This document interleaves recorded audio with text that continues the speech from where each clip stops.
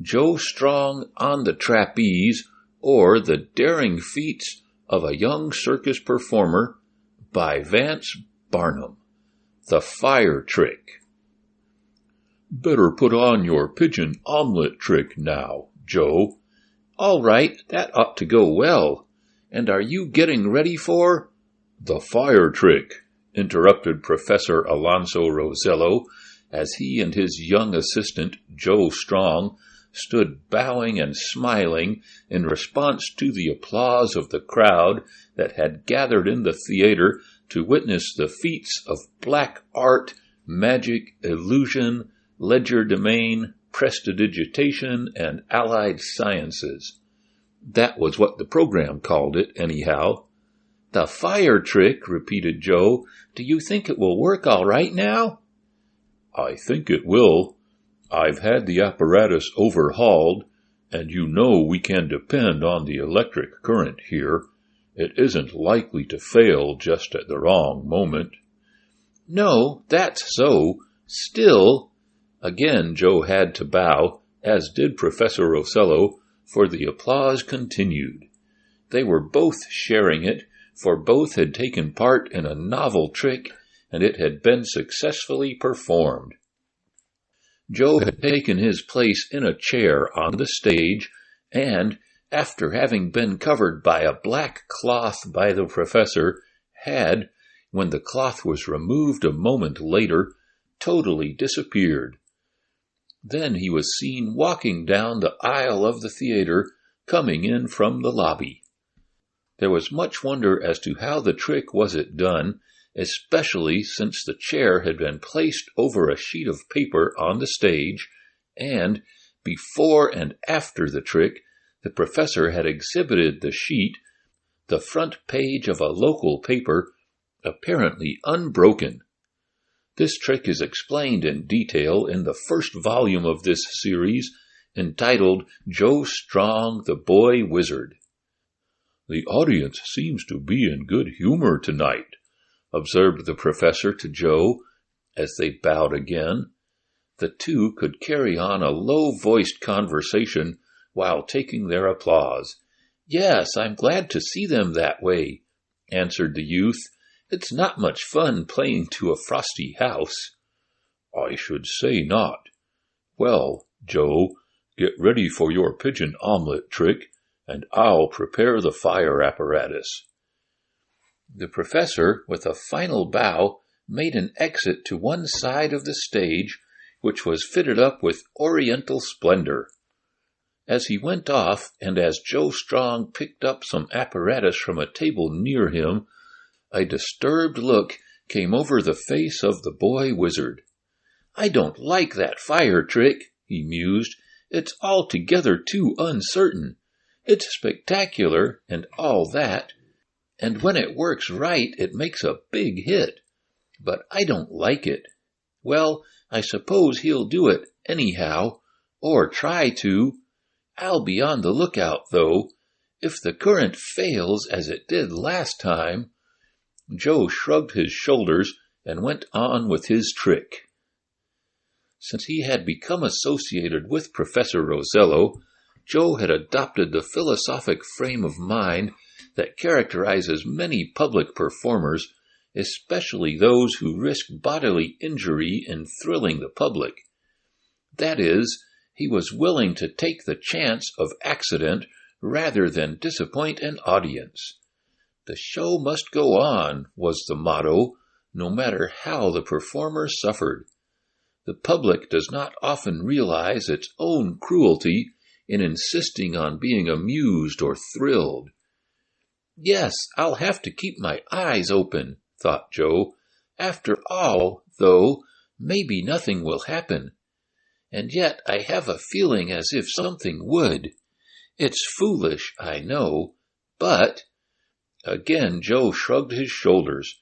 There was nothing he could do to avoid it, as far as he could see. Joe was beginning to acquire the superstition shared by many theatrical persons. The theater, filled with persons who had paid good prices to see Professor Rosello's performance, was hushed and still now, as Joe, his preparations complete, advanced to the edge of the stage. He was smiling and confident, for he was about to perform a trick he had done many times, and always with success. For the time being, he dismissed from his mind the risk Professor Rosello would run in doing the fire trick, for which the chief performer was even then preparing. "Persons in the audience," began Joe, smilingly addressing the house, "often wonder how we actors and professional people eat. It is proverbial, you know, that actors are always hungry. Now I am going to show you that it is easier for us to get food than it is for other folk. For instance, if I were to be shipwrecked on a desert island, I could reach out into the seemingly empty air and pick money off invisible tree branches, like this." Joe stretched up his hand, which seemed to contain nothing, and in an instant there appeared between his thumb and finger a bright gold coin. "So much for a start," he exclaimed with a laugh. "We'll drop that on this plate and get more." There was a ringing sound as the coin dropped on the plate, and Joe, reaching up in the air, seemed to gather another gold piece out of space. This too fell with a clink on the plate. And then, in rapid succession, Joe pulled in other coins until he had a plateful. Probably it has been guessed how that trick was done. Joe held one coin in his hand, palmed so that it was not visible. A movement of his well-trained muscles sent it up between his thumb and finger. Then he seemed to lay it on a plate. But the plate was a trick one with a false bottom, concealed under which was a store of coins. A pressure on a hidden spring sent one coin at a time out through the slot, and it seemed as if Joe deposited them on the receptacle as he gathered them from the air. "But we must remember," Joe went on, as he laid the plate of coins down on a table, "that I am on a desert island. Consequently, all the money in the world would be of no use. It would not buy a ham sandwich or a fresh egg. Why not, then, gather eggs from the air instead of coins? A good idea. One can eat eggs, so I will gather a few." Joe stretched his hand up over his head, made a grab at a seemingly floating egg, and, capturing it, laid it on the table. In like manner he proceeded until he had 3. This trick was worked in the same way as was the coin one, Joe holding but one egg, cleverly palmed, in his hand, the others popping up from a secret recess in the table. The audience was mystified. "Now some persons like their eggs raw, while others prefer them cooked," resumed Joe. "I, myself, prefer mine in omelet form, so I will cook my eggs. I have here a saucepan that will do excellently for holding my omelet. I will break the eggs into it, add a little water, and stir them up." Joe suited the action to the words. He cracked the 3 eggs, one after another, holding them high in the air to let the audience see the whites and yolks drip into the shining nickel pan. "But a proper omelet must be cooked," Joe said. "Where shall we get fire on a desert island, particularly as all our matches were made wet when we swam ashore? Ah, I have it. I'll just turn this bunch of flowers into flame." He took up what seemed to be a spray of small roses and laid it under the saucepan. Pointing his wand at the flowers, Joe exclaimed, "Fire!" Instantly there was a burst of flame, the flowers disappeared, and flickering lights shot up under the saucepan. "Now the omelet is cooking," said Joe, as he clapped on a cover. We shall presently dine. You see how easy it is for actors and magicians to eat, even on a desert island. I think my omelet must be cooked now." He took the cover off the saucepan, and, on the instant, out flew 2 white pigeons, which, after circling about the theater, returned to perch on Joe's shoulders. There was loud applause at this trick. The boy wizard bowed and smiled as he acknowledged the tribute to his powers, and then hurried off the stage with the pigeons on his shoulders. He did not stop to explain how he had chosen to make the omelet change into pigeons, the surprise at the unexpected ending of the illusion being enough for the audience. Of course, one realizes there must have been some trick about it all, and there was, several in fact. The eggs Joe seemed to pick out of the air were real eggs, and he really broke them into the saucepan, but the saucepan was made with 2 compartments. Into one went the eggs, while in another, huddled into a small space where there were air holes through which they might breathe, were 2 trained pigeons, which Joe had taught, not without some difficulty, to fly to his shoulders when released. After he had put the cover on the saucepan, Joe caused the fire to appear. The flowers were artificial ones, made of paper soaked in an inflammable composition, and then allowed to dry. As Joe pointed his wand at them, an assistant behind the scenes pressed an electric button, which shot a train of sparks against the prepared paper. It caught fire, the flowers were burned, and ignited the wick of an alcohol lamp that was under the saucepan. Then, before the pigeons had time to feel the heat, Joe took off the cover, opening the secret chamber, and the birds flew out. Easy indeed when you know how.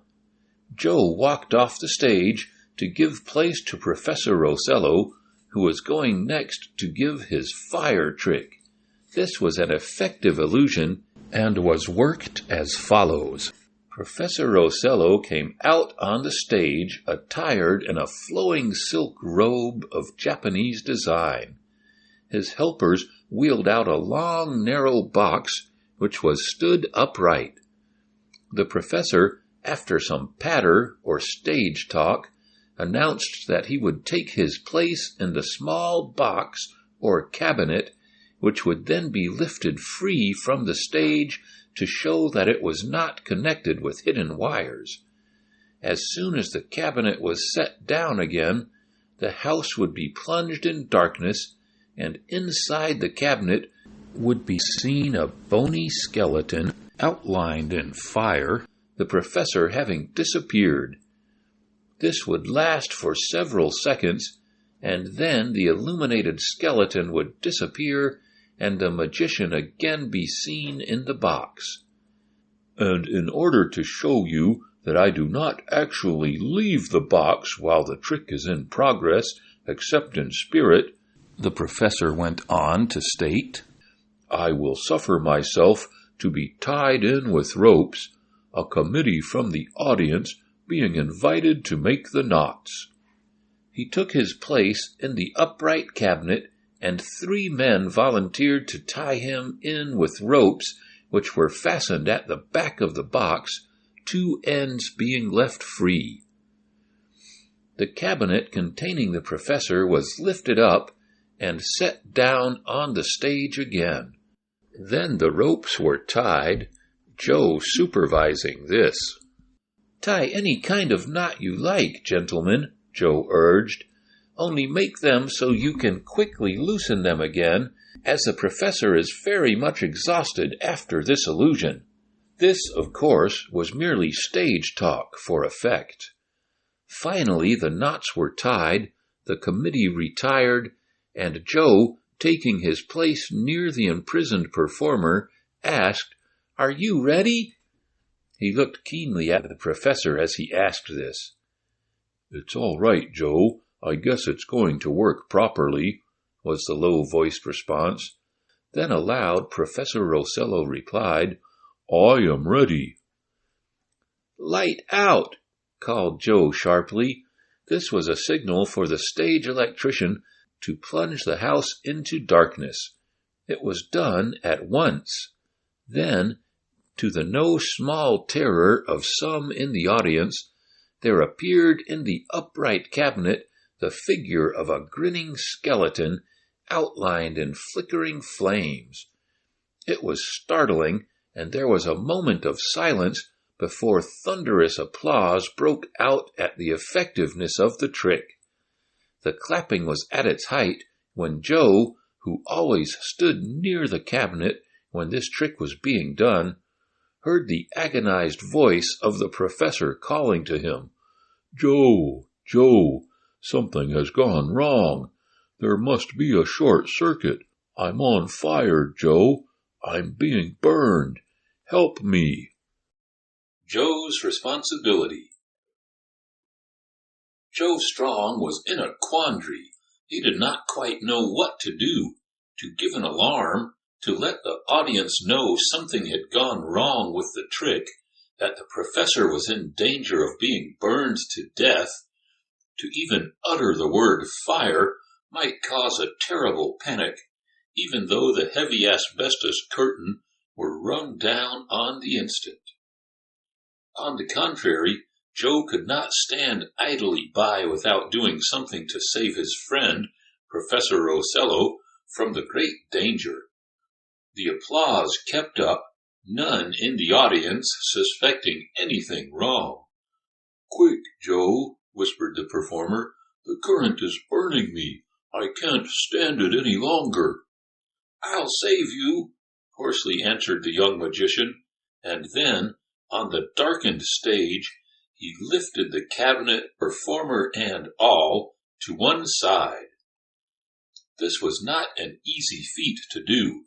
The professor was no lightweight, and the cabinet itself was heavy. But Joe was a powerful youth, and by raising the cabinet on his back, much as a porter carries a heavy trunk, he shifted it to one side. This took it away from the hidden electrical connections sunk in the floor of the stage, and the flickering, playing, shimmering electric lights went out. The stage, the whole house, was in dense darkness.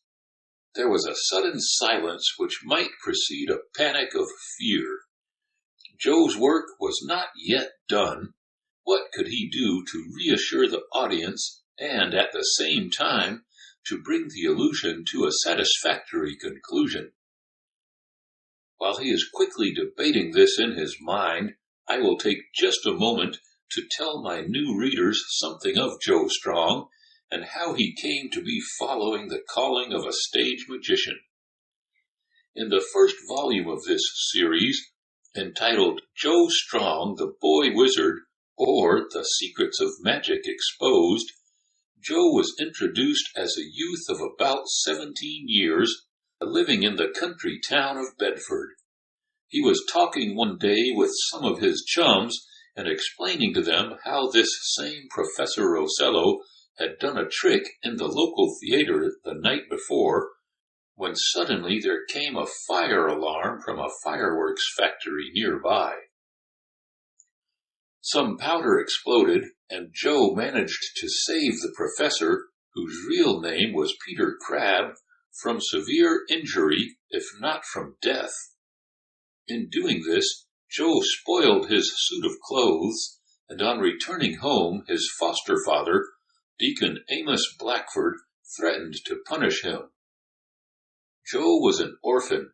His mother, Mrs. Jane Strong, had been a famous circus bareback rider, known to the public as Madame Hortense.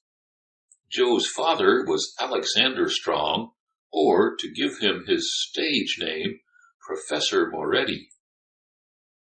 He had been a magician even better than Professor Rosello. Both Joe's parents had died when he was a small boy. For a time, the boy was cared for by his mother's circus friends, but finally Joe was adopted by the Blackfords. His life with them was not a happy one, and the climax came when the deacon punished Joe for spoiling his suit and rescuing Professor Rosello. In the night, Joe ran away. He decided to appeal to the magician who had gone on to another town to give a show. Joe had a half-formed plan in his mind. The boy was of great strength and fearless. When a mere child, he had attempted circus feats, and now he was an expert on the trapeze and flying rings, while he had also made a study of magic and could perform many tricks. Joe was absolutely fearless, and one of his delights was to execute daring acts at great heights in the air. When a boy, he climbed up the village church steeple. Thus, taking matters into his own hands, Joe ran away and joined Professor Rosello, who hired him as an assistant. Joe had a natural aptitude for tricks of magic and was a great help to the professor. He even invented some tricks of his own. So Joe and Professor Rosello toured the country, making a fairly good living. The night Joe ran away, Deacon Blackford was robbed in a strange manner, and, for a time, suspicion was thrown on Joe, a warrant being issued for his arrest. Among the other adventures which Joe had was a meeting with the ringmaster of Sampson Brothers' colossal circus. Joe had done a favor for Benny Turton, the human fish, and Benny made it possible for Joe to try some tricks on the circus trapezes. As a result, Jim Tracy, the ringmaster and one of the owners of the show, made Joe an offer to join the circus. Joe would have liked this, as he had taken quite a fancy for Helen Morton, billed as Mademoiselle Mortanti, a fancy rider on her trick horse Rosebud. But Joe thought it best to remain with Professor Rosello for a time. The circus went on its way, and Joe and the professor went on theirs. Joe progressed in his chosen work, and he and Mr. Crabbe found themselves becoming well-known performers. On the road, Joe met several persons who had seen his father's feats of magic, and the youth learned of the great respect in which his parent had been held by members of the profession. "And I suppose," Professor Rosello had said, "if you could meet some circus folks, they would remember your mother, even if Jim Tracy did not know her." So Joe had become a traveling magician, and it is in that capacity that the readers of this volume first meet him. But as Joe stood there on the darkened stage, realizing the great danger to which his friend was subjected, and wondering what he could do to relieve him and not have the trick of failure, he, for an instant, wished he had chosen some other calling. It was a great responsibility for a young fellow, for now the fate of the whole remaining performance was in Joe's hands. There was much yet to be done, and it was not to be thought that, after being burned, as he said he was, the professor could go on. There was uneasiness now among the stage hands. The electrician from the wings was cautiously whispering to Joe to let him know what to do.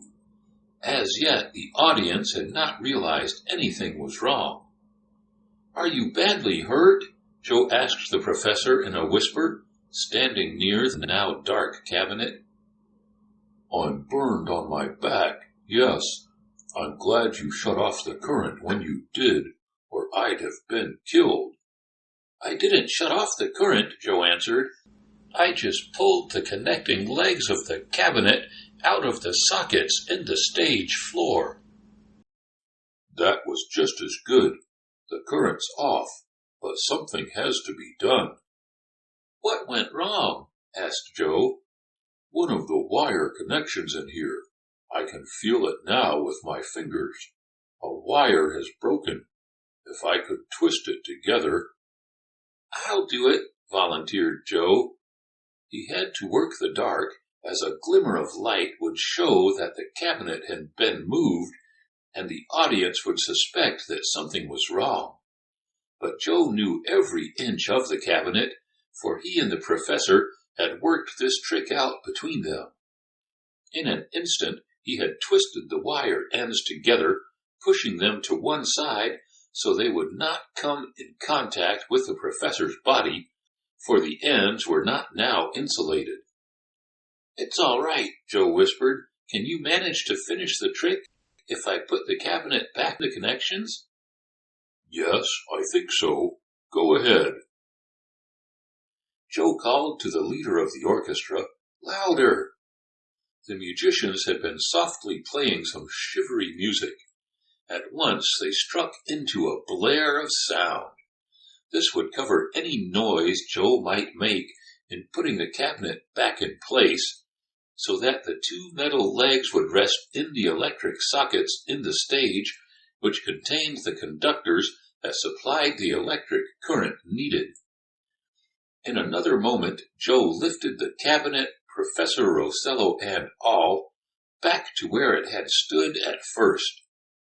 Again there was the grinning, glowing skeleton showing.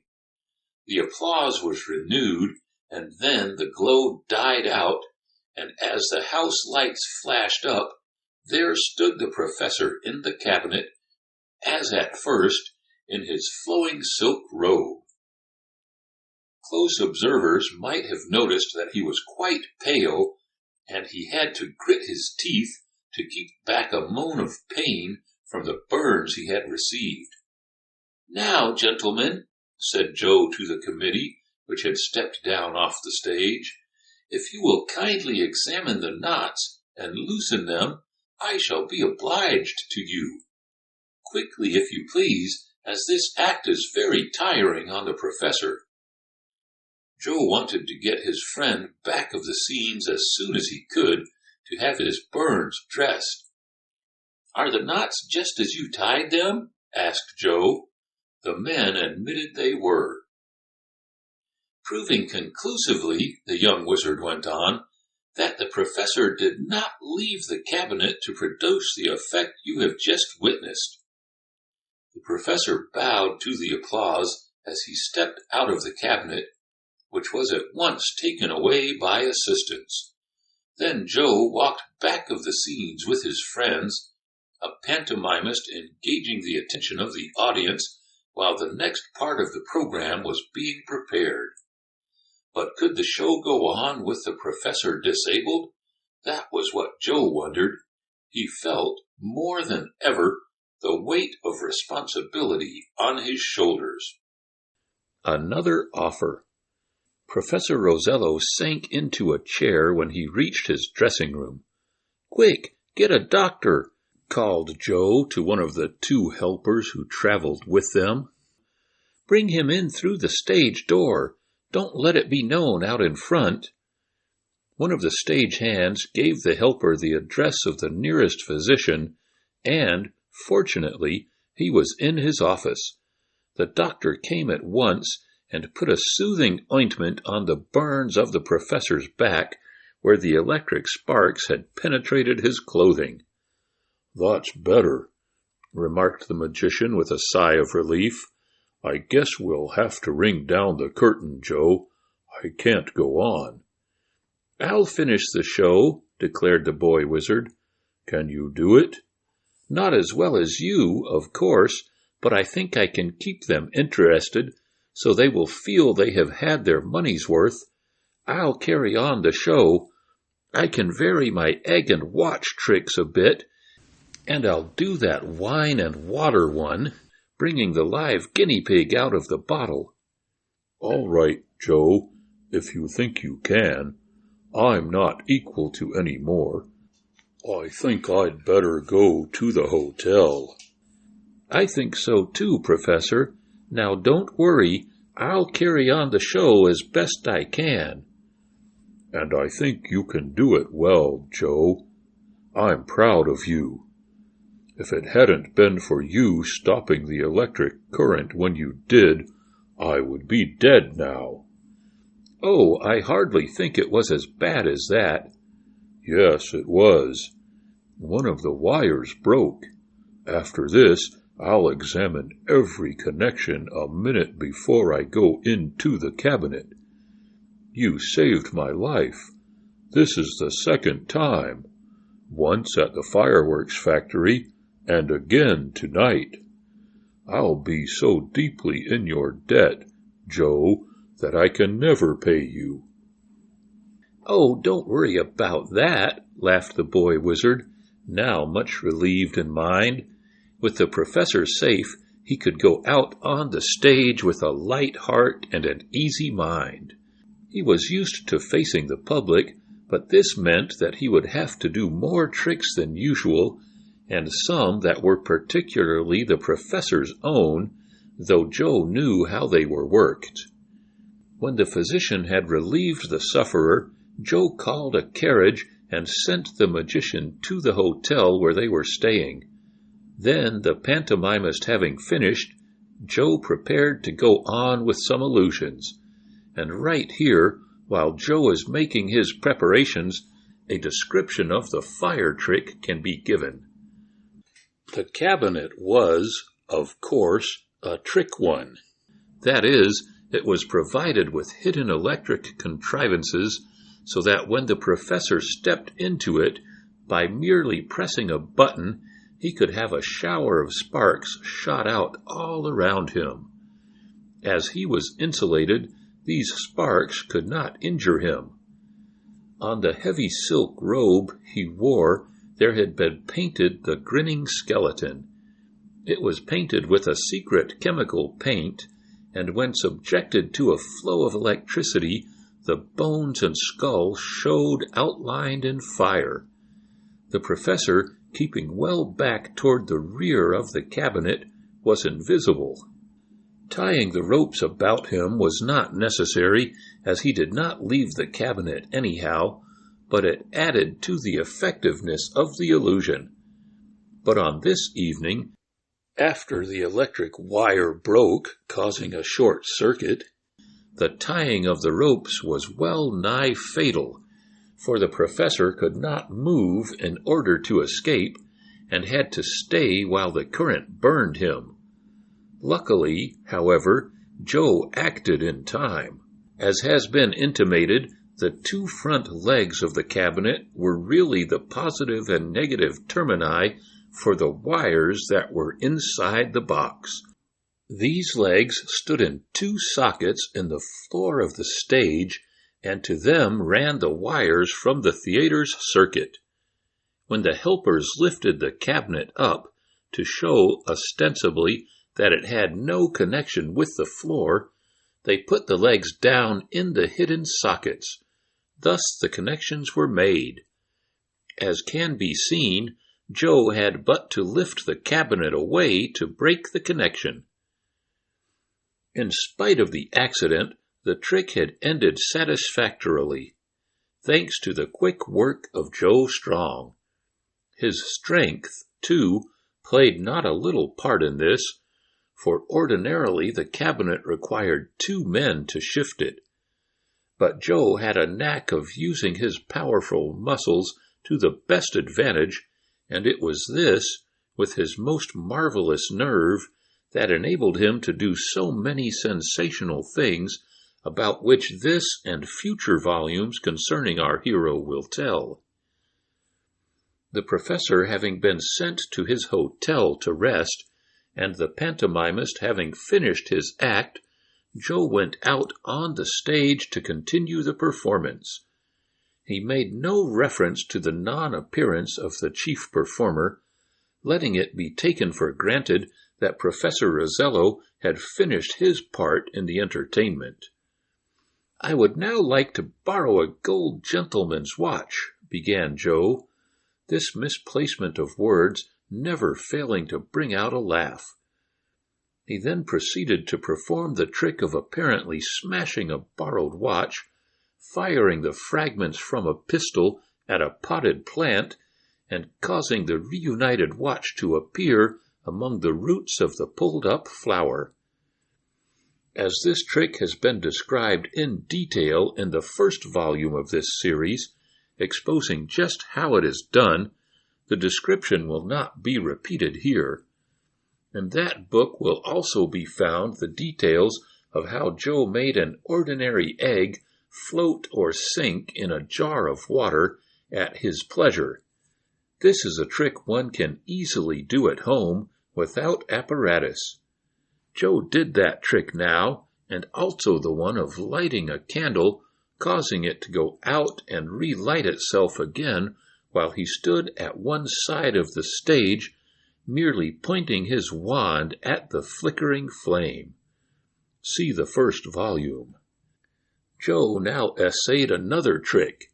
He brought out a bottle, apparently empty, and said that it was a magical flask. "From this I am able to pour 3 kinds of drinks," he stated. "Some persons like water, others prefer milk, while nothing but grape juice will satisfy some. Now, will you kindly state which drink you like?" And he pointed to a man in the front row. "I'll have grape juice," was the answer. "Very good," returned Joe. "Here you are." He tilted the bottle, and a stream of purple grape juice ran from the flask into a goblet. Joe handed it to the man. "It's perfectly good grape juice," Joe said, smilingly. "You need not be afraid to sample it." The man did so after a moment's hesitation. "Is it all right?" Joe asked. "Just tell the audience." "It's good," the man testified. "Take it all. I have other drinks in the bottle," Joe said. "Save me some," cried a boy up in the gallery as the man drained the glass of grape juice. "Now who'll have milk?" Joe asked. "I will," called a boy in the second row. Without moving from where he stood, Joe picked up a glass and, from the same bottle, poured out a drink of milk which he passed to the boy, who took it wonderingly. "Is it the real stuff?" asked Joe, smiling at the lad. "That's what it is," was the quick answer. "Drink it then. And now for water. Here we are." And from the same bottle, out of which the audience had seen milk and grape juice come, Joe poured sparkling water and passed it to a lady in the audience. "Hello, what's this? There appears to be something else in the bottle," exclaimed Joe, apparently surprised, as he held the flask up to his ear. "Yes, I'll let you out right away," he said aloud. "There must be some mistake," he went on. "There is an animal in this bottle. I'll have to break it open to get it out." He went quickly back on the stage with the bottle, took up a hammer, and holding the flask over a table, gently cracked the glass. In an instant, he held up a little guinea pig. There was a moment's pause, and then the applause broke out at the effectiveness of the trick. How was it done? A trick bottle, you say at once. That is right. The bottle was made with 3 compartments. One held milk, another grape juice, and the third water. Joe could pour them out in any order he wished, there being controlling valves in the bottom of the bottle. But how did the guinea pig get inside? It was another bottle. The bottom of this one had been cut off, and, after the guinea pig had been put inside, the bottom was cemented on again. This was done just before the trick was performed. On his way back to the stage, after having given the lady the glass of water, Joe substituted the bottle containing the guinea pig for the empty one that had held the 3 liquids. This was where his quick sleight of hand work came in. When he gently broke the bottle, it was easy enough to remove the little animal, which had been used in tricks so often that it was used to them. Joe brought the show to a satisfactory conclusion, perhaps a little earlier than usual, as he was anxious to get to the hotel and see how the professor was. The audience seemed highly pleased with the illusions the boy wizard gave them, and clapped long and loud as Joe made his final bow.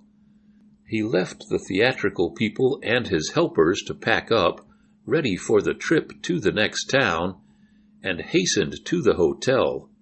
There he found Professor Rosello much better, though still suffering somewhat. "Do you think you will be able to go on tomorrow night?" asked Joe. "I don't know," was the answer. "I can tell better tomorrow." But when the next day came, after a night journey that was painful for Mr. Crab, he found that he could not give his portion of the performance. And as Joe alone was not quite qualified to give a whole evening's entertainment, it was decided to cancel the engagement. It was not an important one, though several good dates awaited them in other towns on the route. "I think I need a rest, Joe," the professor said. "My nerves are more shattered than I thought by that electrical accident. I need a good rest to straighten them out. I think we'll not give any performances for at least a month. That is, I shan't." Joe looked a little disappointed on hearing this. His living depended on working for the professor. "I say I'll not give any more performances right away, Joe," went on the professor, "but there's no reason why you shouldn't.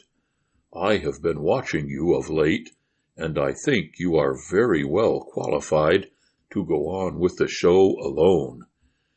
You could get a helper, of course, but you can do most of my tricks, as well as your own. What do you say? I'll make you a liberal offer as regards money. You can consider the show yours while I'm taking a rest. Would you like it?" "I think," began Joe, when there came a knock on the door of their hotel room. "Telegram for Joe Strong," called the voice of the bellboy. A chance encounter. Professor Rosello and Joe Strong looked at each other.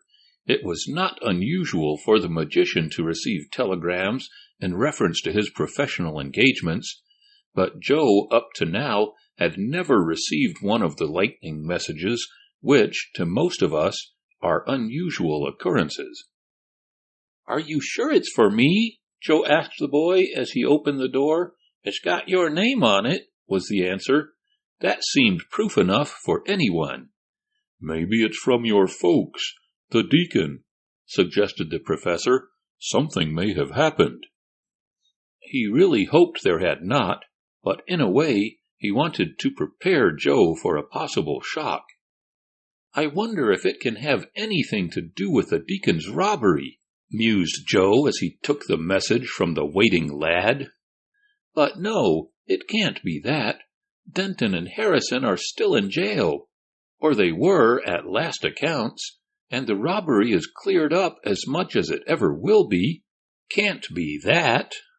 And then, unwilling and unable to speculate further, and anxious to know just what was in the message, Joe tore open the envelope. The message was typewritten, as are most telegrams of late, and the message read, "If you are at liberty, can use you in a single trapeze act. 40 a week to start. Wire me at Slater Junction.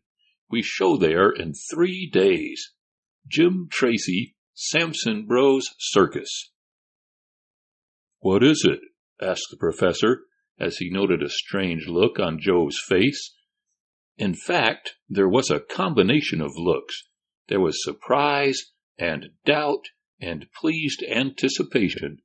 "It's an offer," answered Joe slowly. "An offer?" "Yes, to join a circus." "A circus?" The professor did not seem capable of talking in very long sentences. "Yes, the Sampson Brothers show," Joe went on. "You know I went to see them that time they played the same town and date we did. I met the human fish and—" "Oh, yes, I remember. You did some acts on the trapeze then.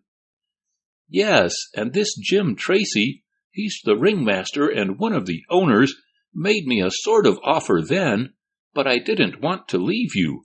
Now he renews the offer. The boy wizard handed the message to the professor, who read it through carefully. Then, after a look at Joe, he said, "Well, my boy, that's a good offer. I'd take it. I shan't be able to pay you 40 a week for some time, though you might make it if you took my show out on the road alone, or with one assistant. Then, too, there's always a chance to make more in a circus. That is, if you please your public. I might say thrill them enough, for your trapeze act will have to be mostly thrills, I take it." "Yes," assented Joe, and somehow a feeling of exultation came to him. While doing puzzling tricks before a mystified audience was enticing work, yet Joe had a longing for the circus. He was almost as much at home high in the air, with nothing but a slack wire or a swaying rope to support him, as he was on the ground. Part of this was due to his early attempts to emulate the feats of circus performers, but the larger part of it was born in him. He inherited much of his daring from his mother, and his quickness of eye and hand from his father. Moreover, mingled with the desire to do some thrilling act high up on a trapeze in a circus tent, while the crowd below held its breath, Joe felt a desire to meet again pretty Helen Morton, whose bright smile and laughing eyes he seemed to see in fancy now. "It's a good offer," went on the professor slowly, "and it seems to come at the right time for both of us, Joe. We were talking about your taking out my show. I really don't feel able to keep up with it, at least for a time. Are you ready to give me an answer now, Joe, or would you like to think it over a bit?" "Perhaps I had better think of it a bit," the youth answered, "though I have pretty nearly made up my mind." "Don't be in a hurry," urged Professor Rosello. "There is no great rush, as far as I am concerned. 1 or 2 days will make no difference to me. Though if you don't take up my offer, I shall probably lease the show to some professional. I want to keep my name before the public, for probably I shall wish to go back into the business again. And besides, it is a pity to let such a good outfit as we now have go into storage. But think it over carefully. I suppose, though, that you will have to let the circus people know soon." "They seem to be in a hurry, wanting me to telegraph," responded Joe. "I'll give them an answer in a few hours. I think I'll go out and walk around town a bit. I can think better that way." "Go ahead, Joe, and don't let me influence you. I want to help you, and I'll do all I can for you. You know I owe much to you. Just remember that you have the option on my show, such as it is, and if you don't take my offer, I won't feel at all offended. Do as you think right." "Thank you," said Joe feelingly. There was not much of interest to see in the town where they had come, expecting to give a performance, but Joe did not really care for sights just then. He had some hard thinking to do, and he wanted to do it carefully. Hardly conscious of where he was walking, he strolled on, and presently found himself near the outskirts of the town, in a section that was more country than town. A little stream flowed through a green meadow, the banks bordered by trees. "It looks just like Bedford," mused Joe. "I'm going to take a rest there." He sat down in the shade of a willow tree, and in an instant there came back to him the memory of that day, some months ago, when he had come upon his chums sitting under the same sort of tree and discussing one of the professor's tricks which they had witnessed the night before. Then there was the fireworks explosion. I rescued the professor, ran away from home, was chased by the constables, hopped into the freight car. The deacon's house was robbed and set on fire, and, say, what a lot has happened in a short time, mused Joe. And now comes this offer from the circus. I wonder if I'd better take it or keep on with the professor's show. Of course it would be easier to do this, as I'm more familiar with it. Just then there recurred to Joe something he had often heard Deacon Blackford say. The easiest way isn't always the best. The deacon was not, by any means, the kindest or wisest of men, and certainly he had been cruel at times to Joe, but he was a sturdy character, though often obstinate and mistaken, and he had a fund of homely philosophy. Joe, working one day in the deacon's feed and grain store, had proposed doing something in a way that would, he thought, save him work. That's the easiest way, he had argued. Well, the easiest way isn't always the best, the deacon had retorted. Joe remembered that now. It would be easier to keep on with the professor's show, for the work was all planned out for him, and he had but to fulfill certain engagements. Then, too, he was getting to be expert in the tricks. But I want to get on in life, reasoned Joe. $40 a week is more than I'm getting now, nor will I stick at that point in the circus. It will be hard work, but I can stand it. He had almost made up his mind. He decided he would go back and acquaint the professor with his decision. As Joe was passing a sort of hotel in a poor section of the town, he almost ran into, or rather was himself almost run into, by a man who emerged from the place quickly but unsteadily. Joe was about to pass on with a muttered apology, though he did not feel the collision to be his fault, when the man angrily demanded, "What's the matter with you anyhow? Why don't you look where you're going?" "I tried to," said Joe mildly enough. "Hope I didn't hurt you." "Well, you banged me hard enough." The man seemed a little more mollified now. Joe was at once struck by something familiar in his voice and his looks. He took a second glance, and in an instant he recognized the man as one of the circus trapeze performers he had seen the day he went to the big tent, or main top, of Sampson Brothers' Circus to watch the professionals at their practice. The man was one of the troupe known as the La Scala Brothers, though the relationship was assumed rather than real. Joe gave a start of astonishment as he sensed the recognition. He was also surprised at the great change in the man. When Joe had first seen him a few months before, the performer had been a straight, lithe specimen of manhood, intent, at the moment when Joe met him, on seeing that his trapeze ropes were securely fastened. Now the man looked and acted like a tramp. He was dirty and ragged, and his face bore evidences of dissipation. He leered at Joe, and then something in our hero's face seemed to hold his attention. "What are you looking at me that way for, young fella?" he demanded. "Do you know me?" "No, not exactly," was the answer, "but I've seen you." "Well, you're not the only one," was the retort.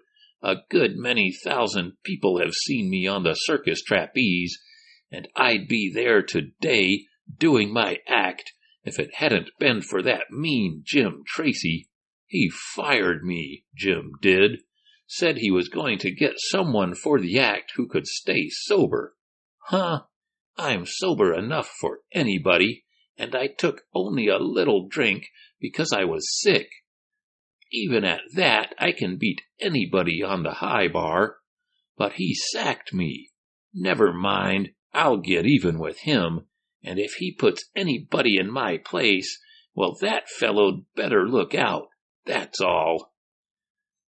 The man seemed turning ugly, and Joe was glad the fellow had not connected him with the youth who had paid a brief visit to the trapeze tent that day, months before.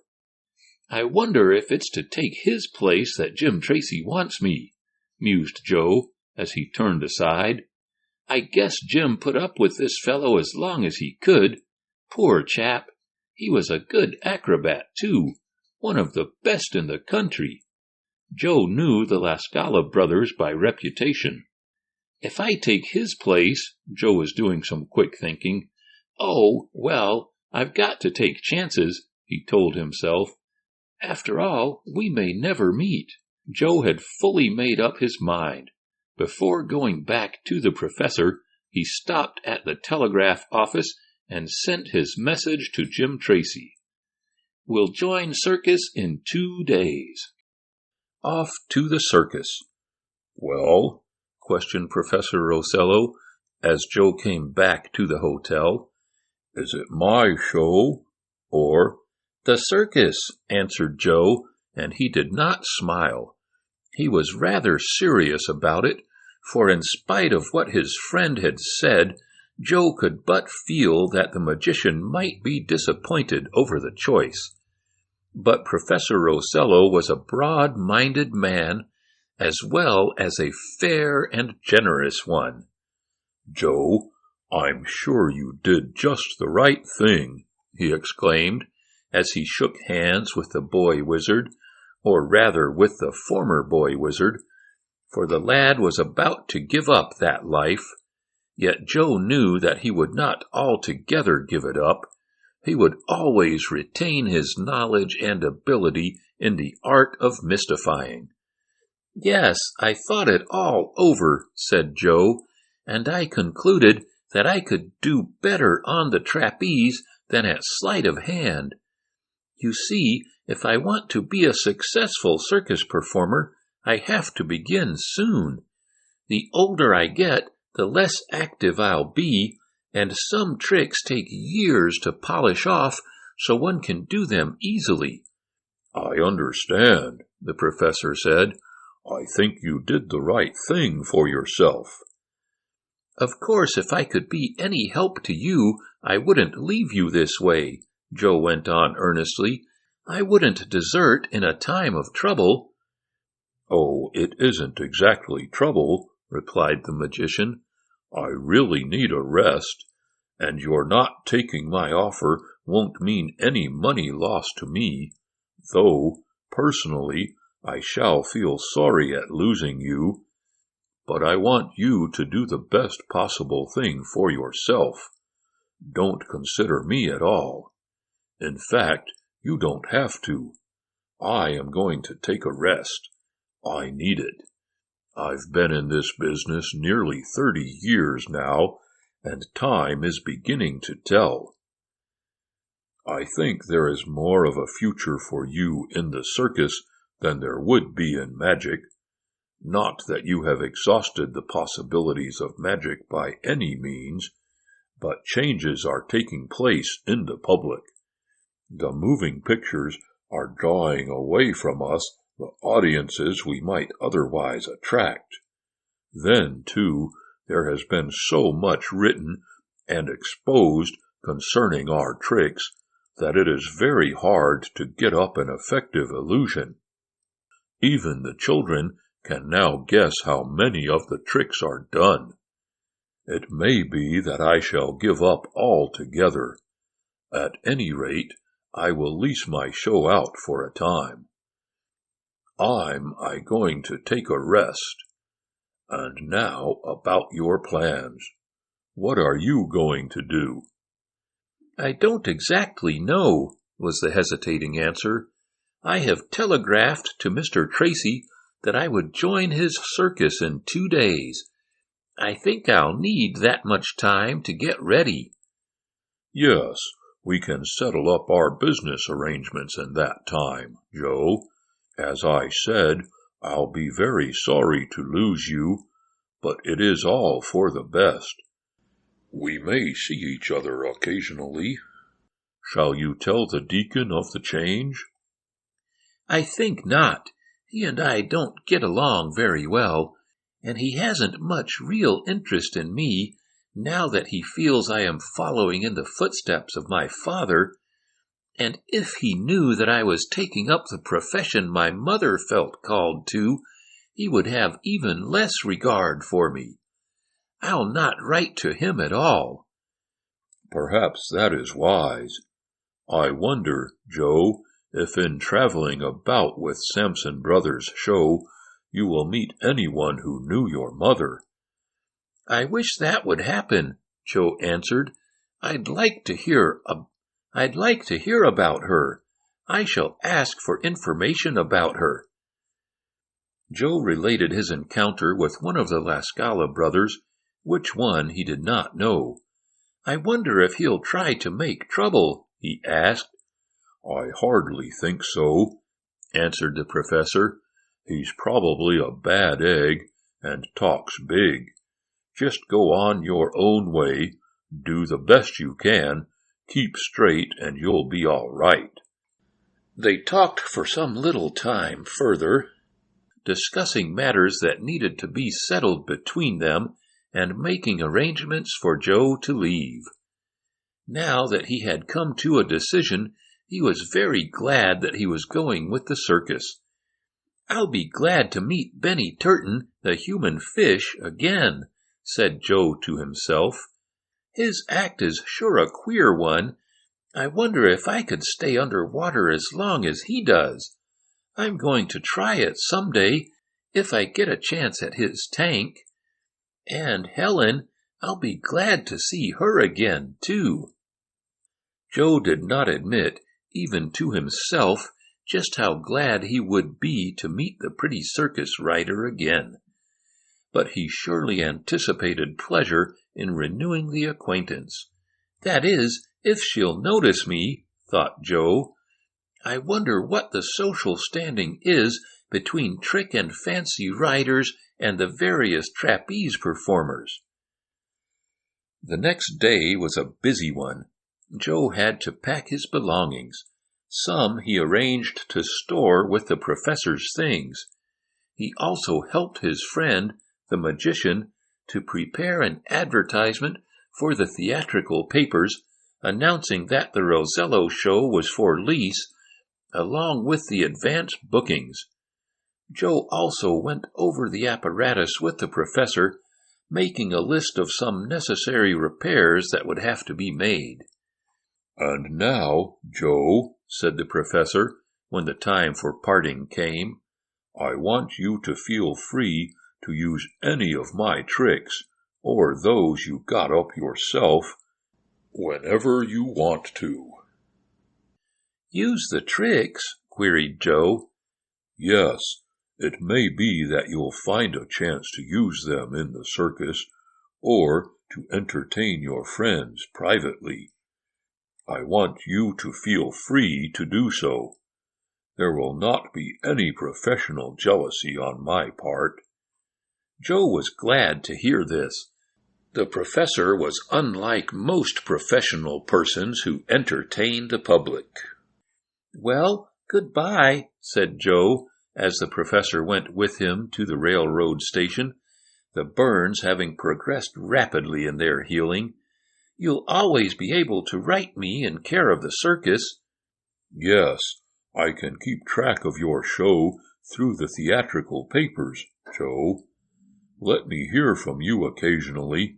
Write to the New York address where I buy most of my stuff. They'll always have the name of my forwarding post office on file. And now, my boy, I wish you all success. You have been a great help to me, not to mention such a little thing as saving my life. And he laughed to make the occasion less serious. Thank you, said Joe, the same to you. and I hope you will soon feel much better." "A rest will do me good," responded the professor. Then the train rolled in, and Joe got aboard with his valise. He waved farewell to his very good friend, and then settled back in his seat for a long ride. Joe Strong was on his way at last to join the circus. As he sat in his comfortable seat, he could not help contrasting his situation now with what it had been some months before, when he was running away from the home of his foster father in the night and riding in a freight car to join the professor. Then Joe had very few dollars, and the future looked anything but pleasant. He had to sleep on the hard boards with some loose hay as a mattress. Now, while he was far from having a fortune, he had nearly $200 to his credit, and he was going to an assured position that would pay well. It was quite a contrast. "I wonder if I'll make good," thought Joe. Involuntarily he felt of his muscles. "I'm strong enough," he thought with a little smile. "Strong by name and strong by nature." And as he thought this, there was no false pride about it. Joe knew his capabilities. His nerves and muscles were his principal assets.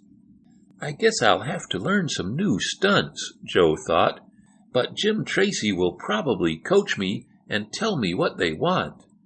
I wonder if I'll have to act with the La Scala bunch.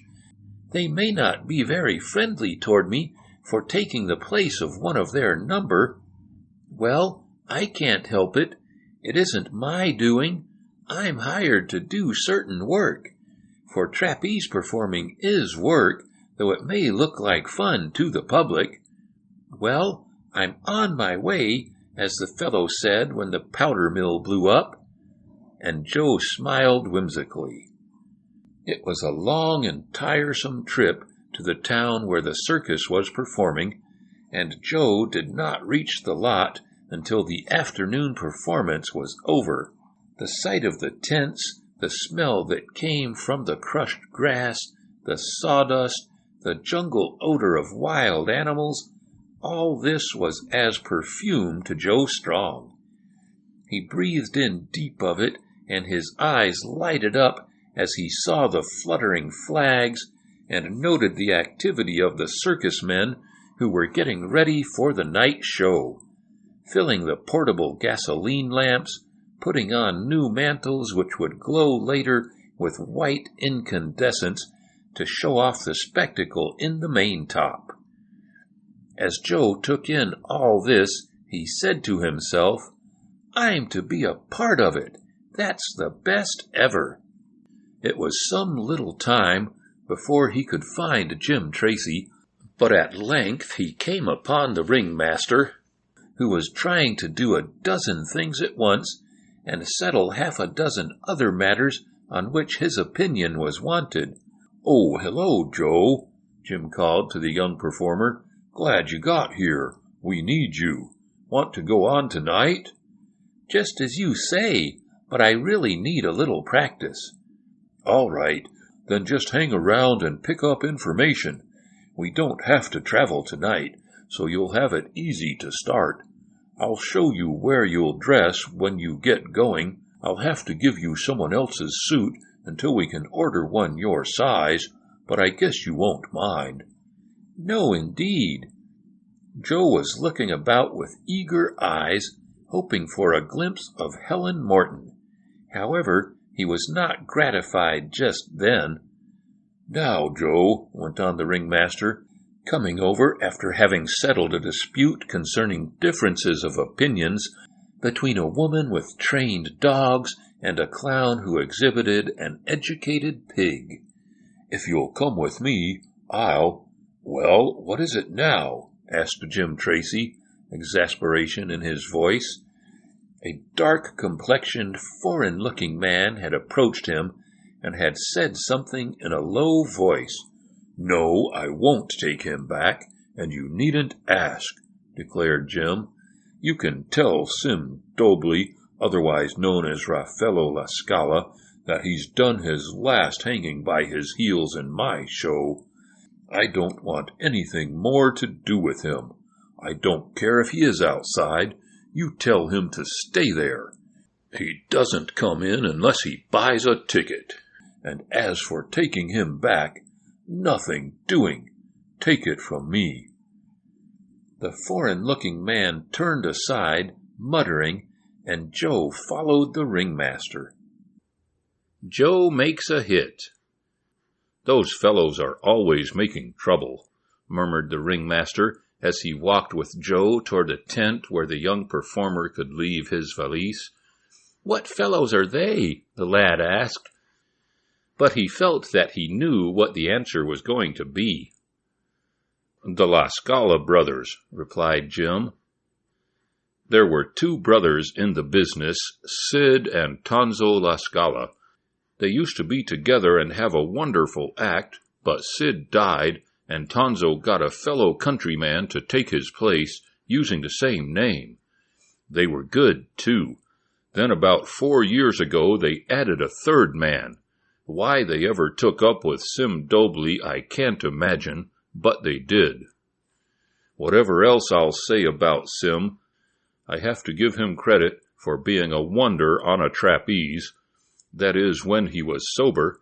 When he got intoxicated, or partly so, he'd take risks that would make your hair stand up on end. That's why I had to get rid of him. First I knew he'd have had an accident, and he'd be suing the circus. So I let him go. Sim went under the name Raffaello La Scala, and became one of the brothers. For a while the three of them worked well together, and it's queer, as I say, how Sid and Tonzo took to Jim, but they did.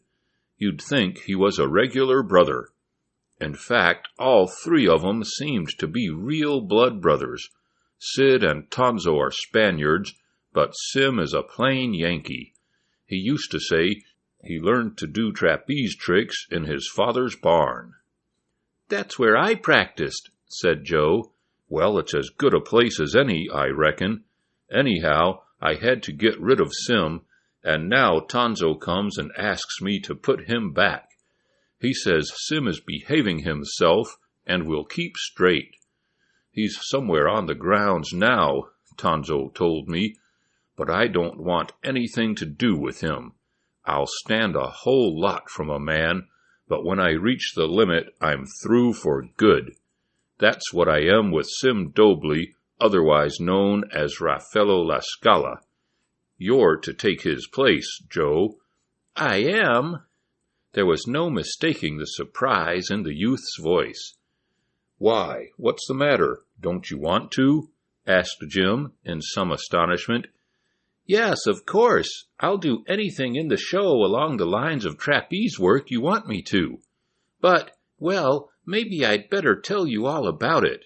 Then Joe related his encounter with the discharged circus employee. Mused Jim, when Joe finished. "So that's how the wind sets, is it? He's hanging around here now trying to find out who is going to take his place." "And when he finds out that I have," suggested Joe hesitatingly, "he may cause trouble." Jim Tracy started. "I didn't think of that," he said slowly. "You say he threatened you?" "Well, not exactly me, for he didn't know who I was," replied Joe. "But he said he'd make it decidedly hot for you and for the man who took his place." Jim Tracy snapped his fingers. "That's how much I care for Sim Dobley," he said. "I'm not afraid of him. He talks big, but he acts small. I'm not in the least worried, and if you are—" "Not for a minute," exclaimed Joe quickly. "I guess I can look after myself." "Good," exclaimed Jim. "That's the way I like to hear you talk. And don't you let Sim Dobley, or either of the La Scala brothers, bluff you. I'm running this show, not them. If they make any trouble, you come to me." "I guess I can fight my own battles," observed Joe calmly. "Good," said the ringmaster again. "I guess you'll do. This is your dressing room," he went on. "Just leave your grip here, and it will be safe. You won't have to do anything tonight but look on. I'll get you a pair of tights by tomorrow, and you can go on. Practice up in the morning, and work up a new act with Sid and Tonzo if you like. I'll introduce you to them at supper." "Do you think they'll perform with me?" Joe wanted to know. "They'll have to," exclaimed the ringmaster with energy. "This is my circus, not theirs. They'll do as I say, and if there is any funny business, well, there just won't be," he added significantly. "Do Tonzo and Sid want Sim to come back and act with them?" asked Joe, as he deposited his valise in a corner of a dressing room that was made by canvas curtains partitioning off a part of a large tent. "That's what they say.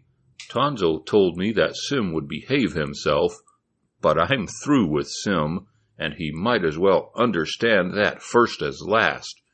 You're going to take his place. Now I'll have to leave you. You'll put up at the hotel with some of the performers. Here's your slip that you can show to the clerk. I'll see you in the morning, if not before, and make arrangements for your acts. Tonight you just look on. Now I've got to go." Joe looked about the dressing room. It was evidently shared with others, for there were suits of men's tights scattered around, as well as other belongings. Joe left his valise and went outside. He wanted to see all he could to get familiar with the life of a circus. It cannot be said that Joe was exactly easy in his mind. He would much rather have joined the circus without having supplanted a performer of so vindictive a character as Sim Dobley.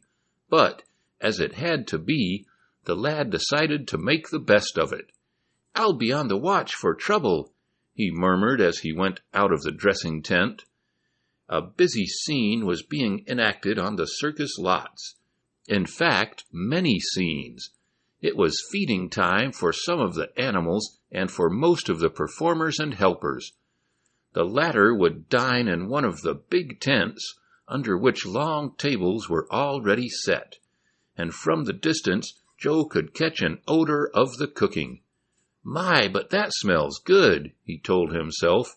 He was hungry. The Sampson Brothers show was a fair-sized one.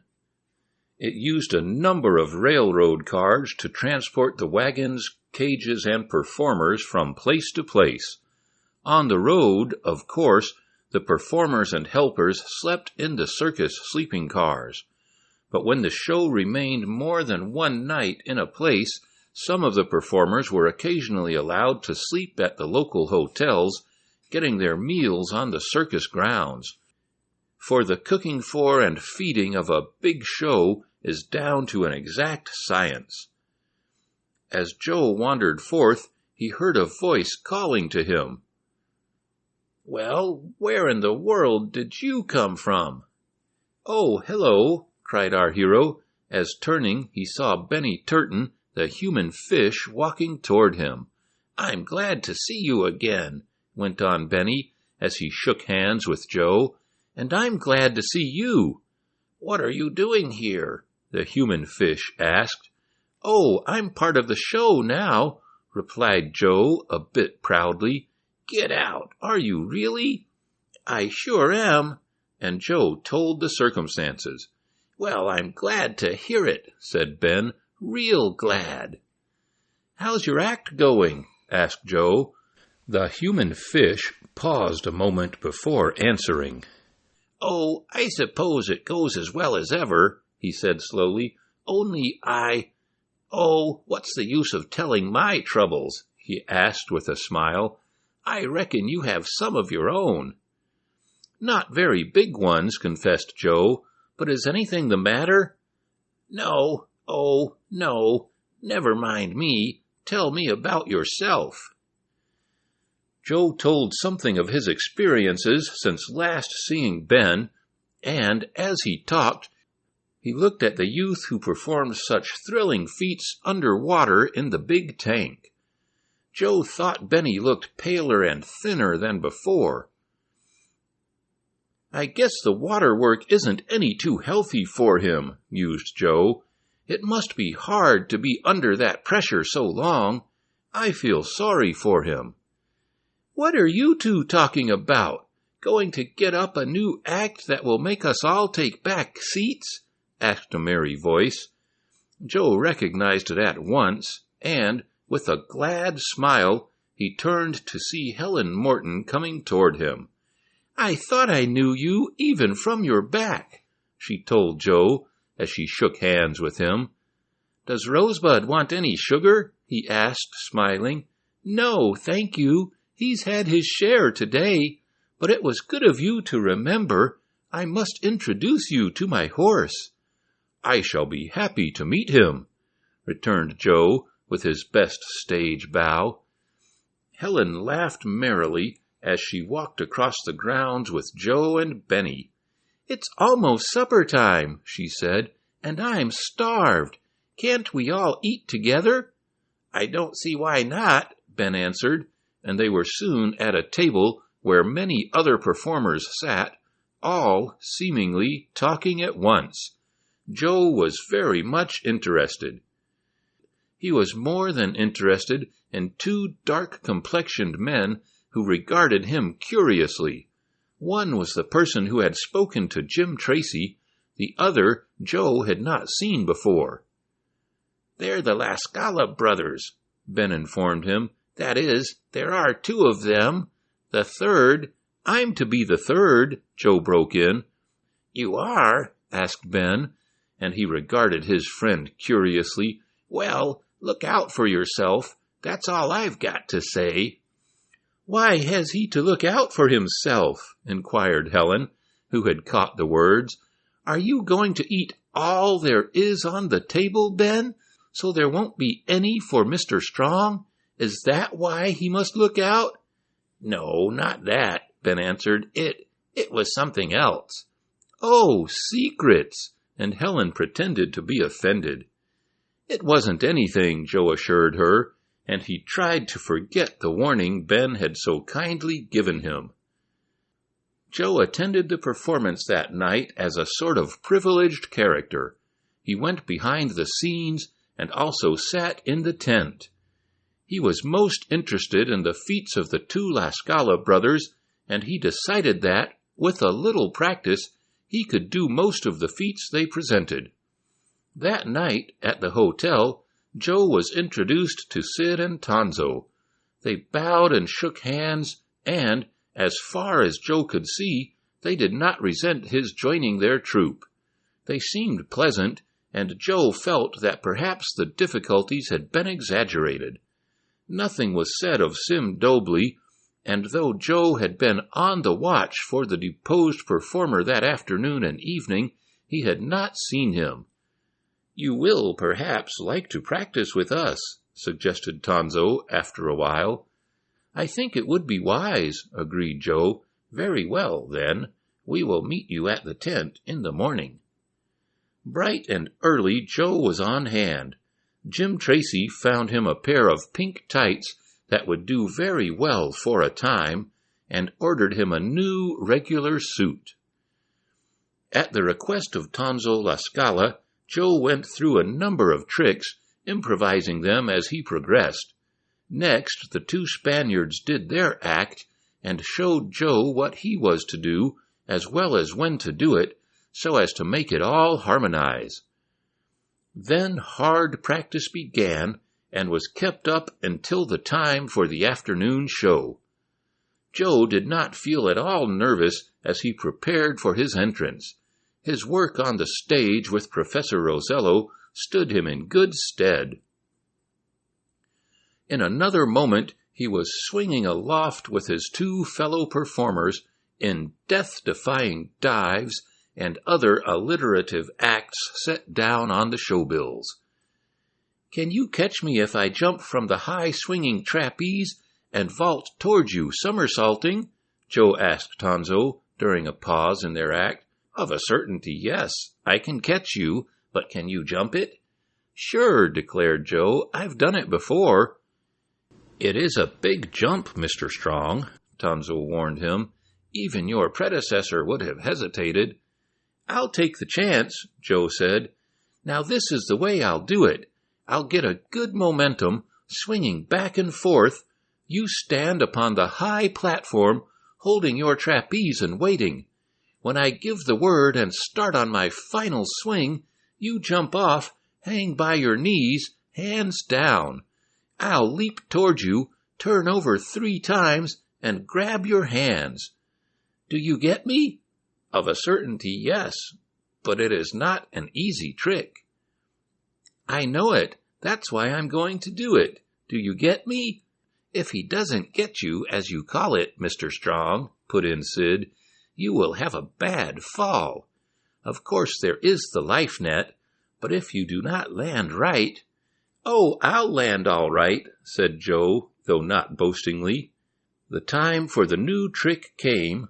Joe climbed up to a little platform near the top of the tent and swung off, swaying to and fro on a long trapeze.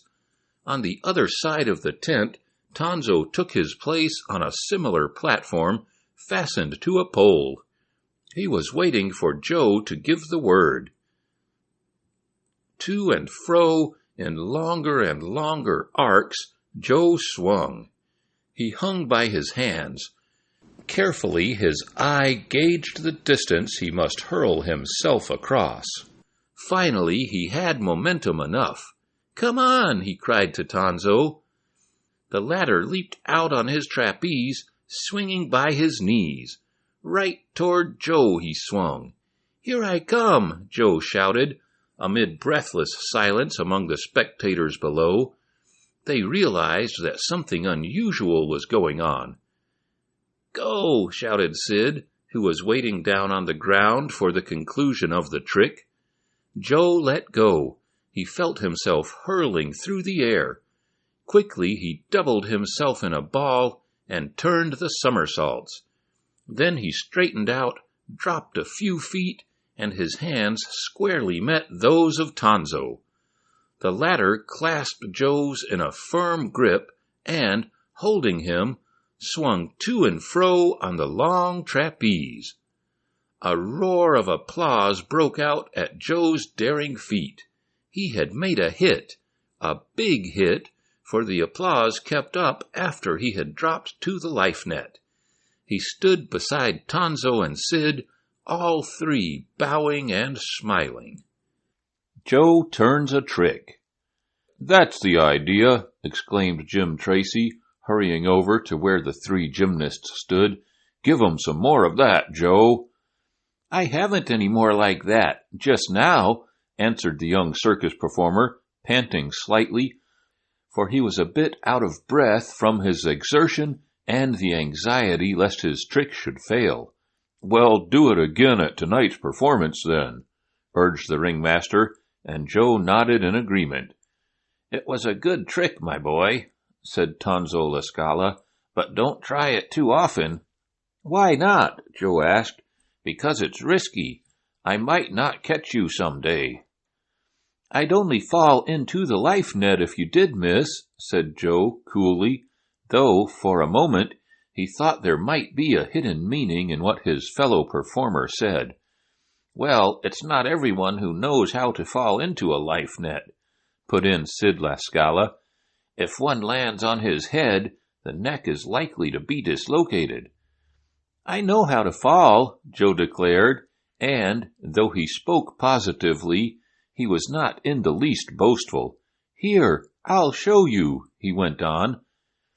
Their act was not quite finished, but before going on with the next gymnastic feat, Joe caught hold of a hoisting rope that ran through a pulley, and, at a nodded signal, one of the ringmen hauled the lad up to the top of the tent to the little platform where Joe had stood when taking his place on the high trapeze.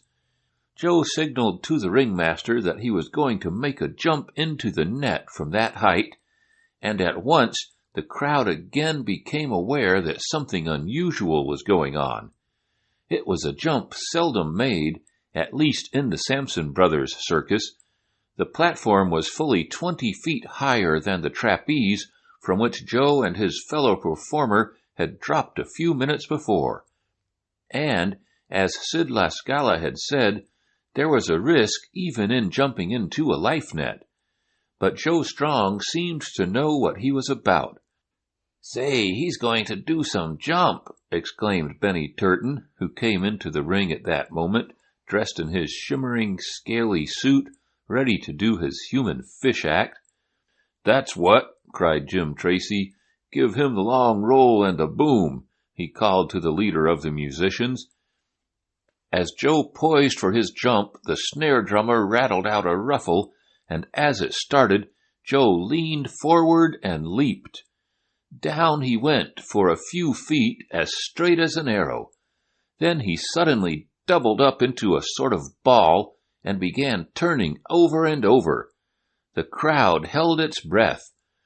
The drum continued to rattle out its thundering accompaniment. How many somersaults Joe turned, none of the spectators reckoned.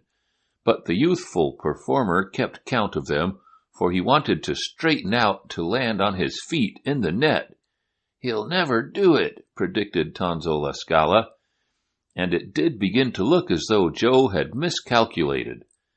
But no, just before he reached the springy life net, he straightened out and came down feet first, bouncing up and down like a rubber ball.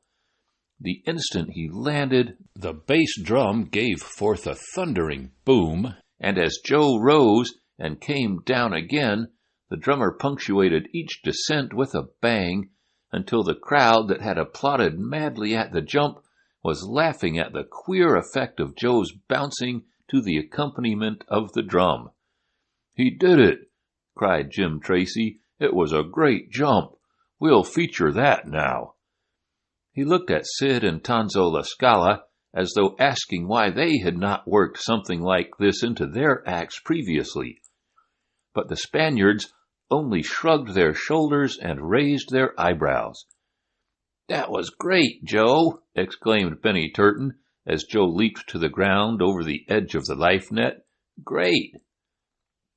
Joe smiled happily. "It was wonderful," added Helen Morton, who was about to put her trick horse Rosebud through his paces. "It was wonderful, but I don't like to see anybody take such risks." "Anybody?" asked Joe in a low voice. "Well then, you," she whispered as she ran off to her ring. "Well, I did it, you see," observed Joe to his two partners. "I guess I know how to fall into a net." "You sure do," averred the ringmaster. "Try that at each performance, Joe." "Only be careful," added Tonzo La Scala. "We do not want to have to get another partner." The act of Joe and the two other La Scala brothers came to an end, with Joe and Sid hanging suspended from the legs of Tonzo, who supported himself on a swinging trapeze. It made an effective close. Joe was through then, and could watch the rest of the show or go to bed as he pleased. He elected to stay in the maintop and watch Helen in her act. He was also much interested in the human fish. "Pshaw!" Joe heard Jim Tracy murmur, as he too looked at Benny in the tank. "He isn't staying under as long as he used to, not by half a minute. I wonder what's the matter with him. First we know he'll be cutting the time, and we'll hear a howl from the public. That won't do. I'll have to give him a call down." Joe felt sorry for Ben, who did not seem at all well. Joe thought he had better not interfere, but he resolved to speak to the water performer privately and see if he could not help him. Joe repeated his sensational acts at the next day's performances, and that night he and the others in the circus moved on to the next stand. Joe wrote a line to Professor Rosello, telling him of the success. It was a quite novel experience for Joe, traveling with a circus, but he was used to sleeping cars by this time on account of the going from town to town with the magician. However, He had never before had a berth in a train filled with circus performers, and, for a time, he could not sleep because of the strangeness. But he soon grew used to it, and in a few nights he could doze off as soon as he stretched out. Joe's new suit of pink tights arrived. It matched those of the La Scala brothers. In fact, Joe was now billed as one of that trio, though, of course, he went by his own name in private. He was sufficiently dark as to hair and complexion to pass for a Spaniard. To quote his own words, Joe was taking to the circus life as a duck does to water. He seemed to fit right in. He made some new friends, but of all the men or youths in the show, he liked best Benny Turton and the ringmaster. Joe and the La Scala brothers got along well, but there was not much intimacy between them, though they worked well in the team. Joe was on the lookout for any signs of Sim Dobley, but that unfortunate man did not appear, as far as our hero could learn. If Sid or Tonzo made further appeals for his reinstatement, they said nothing about it to Joe. As the show went on, playing from town to town, Joe became more and more used to the life. He liked it very much, and each day he was becoming more proficient on the trapeze. One day, about 2 weeks after he had joined the circus, Joe had an idea for a new feat. It involved his jump from a distance, catching Tonzo La Scala by the legs and hanging there. It was harder than making a leap for the other performer's hands, since, if Joe missed his clutch, Tonzo would have a chance to grab him with his hands. But when Joe leaped for his partner's feet, a certain margin of safety was lost. It was not that a fall would be dangerous if Joe missed, for the life net was below him, but the effect of the trick would be spoiled. They practiced the trick in private, Joe and Tonzo, and for a time it did not seem to work. Joe fell short every time of grasping the other's legs. "You will never do it," said Sid, and there was a queer look on his face as he glanced at Tonzo. The other seemed to wink, just the mere fraction of a wink, and then, like a flash, it came to Joe. "He doesn't want me to do it," thought our hero. "Tonzo wants me to fail. He doesn't want me to be successful, for he thinks maybe he can get Sim back. But I'll fool him. I think he has been drawing up his legs the instant I jumped for them, so I would miss. I'll watch next time." This Joe did, and found his surmise right. Just before he reached with outstretched hands for Tonzo's legs, the man drew them slightly up, and, as a result, Joe missed. "Here's where I turn a trick on him," mused the young performer, as he failed and landed in the net. In his next attempt, Joe leaped unusually high, and though Tonzo drew up his legs, he could not pull them beyond Joe's reach. "That's the time I did it," cried Joe, as he made the catch and swung to and fro.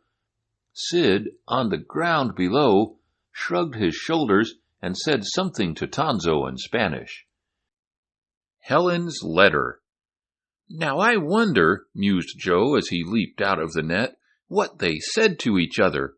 I'm sure it was about me. Well, let it go. I did the trick, and I guess he won't pull his legs away again. If he does, he'll have to pull 'em so far that it will be noticed all over, and he can't say it was an accident. I'll take care to make a high jump." Joe practiced the trick again and again until he felt he was perfect in it. Tonzo seemed to have given up the idea of spoiling it, if that had been his intention, and he and Joe worked at it until they could do it smoothly. "When are you going to put it on?" Jim Tracy inquired, when told there was a new feature to the La Scala brothers' act. "Oh, in a couple of nights now," Joe answered. "You sure are making good, all right," the ringmaster informed him, I didn't make any mistake booking you. I didn't know whom to turn to in a hurry when Sim Dobley went back on me, and then I happened to think of you, got your route from one of the magazines, and sent you the wire." "I was mighty glad to come," confessed Joe. The new act created more applause than ever for the La Scala brothers when it was exhibited, but the louder applause seemed to come to Joe, though he did not try to keep his fellow performers from their share. And, as might be expected, there was not a little professional jealousy on the part of some of the other performers.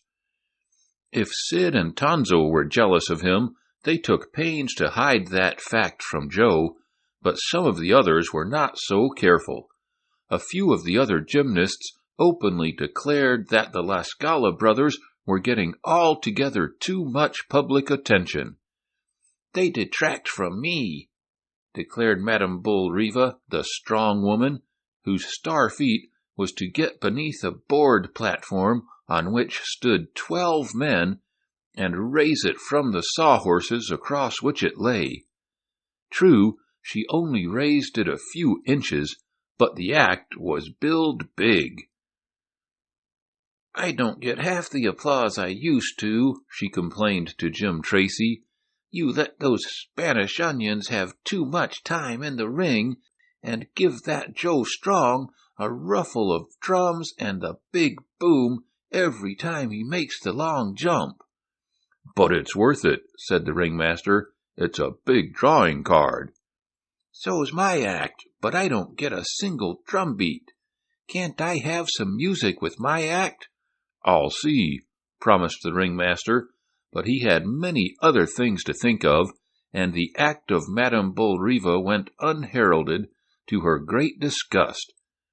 "Talk about footlight favorites," she complained to Helen Morton, as they dressed together for a performance. "That Joe Strong is getting all that's coming to him." "Oh, I don't think he tries to take away from any of us," Helen answered. "No, he doesn't personally. He's a nice boy. But Tracy makes too much fuss over him. I like Joe, but he and his partners are crabbing my act, all right." "Perhaps if you spoke to him." "What? Me? Let him know I cared? I guess not. I'll join some other circus first." "You might put another man on the platform and lift 13, the young trick rider suggested. "What? Lift 13? That would be unlucky, my dear. I did it once when I was on the Western Circuit in a Wild West show, and believe me, never again. I strained a shoulder muscle, and I had to lie up in a hospital 5 weeks. 12 men are enough to lift at once, take it from me. But Joe is a nice boy, I'll say that. Don't you like him?" Helen's answer was not very clear, but perhaps that was because she was fixing her hair in readiness for the entrance into the ring with her trained horse, Rosebud. Joe, Helen, and Benny Turton seemed to have formed a little group among themselves. They sat together at the circus table, and when they were not on, they were much in the company of one another. They were about the same age, and they enjoyed each other's society greatly, being congenial companions. Joe was introduced to Rosebud, and, being naturally fond of animals, he made friends with the intelligent horse at once, which pleased Helen. She and Joe were getting very fond of one another, though perhaps neither of them would have admitted that, if openly taxed with it. But, somehow or other, Joe seemed naturally to drift over near Helen when they were both in the tent, awaiting their turns. And when their acts were over, they either took walks together in and about the town where the circus was playing, or they sat in their dressing tent talking. Often Benny Turton would join them, always being made welcome. But Benny did not have much time. His shimmering, scaly green suit was quite elaborately made, and it took him some time to get into it. It took equally as long to get out of it, and after his act, he was always more or less exhausted and had to rest. "I don't know what's the matter with me," he said one day to Helen and Joe, as he joined them after having been in the big glass tank, "but I feel so tired after I come out that I want to go to bed." "Maybe you stay under water too long," Helen said sympathetically. "I don't stay under as long as I used to," Benny remarked. "In fact, Jim Tracy was sort of kicking just now. Said I was billed to stay under water 4 minutes, and I was cutting it to 3. I can't help it. Something seems to hurt me here." And he put his hands to his ears and to the back of his head. "Maybe you ought to see a doctor," suggested Joe. "I can't," said Benny shortly. "In this circus business, if they find out you're sick, the management begins to think of booking someone else for your act. No, I've got to keep on with it. But some days I don't feel much like it." Joe and Helen felt sorry for Benny, but there was little they could do to aid him. It was not as if they could take some of the burden of work off his shoulders. His act was peculiar, and he alone could do it. "Though I think," said Joe to himself one day after watching Benny perform, "I think I could stay under water almost as long as he does after I'd practiced it a bit. I'm going to try sometime. I think deep breathing exercises would help. I'm going to begin on them." Joe had to have good wind for his own acts, but, as he was naturally ambitious, he started in on systematic breathing exercises. These would do him much general good, even if he should never enter the water tank. Occasionally, Joe would do some simple sleight-of-hand tricks for the amusement of Benny and Helen. He did not want to lose the art he had acquired. "I may want to quit the circus some day and go back in the illusion business," he said. "Quit the circus? Why?" Helen asked him. "Oh, I'm not thinking seriously of it, of course," he said quickly, "but I don't want to get rusty on those tricks."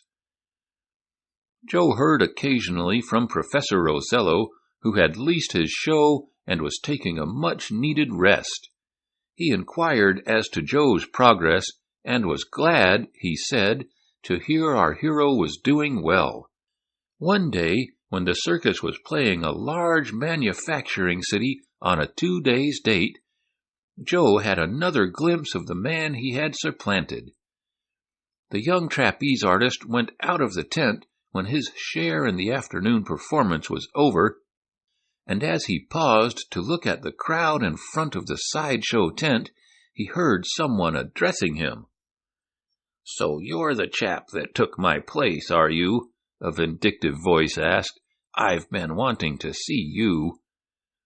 Joe turned to behold Sim Dobley, who seemed worse off than when the young performer had first met him. "Yes, I've been wanting to see you," and there was a sneer in Sim's words. Joe decided nothing could be gained by temporizing or by showing that he was alarmed. "Well, now you've seen me, what are you going to do about it?" he coolly asked. "That's all right. You wait and you'll see," was the threatening response. "Nobody can knock me out of an engagement and get away with it. You'll see." "Look here," exclaimed Joe, "I didn't knock you out of your place. No one did except yourself, and you know it. And I'm not going to stand for any talk like that from you, either." "That's right, give it to him," said another voice, and Jim Tracy came up. "Don't let him bluff you, Joe. As for you, Dobley, I've told you to keep away from this circus, and I mean it. I heard you'd been following us. Rode on one of the canvas wagons last night, didn't you?" "Well, what if I did?" "This. If you do it again, I'll have you arrested. I'm through with you, and I want you to keep away." I guess this is a free country." "Yes, the country is free, but our circus isn't. You keep out in the country and you'll be all right. Keep off our wagons. Moreover, if I catch you making any more threats against our performers, But I guess Joe can look after himself all right," finished the ringmaster. "Just you keep away, that's all, Dobley." The man slunk off in the crowd. Joe really felt sorry for him, but he could do nothing. Dobley had thrown away his chances, and they had come to Joe, who was entitled to them. Later that day, Joe saw Sid and Tonso in close conversation with their former partner, but our hero said nothing to the ringmaster about it, though he was a bit uneasy in his own mind. The next afternoon, when Joe came out of his dressing room after his trapeze act, he met Helen Morton. The fancy writer held an open letter in her hand, and she seemed disturbed at its contents. "No bad news, I hope," remarked Joe. "No, not exactly," Helen answered. "On the contrary, it may be good news, but I don't exactly understand it. I wish Bill Watson were here so I could ask his advice." "Who is Bill Watson?" asked Joe. "He's one of our clowns, one of the oldest in the business, I guess. He was taken ill just before you joined the show, but he's coming back next week. I often ask his advice, and I'd like to now, about this letter." "Why don't you ask mine?" suggested Joe, half jokingly. Bill Watson's idea. Helen Morton gave Joe a glance and a smile. Then she looked at the open letter in her hand. "That's so," she said brightly. "I never thought of that. I wonder if you could advise me." "Why, I'm one of the best advisers you ever saw," returned Joe laughingly. "I know you're good on the trapeze," Helen admitted, "but have you had any business experience?" "Well, I was in business for myself after I ran away from home and joined the professor," answered Joe. "That is, I had to attend to some of his business. What is it all about?" "That's just what I want to know," answered the young circus rider. "It's a puzzle to me." She again referred to the letter, then, with a sort of hopeless gesture, held it out to Joe. He took it and cried, "Why, what's this? It's all torn up." And he exhibited a handful of scraps of paper. "Oh, Joe," Helen gasped, "how did that happen?" "Just a mistake," he replied. With a quick motion of his hand, he held out the letter whole and untorn. Oh, she stammered, then, laughing, added, "Is that one of your sleight-of-hand tricks?" "Yes," Joe nodded. When Helen handed him the letter, he happened to be holding the scraps of a circular letter he had just received and torn up. It occurred to him, just for a joke, to make Helen believe her letter had suddenly gone to pieces. It was one of Joe's simplest tricks, and he often did them nowadays in order to keep in practice. "You certainly gave me a start," Helen exclaimed. "I had hardly read the letter myself. It's quite puzzling." "Do you want me to read it and advise you?" asked Joe. "If you will, and can, yes." Joe hastily glanced over the paper. He saw in a moment that it was from a New York firm of lawyers. The body of the letter read, "We are writing to you to learn if, by any chance, you are the daughter of Thomas and Ruth Morton, who some years ago lived in San Francisco. In case you are, and if your grandfather on your father's side was a Seth Morton, we would be glad to have you notify us of these facts, sending copies of any papers you may have to prove your identity. For some years we have been searching for a Helen Morton with the above-named relatives, but, so far, have not located her. We discovered a number of Helen Mortons, but they were not the right ones. Recently we saw your name in a theatrical magazine, and take this opportunity to inquire of you, sending this letter in care of the circus with which we understand you are connected. Kindly reply as soon as possible. If you are the right person, there is a sum of money due you, and we wish, if that is the case, to pay it and close an estate. Joe read the letter over twice without speaking. "Well," remarked Helen after a pause, "I thought you were going to advise me." "So I am," Joe said. "I want to get this through my head first. But let me ask you, is this a joke, or are you the Helen Morton referred to?" "I don't know whether it's a joke or not, Joe. First I thought it was. But my father's name was Thomas, and my grandfather was a Seth Morton, and he lived in San Francisco. Of course, that was when I was a little girl, and I don't remember much about it. We lived in the West before Papa and Mama died, and it was there I learned to ride a horse. When I was left alone, except for an elderly aunt, I did not know what to do. My aunt took good care of me, however, but when she died, there was no one else, and she left no money. I tried to get work, but the stores and factories wanted experienced girls, and the only thing I had any experience with was a horse. I got desperate and decided to see if I couldn't make a living by what little talent I had. So one day, when a circus was showing in our town, I took my horse, Rosebud, rode out and did some stunts in the lots. The manager saw me and hired me. Oh, how happy I was! That wasn't with this show. I only joined here about 2 years ago. Of course my friends, what few I had, thought it was dreadful for me to become a circus rider, but I've found that there are just as good men and women in circuses as anywhere else in this world."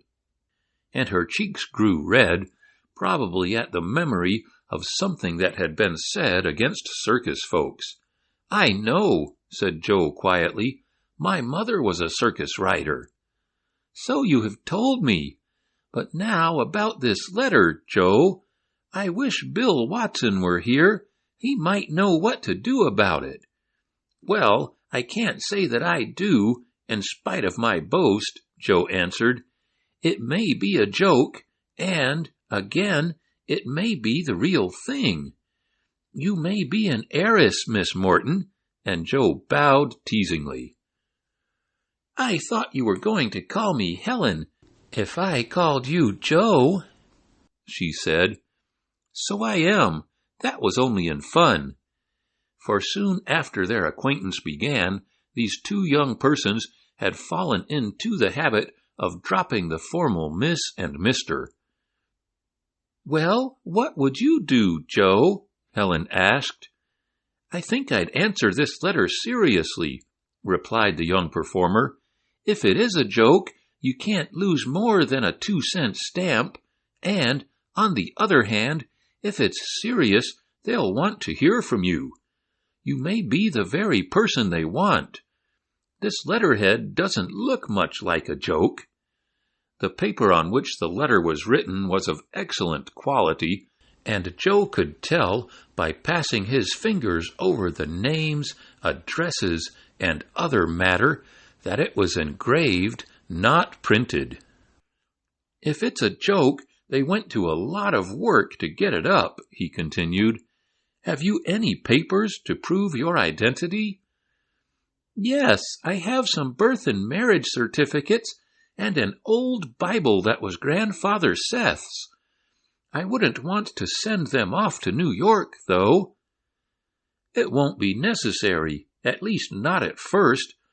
I'll help you make copies of them, and if these lawyers want to see the real things, let them send a man on. That's my advice." "And very good advice it is, too, Joe," Helen said. "I don't believe Bill Watson could give any better. He's a real nice elderly man, and he's been almost a father to me. I often go to him when I have my little troubles. I wish he were here now, but you are very good to me, Joe. I'm going to take your advice." "I'll help you make the copies," Joe offered.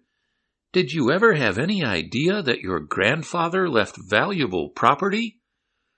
"No, and I don't believe Papa or Mama did either. We were not exactly poor, but we weren't rich. Oh, wouldn't it be nice if I were to get some money?" "You wouldn't stay with the circus then, would you?" "Oh, I don't know," she answered musingly. "I think I like it here." "I know I do," Joe said. "But if you don't want to take my advice, you can wait until Mr. Watson comes back. You say he's expected." "Yes, Mr. Tracy said he'd join us at Blairstown in a few days. But anyhow, I'm going to do as you said, Joe, and if I get $1 million, maybe I'll buy a circus of my own." And she laughed at the whimsical idea.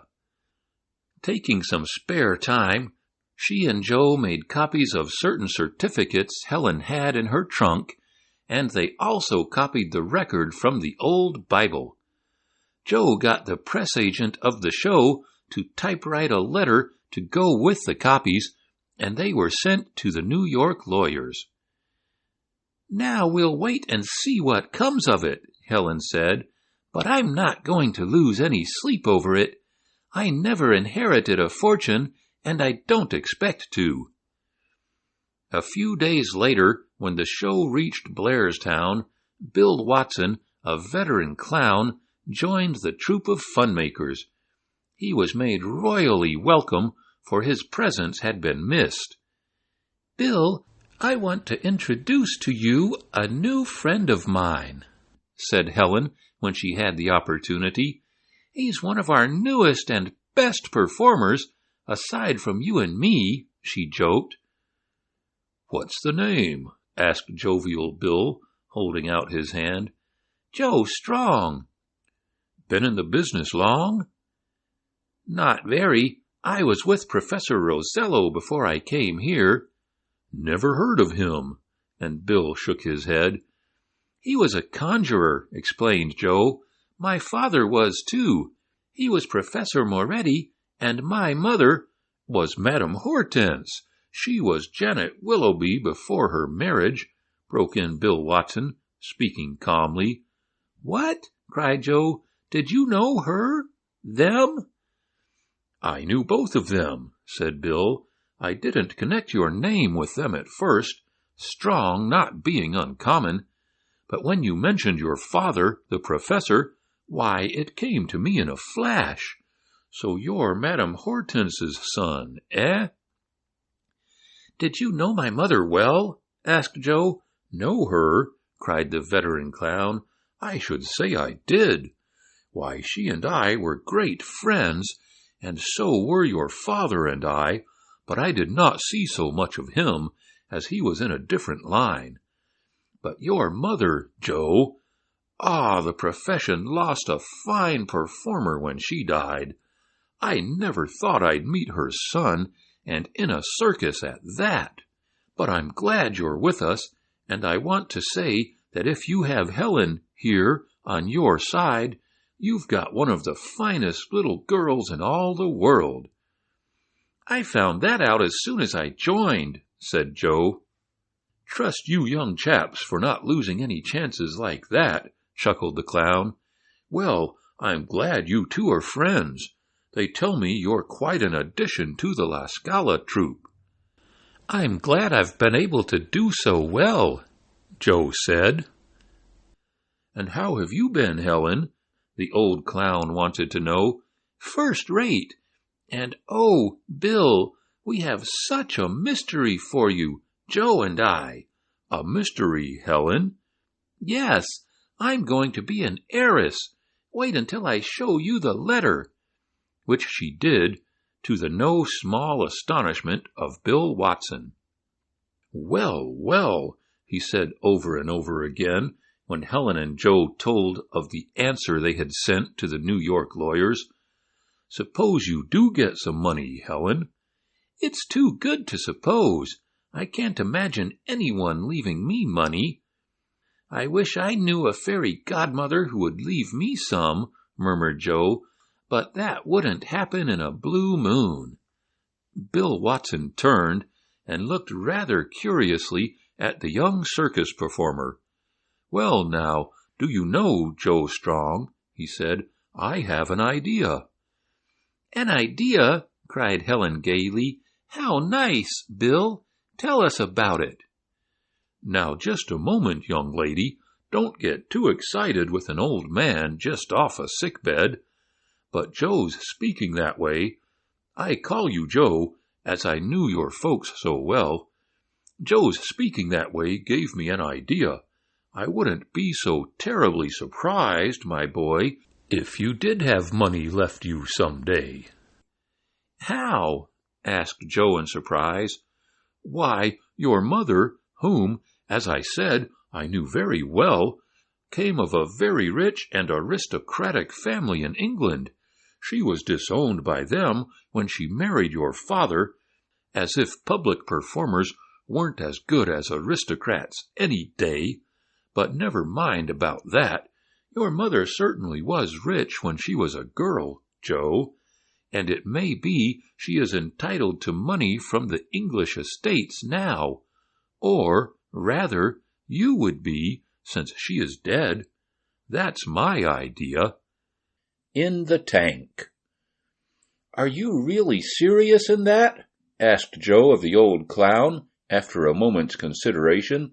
Of course I am, Joe. Why? Would it be strange to have someone leave you money? It certainly would, but it would be a nice sort of strangeness, replied the young performer. I never dreamed that such a thing might happen. Oh, I don't say it will, Bill Watson reminded him, but the fact remains that your mother came from what is sometimes called the landed gentry of England, and the estates there, or property, descend to eldest sons differently than property does in this country. It may be worth looking into, Joe. But I don't know much about my mother, Joe said. I hardly ever meet anyone who knew her. My foster parents would never speak of her. They were ashamed of her calling. More shame to them, exclaimed the clown. There was never a finer woman than your mother, Joe Strong. And as for riding, well, I wish we had a few of her kind in the show now. I don't mean to say anything against your riding, my dear, he said to Helen, but Janet Strong did a different sort, for she was a powerful woman and could handle a horse better than most men. I guess I must get my liking for horses from her, Joe remarked. Very likely, agreed Bill Watson. Some day I'll have a long talk with you about your mother, Joe, and I'll give you all the information I can. There may be some of her old acquaintances you can write to find out if she was entitled to any property. Wouldn't it be fine if we both came into fortunes? Gaily cried Helen with sparkling eyes. Wouldn't it be splendid, Joe? Too good to be true, I'm afraid, but you have a better chance than I, Helen. Perhaps. Would you leave the circus, Joe, if you got rich? Oh, I don't know. I guess I'd stay in it while you did, to sort of look after you, and he smiled quizzically. Trying to get my job, are you? Chuckled Bill. Well, we are young only once, but I must say, Helen, that this young man gave you as good advice as I could, and I hope it turns out all right. Joe liked Bill Watson. Everyone did, in fact, and the young performer was pleased to learn something of his mother and glad to learn that he would be told more. The enforced rest Bill Watson had taken on account of a slight illness seemed to have done the old clown good, for he worked in some new business in his acts when he again donned the odd suit he wore. His presence, too, had a good effect on the other clowns, so that the audiences, especially the younger portion, were kept in roars of merriment at each performance. Joe also did his share to provide entertainment for the circus throngs. Perhaps it would be more correct to say that Joe provided the thrills, for some of his feats were thrilling indeed. Not that the other members of the La Scala troupe did not share in the honors, for they did. Both Sid and Tonzo were accomplished and veteran performers on the flying rings and trapeze bars, but they had been in the business so long that they had become rather hardened to it and stuck to old tricks and effects instead of getting up new ones. Joe was especially good at this, and while some of his feats were not really new, he gave a different turn to them that seemed to make for novelty. "But I don't like to see you take such risks," Helen said to him on more than one occasion. "I'm afraid you'll be hurt." "You have to take risks in this business," Joe stated. "I don't think about them when I'm away up at the top of the tent, swinging on the bar. I just think of the trick and wonder if Sid or Tonzo will catch me, or me one of them, when the jump is made. Besides, the life net is always below us." "Yes, but suppose you miss the net or it breaks." "I don't like supposes of that sort," laughed Joe coolly. Truly, he had good nerves, under perfect control. He was adding to his muscular strength, too. Constant and steady practice was making his arms and legs powerful indeed. For a while, Joe had been on the watch for some overt act on the part of Sid or Tonzo that would spoil an act and bring censure down on himself. But following that one attempt, neither of the Spaniards did anything that Joe could find fault with. They were enthusiastic over some of the feats he performed, and worked in harmony with him. If they were jealous over Joe's popularity and the applause he often received as his share alone in some trick, they did not show it. "Oh, Joe!" exclaimed Helen one day, when they were in the small tent getting ready for the afternoon performance. "I have a letter from the New York lawyers." "What do they say?" Joe asked eagerly. "Did they send the money?" "No, but they thanked me for the copies of the proofs I sent, and they said they believed they were on the right track. They will write again soon, so it wasn't a joke, anyhow." "It doesn't look so," the youth agreed. "Is everything all right? Rosebud safe and all that?" "Yes, he's feeling himself again." The trick horse had been ailing the day before, and Helen was a little worried about her pet.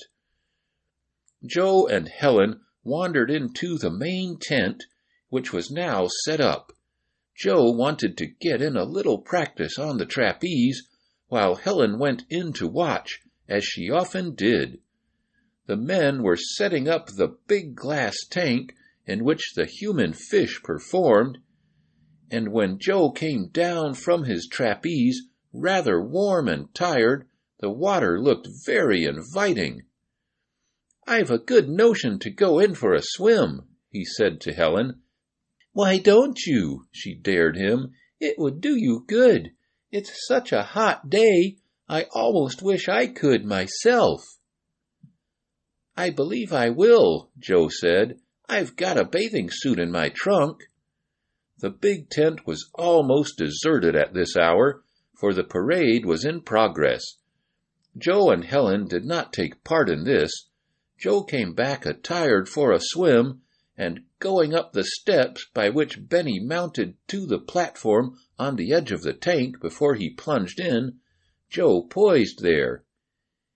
"Here I go," he called to Helen. "Got a watch?" "Yes, Joe." "Time me then. I'm going to see how long I can stay under water." In he went, head first, making a clean dive, for Joe was an adept in the water. He swam about in the limpid depths, Helen watching him admiringly through the glass sides of the tank. Then Joe settled down on the bottom, as Benny was in the habit of doing. Helen nervously watched the seconds tick off on her wristwatch. When 2 minutes had passed and Joe was still below the water, the girl became nervous. "Come on out, Joe," she called. Joe could not hear her, of course. He waved his hand to her. He could not stay under much longer, he felt sure, but he did not want to give up. It was not until 3 seconds of the 3rd minute had passed that he found it impossible to hold his breath longer, and up he shot, filling his lungs with air as he reached the surface. At that moment, Benny Turton came into the tent and saw someone in his tank. "What happened?" he cried, rushing forward. "Did someone fall in?" "It's all right," Helen informed the human fish. Helen's discovery. Joe Strong climbed out of the tank. He grinned cheerfully at Benny. "It was so hot I took a bath in your tub," he explained. "It sure was fine. Hope you don't mind." "Not a bit," returned Benny cheerfully. "Come in any time you like. It isn't exactly a summer resort beach, but it's the best we have." "And Joe stayed underwater over 3 minutes," Helen said. "Did I really?" Joe cried. "You certainly did." "I was just giving myself a tryout," Joe explained to Benny. "That's pretty good," declared the human fish as he tested the temperature of the water. "I couldn't do that at first." "Oh, you see, I've lived near the water all my life," Joe explained, "and it comes sort of natural to me. Don't be afraid that I'm going after your act, though," he added with a laugh. "I almost wish you would." And Benny spoke wearily. "What's the matter?" asked Helen with ready sympathy. "Oh, I don't know. I don't feel just right, somehow or other. It's mostly in my head, back here." And Benny pointed to the region just behind his ears. "I've got a lot of pain there, and going underwater and staying so long seems to make it worse." "Why don't you see a doctor?" asked Joe. "Well, you know what that would mean. I might have to lay off, and I don't want that. I need the money." Benny had a widowed mother to support, and it was well known that he sent her most of his wages, keeping only enough to live on. "Well, I wish I could help you," said Joe, "but I can't do all the stunts you can underwater, even if I could hold down both jobs." "The stunts are easy enough once you learn how to hold and control your breath," Benny said. "That's the hardest part of it, and you seem to have gotten that down fine. How was the water? Cold?" "No, just about right for me," Joe declared. "I don't like it too warm." Benny again tested the temperature by putting his hand in the tank. "I think I'll have 'em put a little hot water in just before I do my act," he said. "I have an idea that the cold water gets in my ears and makes the pain in my head." "Perhaps it does," Joe agreed. Preparations for the afternoon performance were now actively underway. The big parade was out, going through the streets of the town, and soon those taking part in the pageant would return to the lot. Then, at 2, the main show would start. Joe had a new feat for that day's performance. He and the 2 Spaniards had worked it out together.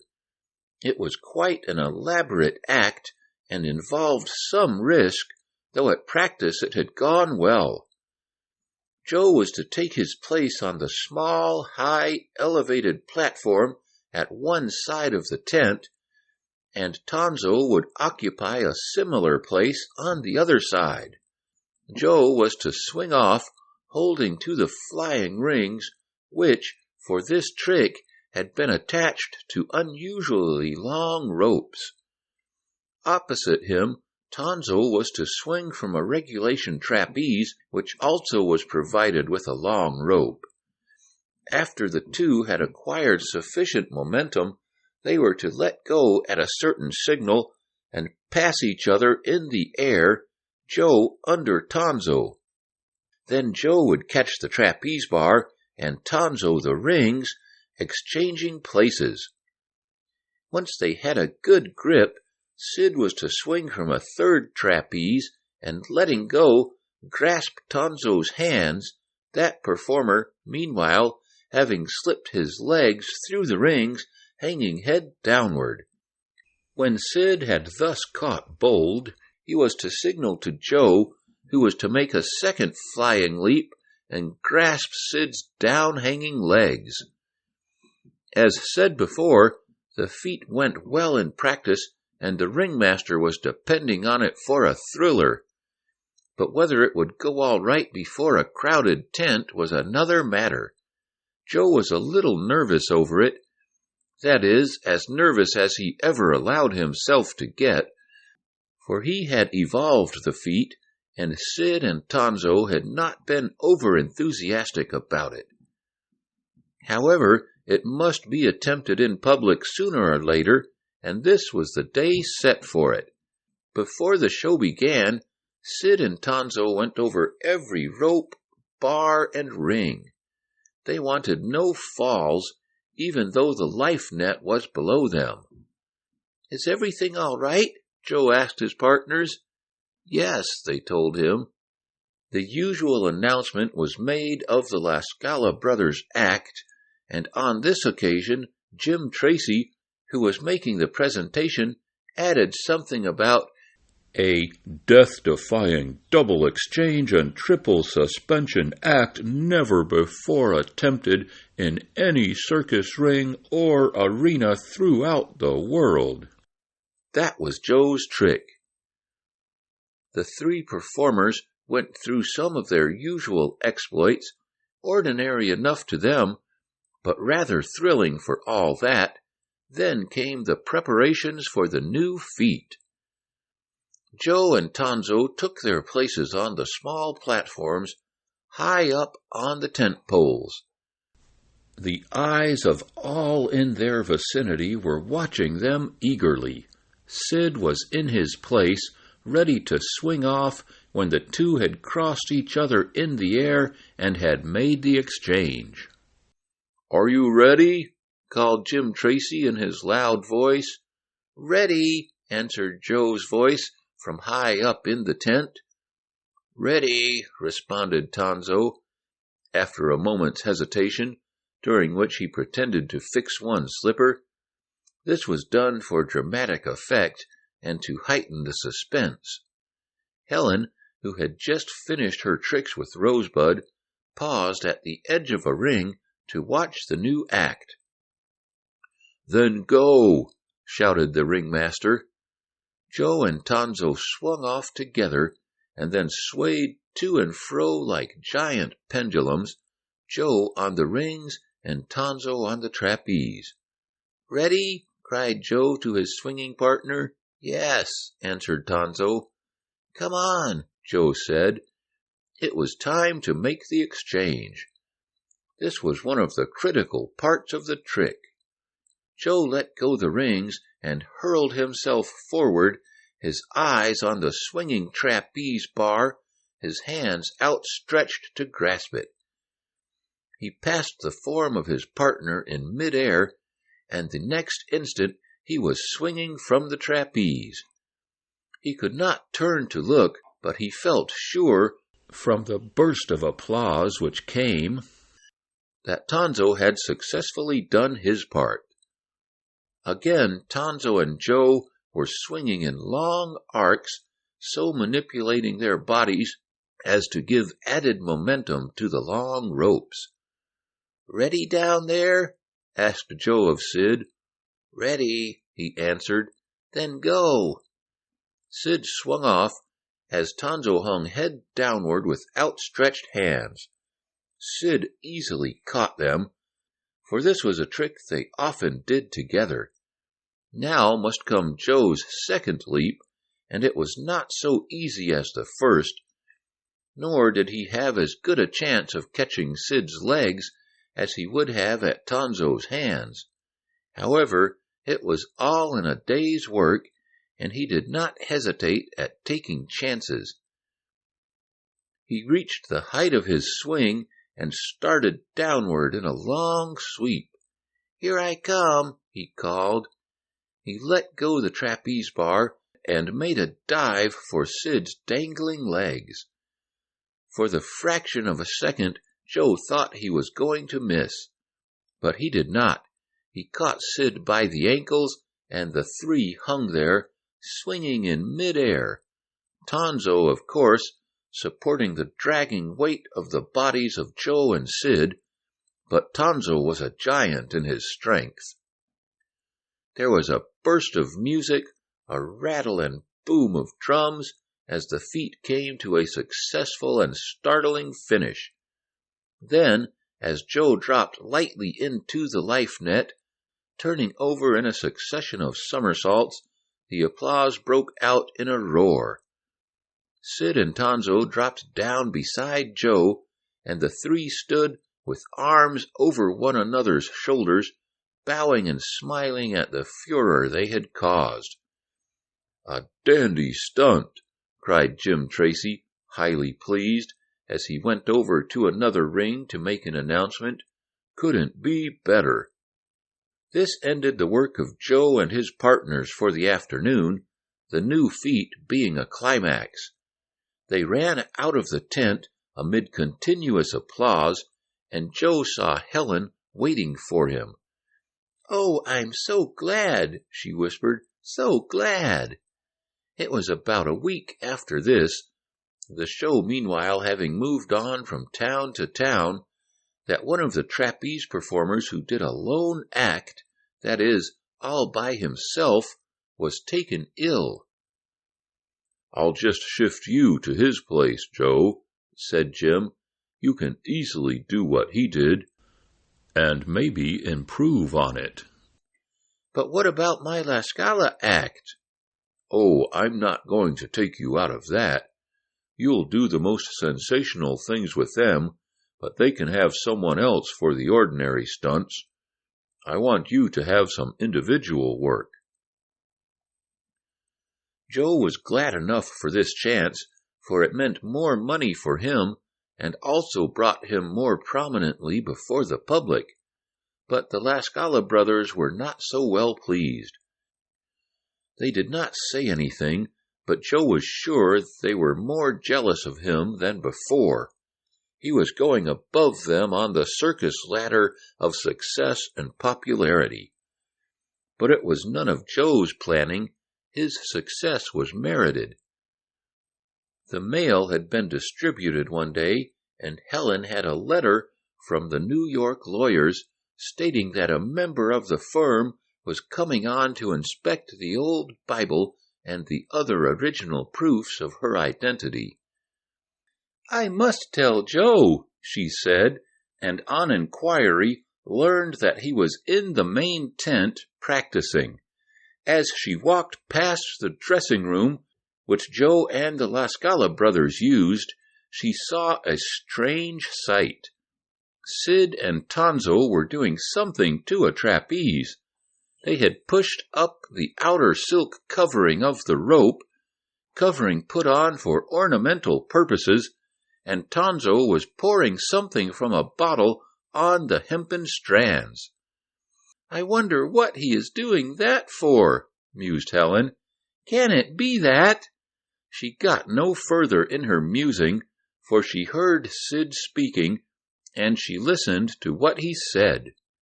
Just in time. "This ought to do the business," said Sid. "Yes," agreed Tonzo, and not so quickly that it will be noticed either. It will work slowly but surely." "That's what we want," commented the other. "We're in no hurry. Any time inside of a week will do. Now we'll put this away to ripen." "That's queer," thought Helen, and she passed on, for by the movement in the canvas dressing room, she thought the men were about to come out, and she did not want them to see her at what they might consider spying on them. "I never heard of ripening a rope before," the girl said. "But it may be they have to for a trapeze. I'll ask Joe about it. He might fix some of his ropes that way." Helen went on, anxious to find the young performer and show him her letter from the lawyer. "I'll tell Bill Watson, too," Helen decided. As she expected, both Joe and the old clown were much interested in her news. "It does really begin to look as though you would come into some money, doesn't it?" Joe said. "I'm beginning to believe it myself," Helen answered, "though I don't really count on it as yet." "Yes, it's best to go a little slowly," advised Bill. "Not to count your chickens before they're hatched is a good motto. But this looks like business. I'd like to interview that lawyer when he comes." "I'll turn him over to you," Helen said with a laugh. "To you and Joe, and you can arrange about getting my money for me. I'll make you two my official advisers."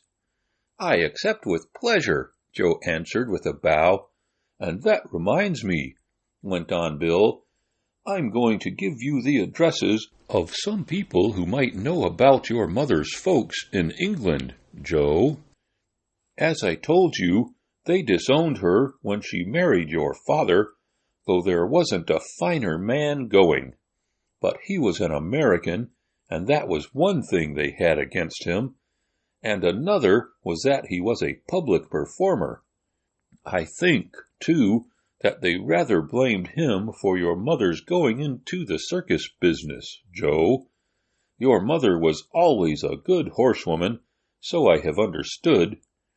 She took part in many a fox hunt in England, and in cross-country runs, always coming out in front. And when your father met her, he, as I understand it, suggested that just for fun she try circus work. She took it up seriously, and Madame Hortense became one of the foremost circus riders of her time. But from then on, her name was forgotten by her relatives, and her picture was, so to speak, turned to the wall." "I wish I could get one of those pictures," said Joe thoughtfully. "I have only a very small one that was in my father's watch. I'd like a large one, for I can't remember very well how she looked." "She was a handsome woman," said the clown. "It may be that you can get a picture of her from England. That is, if they saved one. I'll give you the address of some folks you can write to.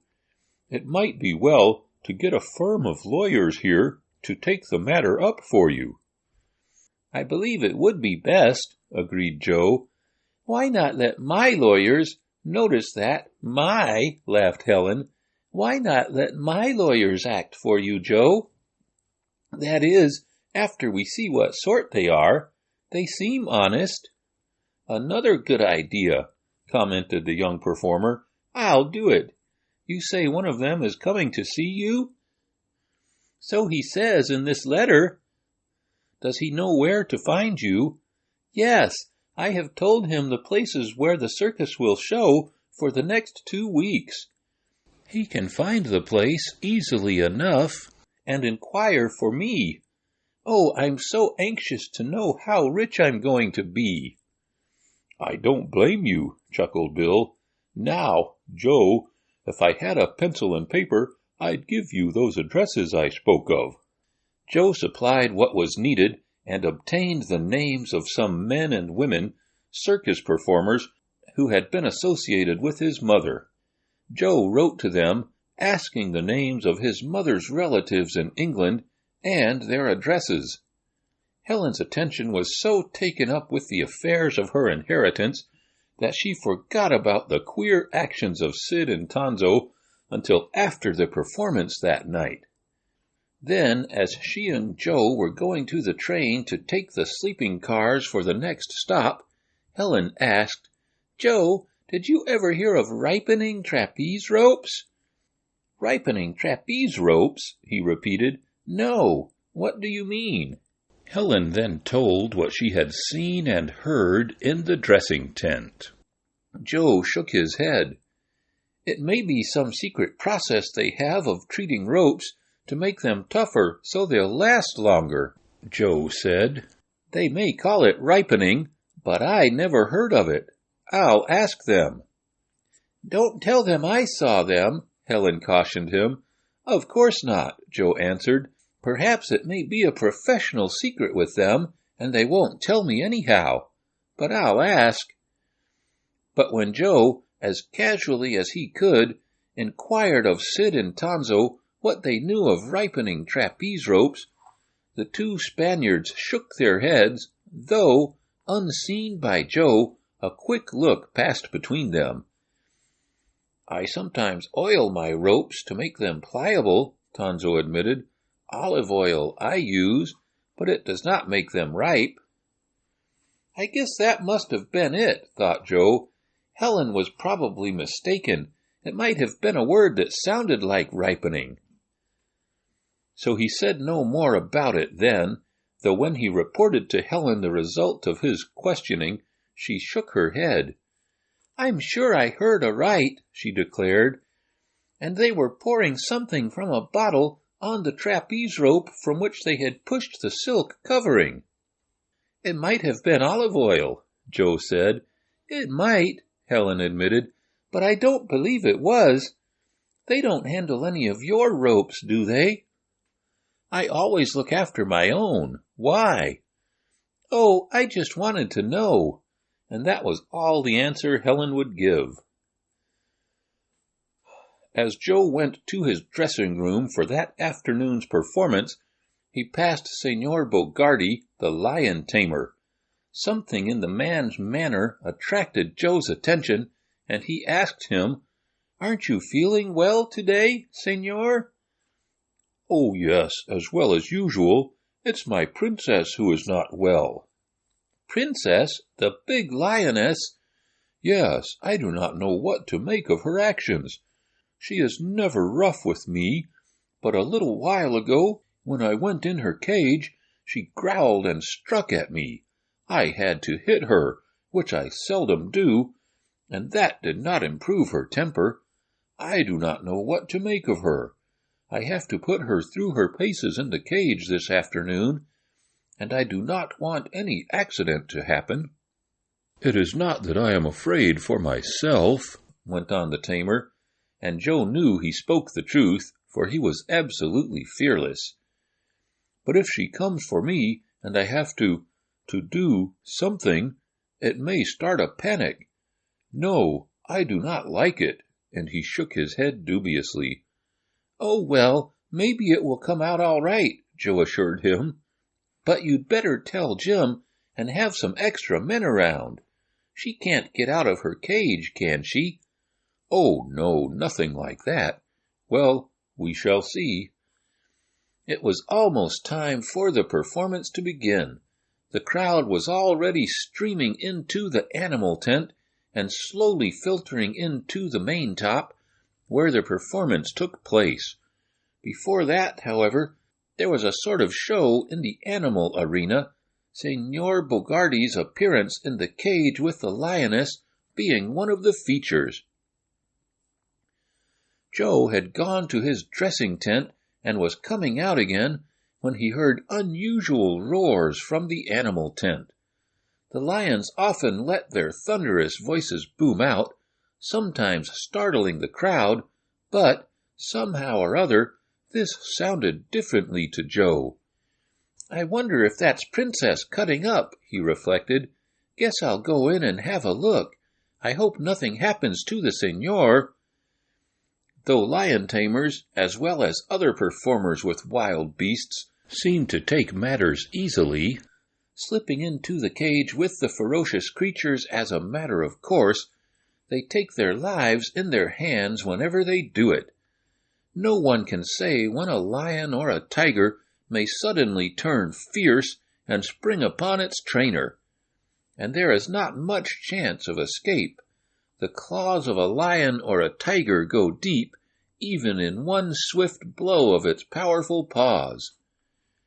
Joe started for the animal tent, and then remembered that he needed in his act that day a certain short trapeze, the ends of the ropes being provided with hooks that caught over the bar of another trapeze. He hurried back to get it, and then, as the unusual roars kept up in the arena, he hastened there. As he had surmised, it was Princess who was roaring, her fellow captives joining in. Senor Bogarty had slipped into the cage and was waiting until the creature had calmed down a little. Cages in which trainers perform with wild beasts are built in two parts. In one end is a sort of double door, forming a compartment into which the trainer can slip for safety. The senor had opened the outer door of the cage and slipped in, it being fastened after him. But he was still separated from Princess by another iron-barred door that worked on spring hinges. And Princess did not seem to want this door opened. She sprang against it with savage roars and thrust her paws through, trying to reach her trainer. He sought to drive her back into a far corner so that he would have room to enter. Once in, he felt he could subdue her. But Princess would not get back sufficiently, though Senor Bogarty ordered her and even flicked her through the bars with the heavy whip he carried. "I guess you'd better cut out the act today," advised Jim Tracy, as he saw how matters were going. The women and children were beginning to get nervous, some of them hastening into the other tent. Men, too, were looking about as if for a quick means of escape in case anything happened. No, I must make her obey me," insisted the performer. "If I give in to her now, I will lose power over her. Get back, Princess, get back. Down," he ordered. But the lioness only snarled and struck at the bars with her paws. Then she threw herself against the spring door, roaring. The cage rocked and shook, and several women screamed. "Cut out the act," ordered the ringmaster. "It isn't safe with this crowd." "That's right," chimed in a man. "We know it isn't your fault, Professor." "Thank you," Senor Bogarty bowed. "For the comfort of the audience, I will omit my act today, but I will subdue Princess later." There was a breath of relief from the crowd as the trainer prepared to leave the cage. Men who had fastened the door after him raised the iron bar that held it so he could emerge. The lion tamer slipped from the cage through the outside door, which was about to be shut when Princess, with all her force, threw herself against the inner spring door. Whether it was insecurely fastened or whether she broke the fastenings was not disclosed at the moment, but the door gave way, and the enraged beast sprang into the smaller compartment and toward the outer door. "Quick," cried the trainer, "up with that bar. Fasten the door, or she'll be out among us." The circus men raised the bar, but the cage was swaying so from the leapings of the lioness that they could not slip the iron in place. It almost dropped from their hands. Joe Strong saw the danger. He stood near the cage, the crowd having rushed back, men and women yelling with fright.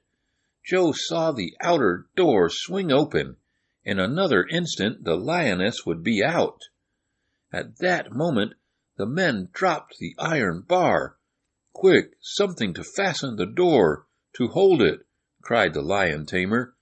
Joe acted in a flash and not an instant too soon.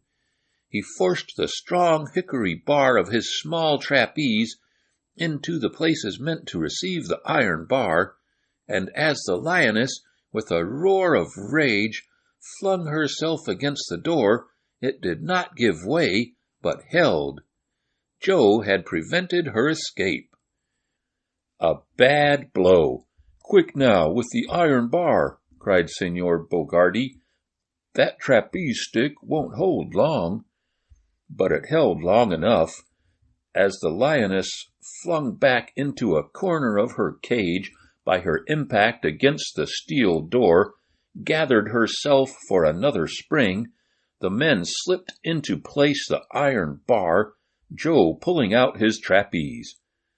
"It's all right now. No more danger," called Jim Tracy. "Take it easy, folks. She can't get out now." This was true enough. The beast, after a fruitless effort to force a way out of the cage, retreated to a corner and lay down, snarling and growling. "I don't know what's gotten into Princess," said the trainer as he looked at her. "She never acted this way before." "It's a good thing she showed her temper before you got in the cage with her, and not afterward," remarked Joe, as he was about to pass on to the performance tent. "That's right," agreed Signor Bogardi, "and you did the right thing in the nick of time, my boy. Only for your trapeze bar, she'd have been out among the crowd." And he looked at the men, women, and children, who were now calming down. The small panic was soon over, and in order to quiet the lioness, a big canvas was thrown over her cage so she would not be annoyed by onlookers. "I guess she needs a rest," her trainer said. "I'll let her alone for a day or so, and she may get over this." Joe went on into the tent where he was to do his trapeze acts. It was nearly time for him to appear, and the other two La Scala brothers were waiting for him. They would do an act together, and Joe one of his single feats, however, before the three appeared in a triple act. The young performer was straightening out the ropes attached to his trapeze when he noticed that the bar of the small one, which he had thrust into the door of the lioness's cage, was cracked. "Hello!" exclaimed Joe. "This won't do. I can't risk doing tricks up at the top of the tent on a cracked bar. It might hold, and again it might not." He tried the cracked bar in his hands. It gave a little, but seemed fairly strong.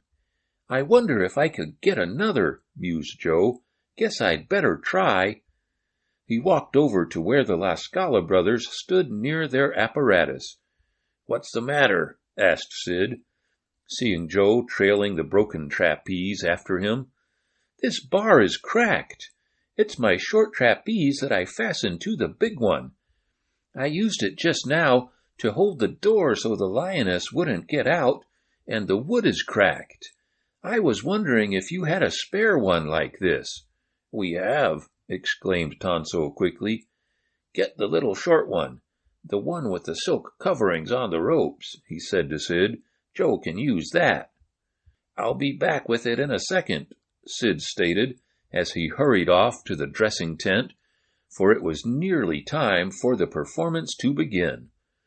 Sid returned presently with another trapeze.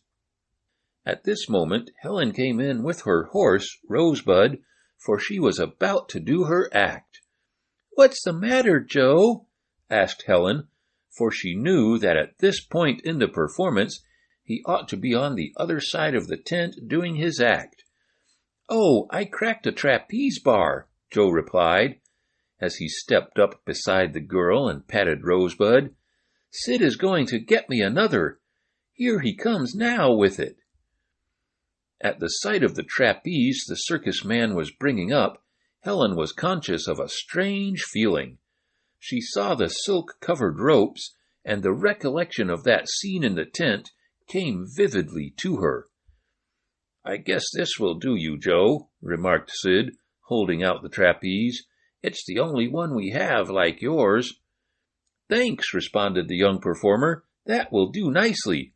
I've got to hustle now, and—" Joe turned away, but became aware that Helen was leaning down from the saddle and whispering to him.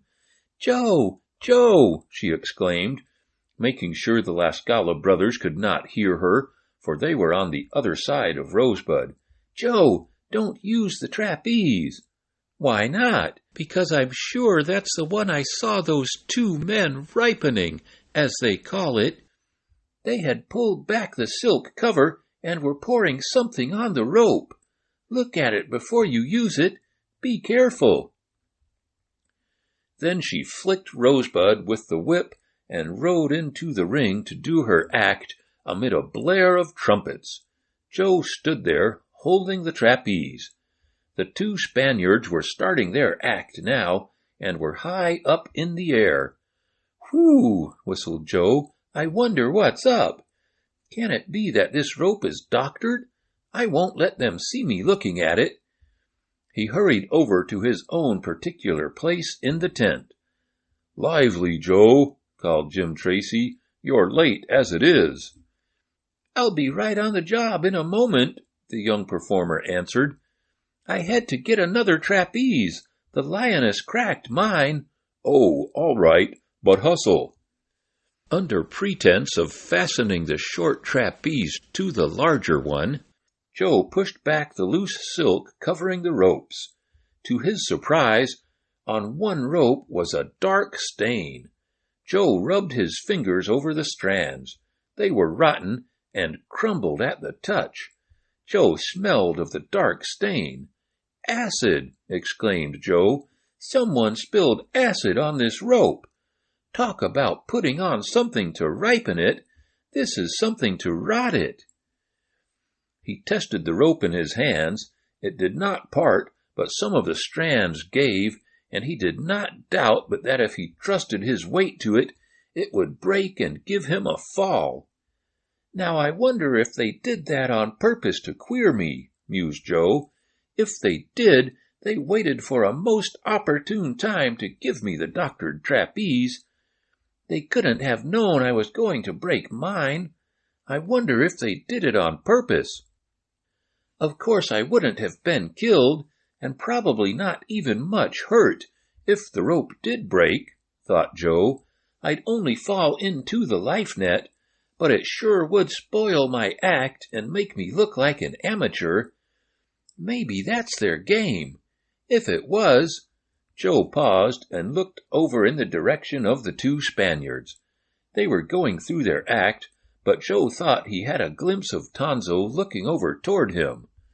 "They want to see what happens to me," thought Joe. "Well, they won't see anything, for I shan't use this trapeze. I'll change my act." "Hey, what's the matter over there, Joe?" called Jim Tracy to him. "You ought to be up on the bar." "I know it, Mr. Tracy, but I've got to make a change at the last minute. I can't use this extra trapeze." "All right, do anything you like, but do it quick." Joe signaled to his helper, who began hoisting him to the top of the tent by means of rope and pulley. Once on his own regular trapeze, which he had tested but a short while before, Joe went through his act.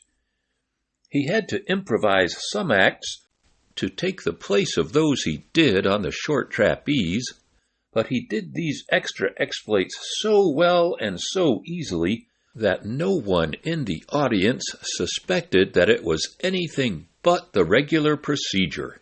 Then Joe, amid applause, descended and went over to work with the two Spaniards. He carried the doctored trapeze with him. "I didn't use this," he said, looking closely at Tonzo. "It seems to have been left out in the rain, and one of the ropes has rotted." "Rotted?" asked Sid, his voice trembling.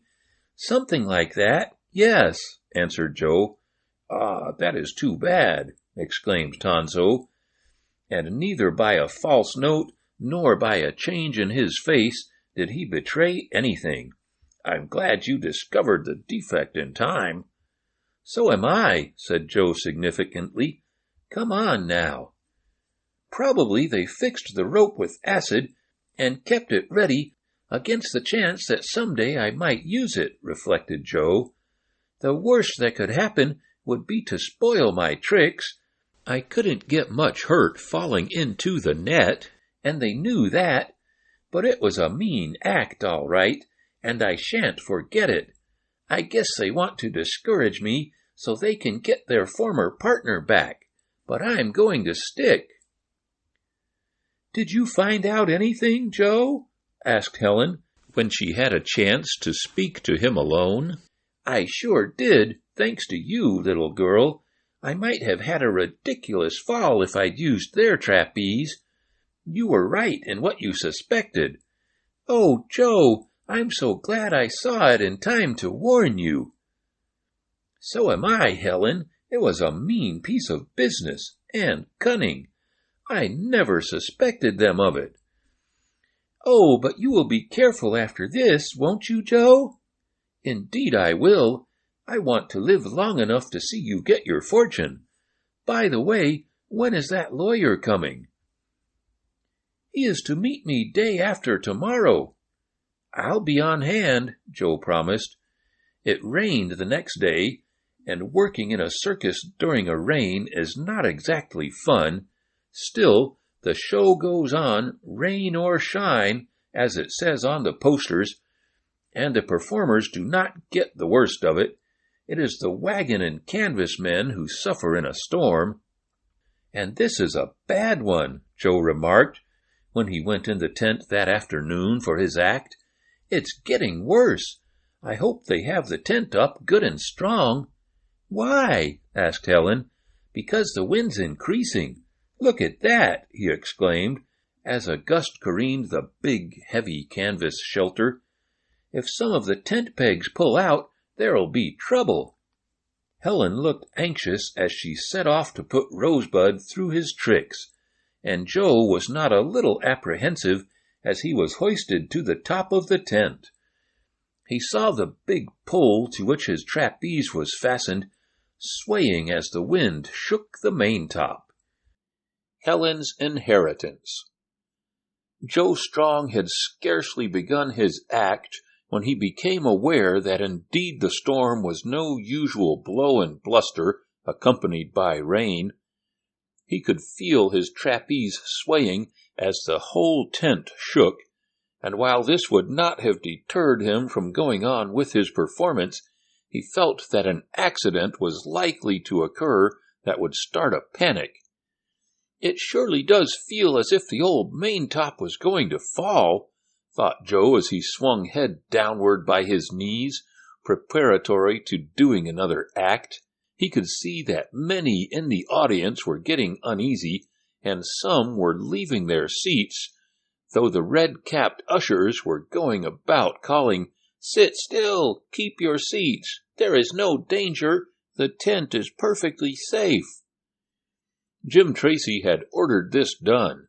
As a matter of fact, the tent was not perfectly safe, but under the circumstances it was best to tell the people this, to quiet them and to avoid having them make a rush to get out, as in that case many would be hurt, especially the women and the children. "It's a good thing it isn't night," reflected Joe. "Whew, that was a bad one," he exclaimed, as a terrific blast seemed fairly to lift one side of the tent. Men started from their seats, and women and children screamed. "Just keep quiet, and it will be all right," urged the ringmaster, but the crowd was fast getting beyond control. Joe saw Jim Tracy sending out a gang of men to drive the tent pegs deeper into the ground. The rain softened the soil, and thus made the pegs so loose that they were likely to pull out. At the same time, the rain, wetting the ropes, caused them to shrink, and thus exert a stronger pull on the pegs and poles. So the ropes had to be eased off, while the pegs were pounded farther into the ground with big mauls. "Lively now, men," called the ringmaster. The big tent swayed, sometimes the top of it being lifted high up by the wind which blew under it. Again the sides would bulge in, making gaps by which the rain entered. But the band kept on playing. Jim saw to that, for nothing is more conducive to subduing a panic than to let the crowd hear music. The performers, too, kept on with their acts, and some of the audience began to feel reassured. But the wind still kept up, blowing stronger if anything, and Joe and the others realized that it needed but a little accident to start a rush that might end fatally for some. Joe was just about to go into the second series of his gymnastic work when he heard a tent pole beneath him snap with a breaking sound. At first he thought it was the big one to which his apparatus was made fast, but a glance showed him this one was standing safe. It was one of the smaller side poles. That part of the tent sagged down, the wind aiding in the break, and there were cries of fear from scores of women, while men shouted all sorts of directions. But the circus people had gone through dangers like this before, and they knew what to do. Under the direction of Jim Tracy and his helpers, extra poles were quickly put in place to take the weight of the wet canvas off the broken one. This at once raised the tent up from those on whom it had partially fallen. And then something else happened. One of the 5 horses, which were being put through a series of tricks by a man trainer, suddenly bolted out of the ring.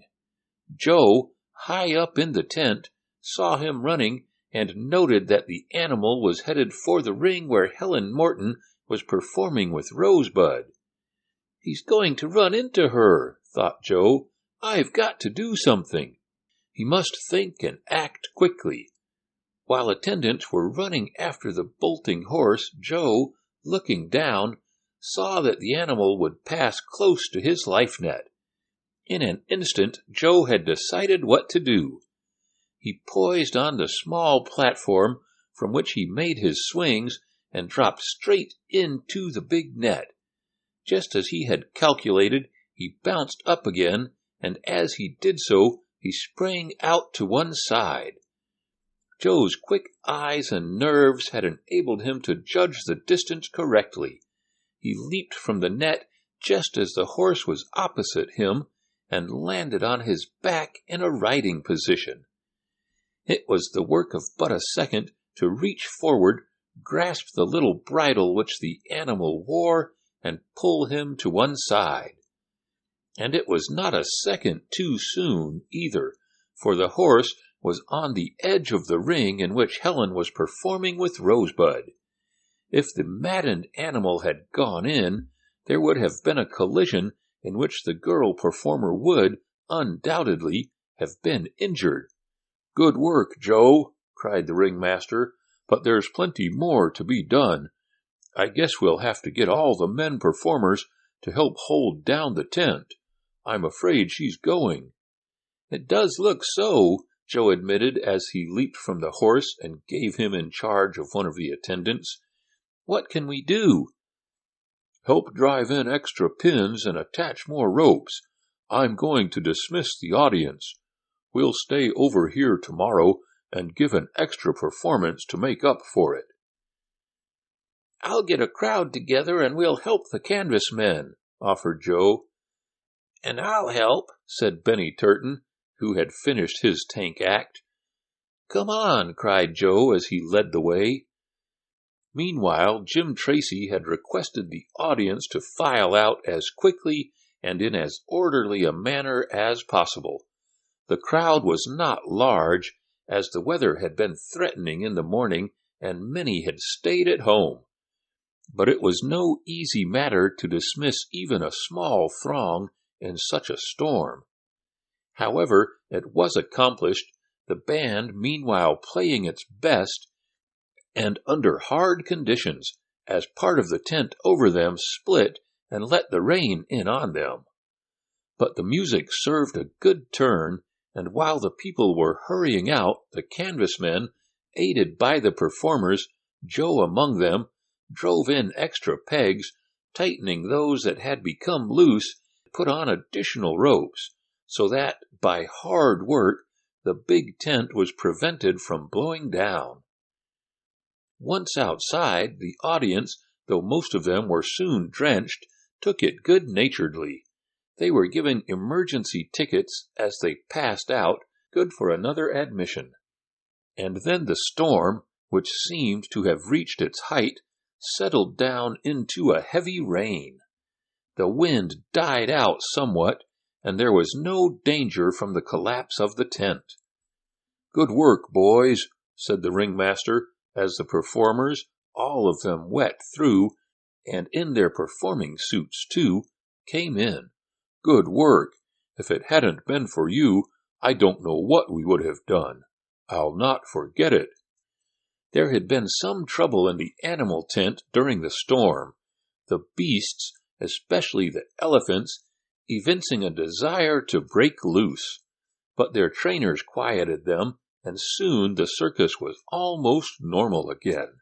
Of course the afternoon had been lost, but there was hope of a good attendance at night if the storm were not too bad, and by remaining over another afternoon, the deficiency could be made up. Word was telegraphed ahead to the next town, announcing a postponement in the date. The broken pole was replaced with another, and then the performers enjoyed an unexpected vacation. "I want to thank you, Joe, for what you did," said Helen, coming up to him in the dining tent, where an early supper was served. "I saw what you did, stopping that runaway horse." "Oh, it wasn't anything," Joe said, modestly enough. "Wasn't it?" asked Helen with a smile. "Well, I consider myself and Rosebud something worth saving." "Oh, I didn't mean it that way," Joe said quickly. "But the runaway might not have gone near you." "Yes, I'm afraid he would. But you saved me." "Well, if you feel that way about it," laughed Joe, for he did not want Helen to take the matter too seriously, "why then, we're even. You saved me from a bad fall on the trapeze." The storm subsided somewhat by night, and there was a good attendance, and the receipts the next day were very large in the afternoon, for the story of what the circus men had done was widely spread and served as a good advertisement. Joe was applauded louder than ever when he did his acts. The two wily La Scala brothers never referred to the incident of the rotted trapeze rope, and Joe did not know whether to believe them guilty or not. At most, he thought, they only wanted to give him a tumble that might make him look ridiculous, and so discourage him from continuing the work.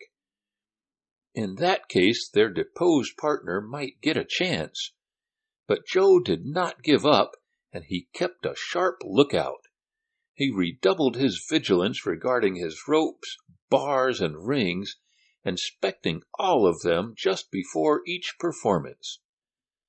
On arriving at the next town, Helen received a note in her mail asking her to call at the principal hotel in the place.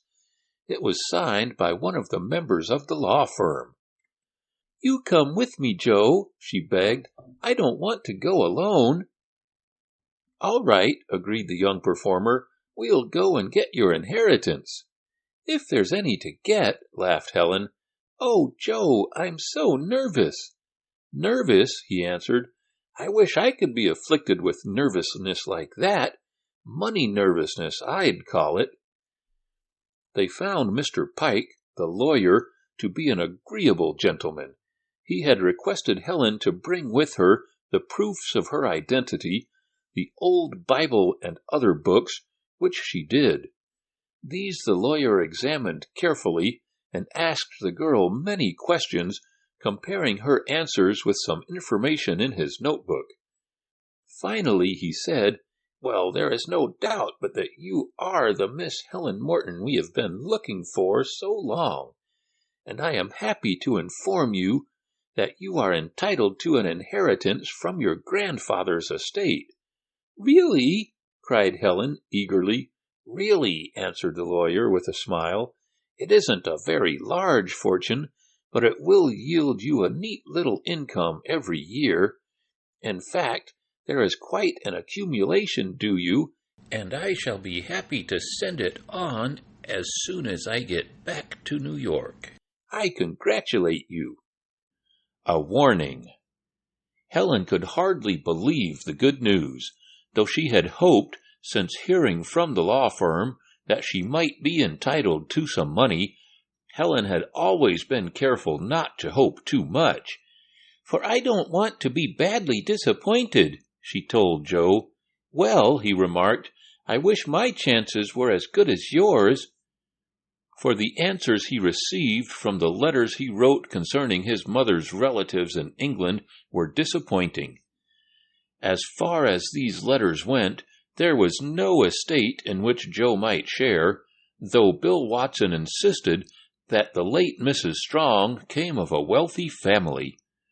"Anyhow, you've got yours, Helen," said Joe. "Well, I haven't exactly got it yet," and she looked at Mr. Pike. "Oh, the money is perfectly safe," the lawyer assured Helen. "I have part of it on deposit in my bank, and the rest is safe in California." "Just how did it happen to come to me?" Helen inquired. "Well," answered the lawyer slowly, "it's a long and complicated story. Your grandfather, on your father's side, was quite a landholder in San Francisco. Some of his property was not worth a great deal, and other plots were very valuable. In time he sold off most of it, but one large tract was considered so worthless that he could not find a buyer for it. When he died, he still owned it, and it descended to your father. He thought so little of it that he never tried to put it on the market.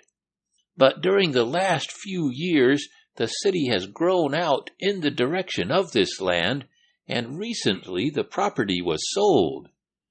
An effort was made to find the owner, your father, but as he was dead, and no one knew what had become of his heirs, the land was sold, and the money deposited with the state to be turned over to the right owner when found. We have a branch office in San Francisco, and we were engaged to try to find any Morton heirs. Finally, we found you, and now I am glad to say that my work in this connection is so happily ended. As I told you, I have some cash ready for you. The rest of your inheritance is in the form of bonds and mortgages, which will bring you an income of approximately $60 a month." "That's $15 a week," exclaimed Helen, who was used to calculating that way, as are most circus and theatrical persons. "Of course, you could sell these bonds and mortgages and get the cash for them," said the lawyer, "but I would not advise you to. You will have about $3,000 in cash, as it is, and this ought to be enough for your immediate needs, especially as I understand you have a good position." "Yes, I am earning a good salary," Helen admitted, "but I have not been able to save much. I am very glad of my little fortune." "And I am glad for you, my dear young lady. Now, as I said, as soon as I get back to New York, I will send one of my clerks on to you with the cash. I may be old-fashioned, but I don't like to trust too much to the mails. Besides, I want to get your signature to certain documents, and you will have to make certain affidavits to my clerk. So I will send him on. Let me have a note of where you will be during the next week." Helen gave the dates when the circus would play certain towns, and Mr. Pike left.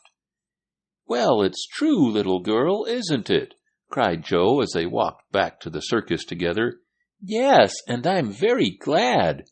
I've always wanted money, but I never thought I'd have it, at least as much as I'm going to get. I wish you would inherit a fortune, Joe." "Oh, don't worry about me. I don't expect it, and what one never has had can't be missed very much. Maybe I'll get mine, some day." "I hope so, Joe, and now I want you to promise me something." "What?" "That if you ever need money, you'll come to me." Joe hesitated a moment before answering. Then he said, "All right, Helen, I will." To Joe, the novelty of life in a circus was beginning to wear off. To be sure, there was something new and different coming up each day, but he had now gotten his act down to a system, and to him and the other performers, one day was much like another, except for the weather, perhaps. They did their acts before crowds every day, different crowds to be sure, but, after all, men, women, and children are much alike the world over. They want to be amused and thrilled, and the circus crowds in one place are no different from those in another. The Sampson Brothers show was not one of the largest, though it was considered first class. Occasionally it played one of the large cities, but, in the main, it made a circuit of places of smaller population. Joe kept on with his trapeze work, now and then adding new feats, either by himself or with the La Scala brothers. On their part, they seemed glad to adopt Joe's suggestions. Occasionally they made some themselves, but they were more in the way of spectacular effects, such as waving flags while suspended in the air, or fluttering gaily colored ribbons or strands of artificial flowers. But Joe liked to work out new and difficult feats of strength, skill, and daring, and he was generally successful. He had not relaxed his policy of vigilance, and he never went up on a bar or on the rings without first testing his apparatus, for he never forgot the strangely rotted rope. That it had been eaten by some acid, he was sure.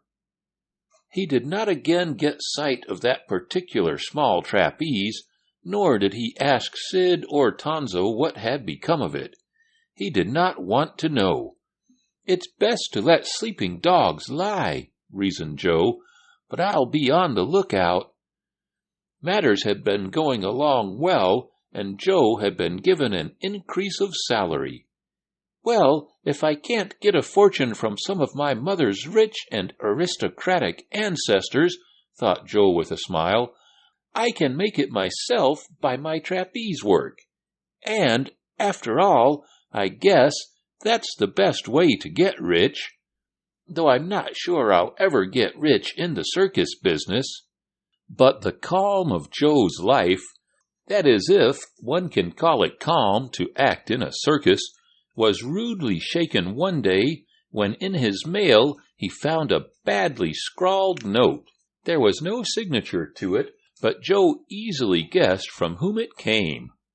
The note read, "You want to look out for yourself. You may think you're smart, but I know some smarter than you. This is a big world, but accidents may happen.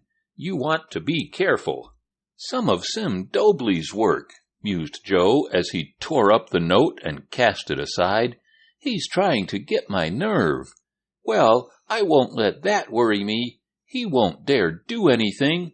Queer, though, that he should be following the circus still. He sure does want his place back. I'm sorry for him, but I can't help it." Joe did not regard the warning seriously, and he said nothing about it to Helen or anyone else. It would only worry Helen, he reflected.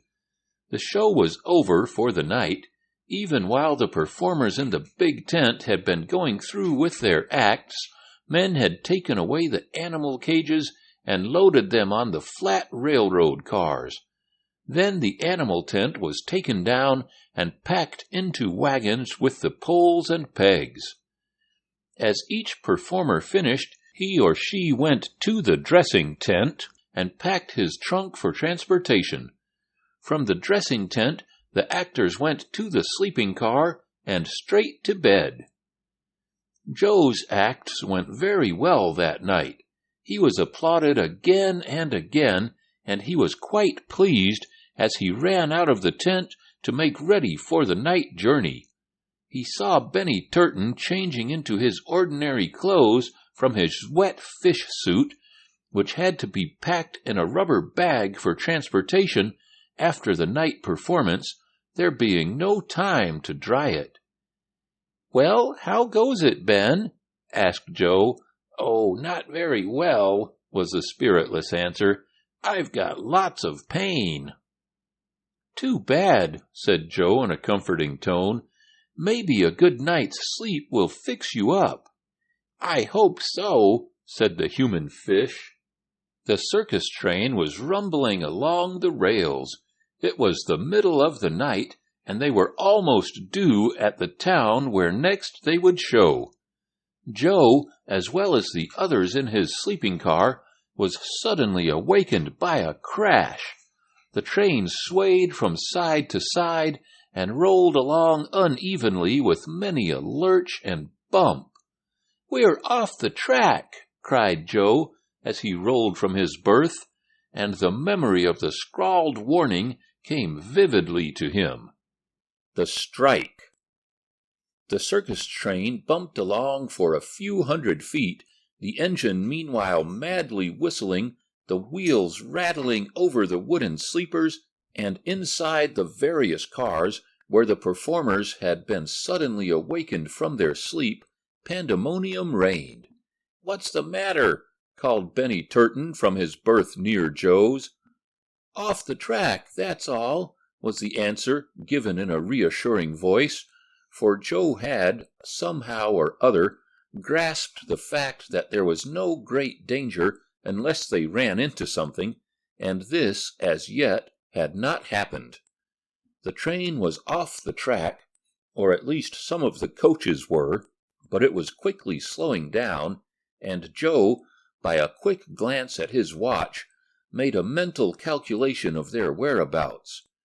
For several miles in the vicinity where the accident had occurred was a long and comparatively straight stretch of track, with no bridges and no gullies on either side.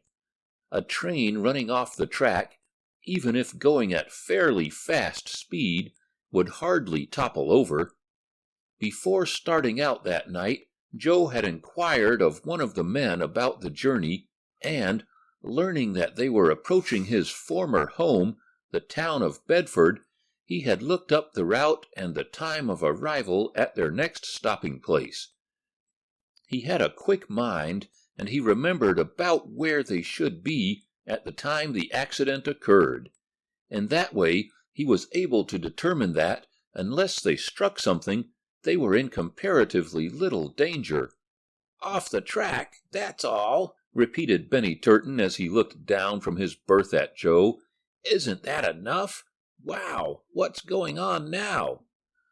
The train had stopped with a jolt. The air brakes, which the engineer had flung on at the first intimation of danger, had taken hold of the wheels with a sudden grip. "This is the last stop," said Joe, and he smiled up at Benny. He could do so now, for he felt that their coach, at least, was safe. But he was anxious as to what had happened to the others. Helen, with many of the other woman performers, was in the coach ahead. Benny crawled down from his berth and stood looking at Joe. "It doesn't seem to worry you much," he remarked. "Not as long as there's nothing worse than this," Joe answered. "You're not hurt, are you?" "Only my feelings." "Well, you'll get over that. Let's see what's up." By this time, the aisle of the car was filled with excited men performers. They all wanted to know what had happened, their location, and various other bits of information. "The train jumped the track," said Joe, who appeared the coolest of the lot. "We don't seem to have hit anything, though at first I thought we had. We're right side up, if not exactly with care." "Where are we?" demanded Tonzo La Scala. "We ought to be near Fall Hills, according to the timetable," Joe answered.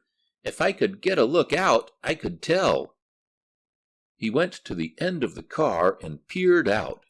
It was a bright moonlight night, and Joe was able to recognize the locality. As a boy, he had tramped all around the country within 25 miles of Bedford, in the vicinity of which they now were, and he had no difficulty in placing himself.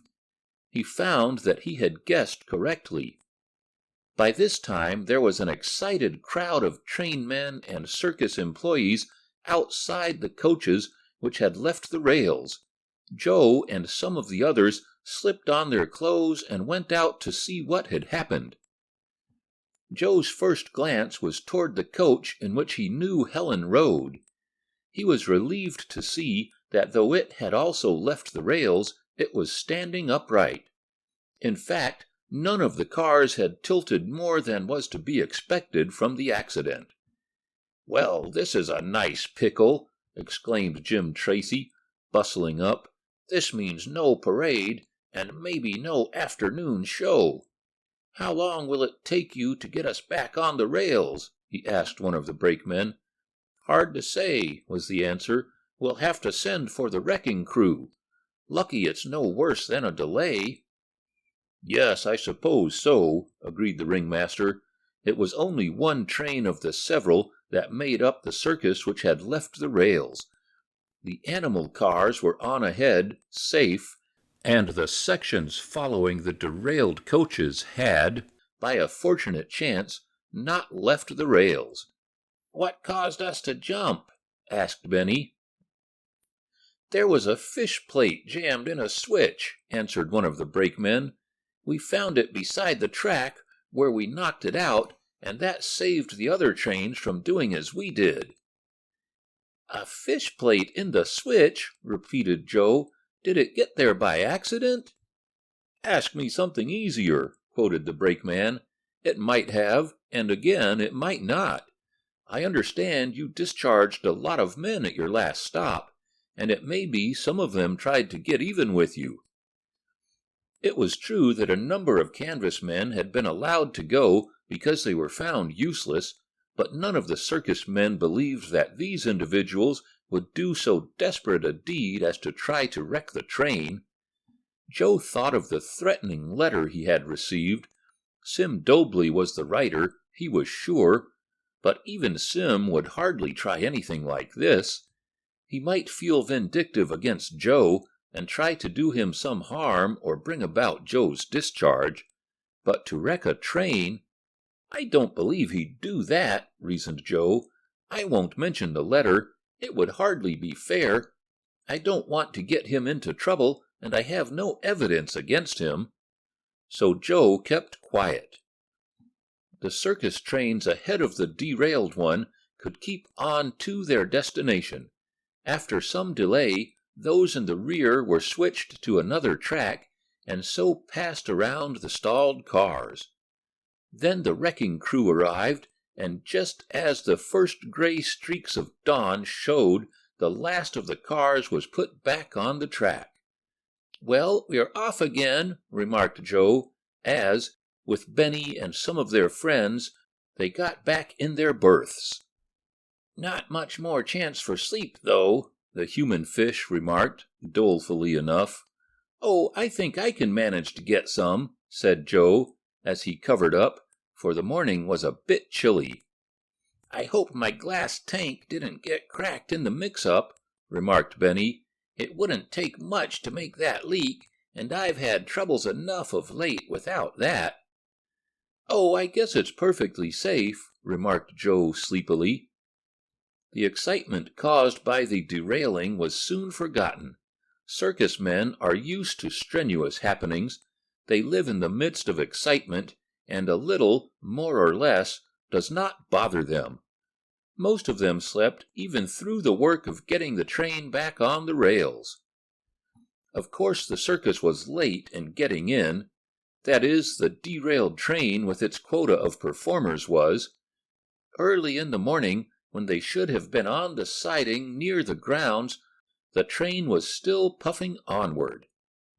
Joe arose, got a cup of coffee in the buffet car, and went on ahead to inquire about Helen and some of his friends in the other coach. "Oh, I didn't mind it much," Helen said, when Joe asked her about it. "I felt a few bumps, and I thought we had just struck a poor spot in the roadbed." "She hasn't any more nerves than you have, Joe Strong," declared Mrs. Talfo, the fat lady. "Did you mind it much?" Joe asked. "Did I? Say, young man, it's a good thing I had a lower berth. I rolled out, and if I had fallen on anybody, well, there might have been a worse wreck. Fortunately, no one was under me when I tumbled." And Mrs. Talfo chuckled. "And you weren't hurt?" asked Joe. The fat lady laughed. Her sides shook like a bowl full of jelly, as the nursery rhyme used to state. "It takes more than a fall to hurt me," said Mrs. Talfo. "I'm too well padded. But we're going to get in very late," she went on with a look at her watch. "The performers should be at breakfast at this time to be ready for the street parade." "We may have to omit the parade," said Joe. "I wouldn't care," declared the fat lady with a sigh.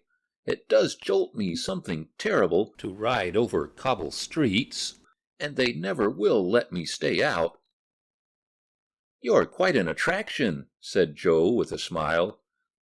"Oh, yes, it's all right to talk about it," sighed Mrs. Talfo, "but I guess there aren't many of you who would want to tip the scales at 580 pounds.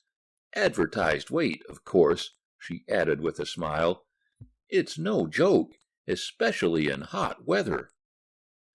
The performers made merry over the accident now, and speculated as to what might happen to the show.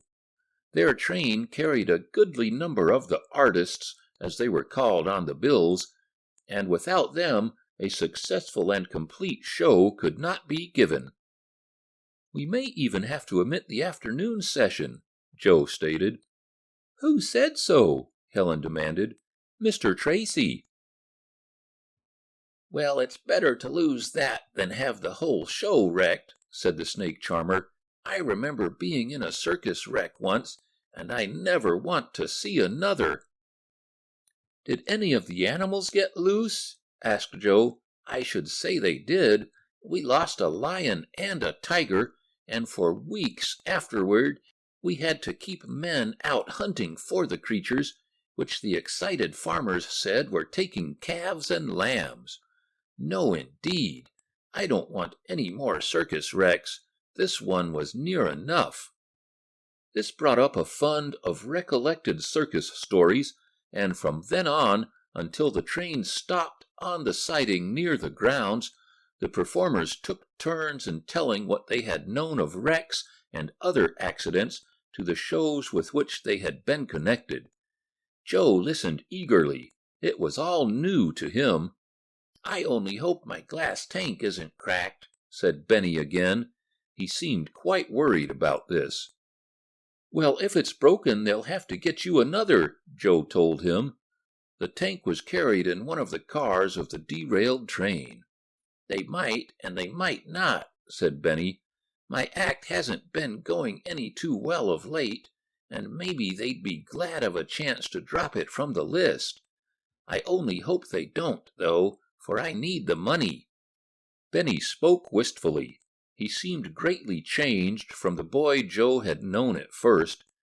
Benny had grown thinner, and he often put his hand to his head as though suffering constant pain.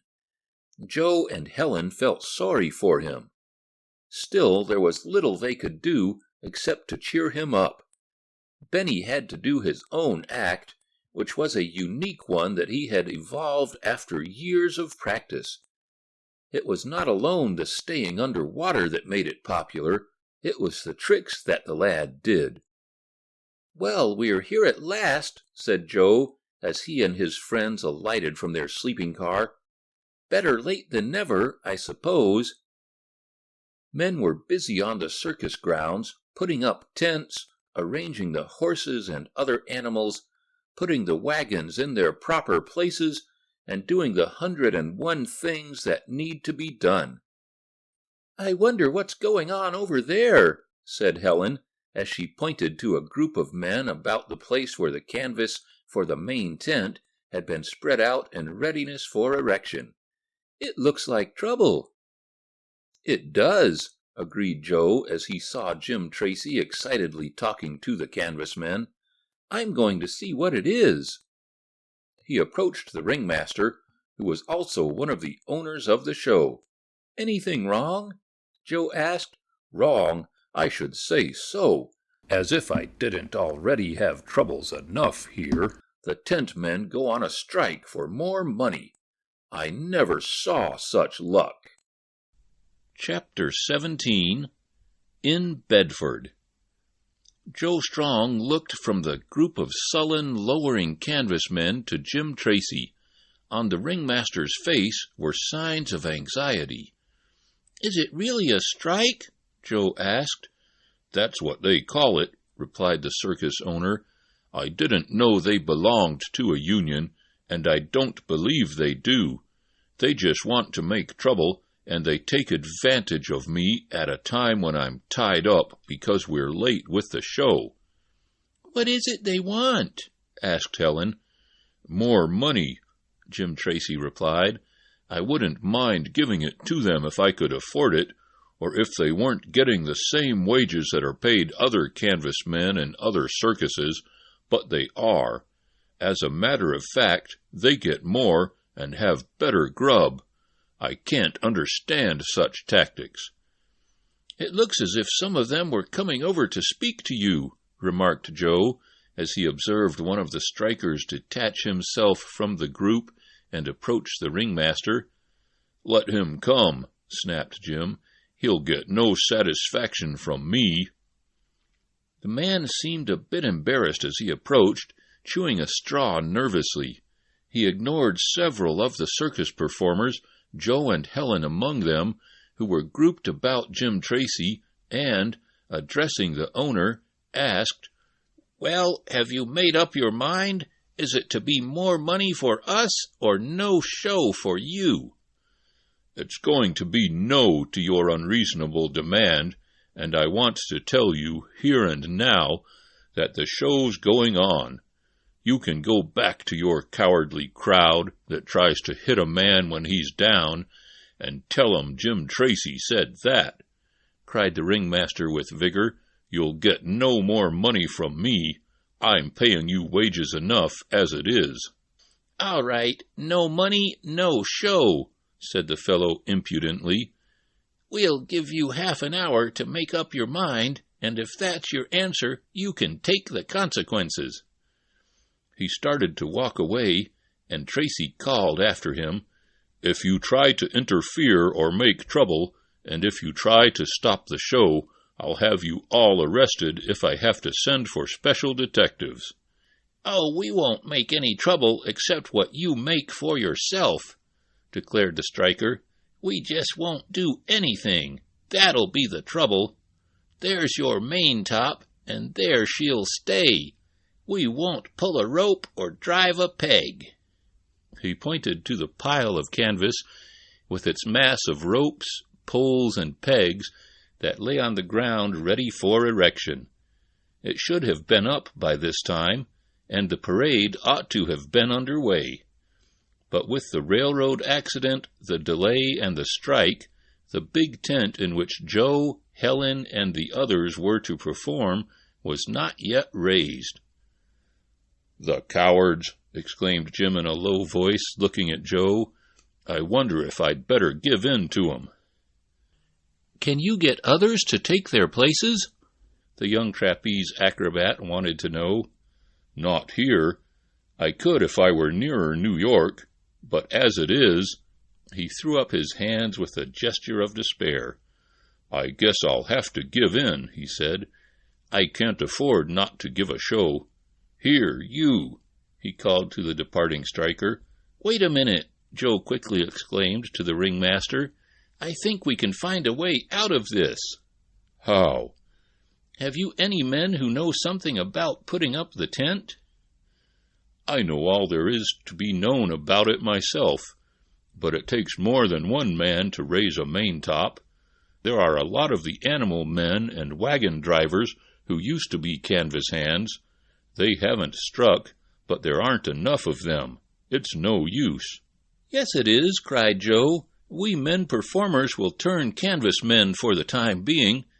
Give us some hands who know how to lay out the canvas, how to lace up the different sections, which ropes to pull on, men to show us how to drive stakes and haul up the poles. Do that, and we'll have the tent up in time for the show." "Can you do it?" cried the ringmaster in an eager tone. "Sure we can," exclaimed Joe. "There are enough of us, and we're willing to turn in. You get the men who know how, and we'll be their assistants." "It might work," said Tracy reflectively. "I'm much obliged to you, Joe. It's worth trying, but do you think the performers will do it?" "I'll talk to 'em," said the trapeze artist. "They'll be glad to raise the tent rather than see a performance given up. Go get your men, and I'll talk to the others." "All right, I will." "Did you call me?" asked the striker who had been appointed to wait on the ringmaster and learn his decision. "I did not," cried Jim Tracy. "I'm through with you. We don't need your services." "Ha!" laughed the man. "Let's see you get up the main top without us." "Stick around long enough and you'll see it," said Joe Strong.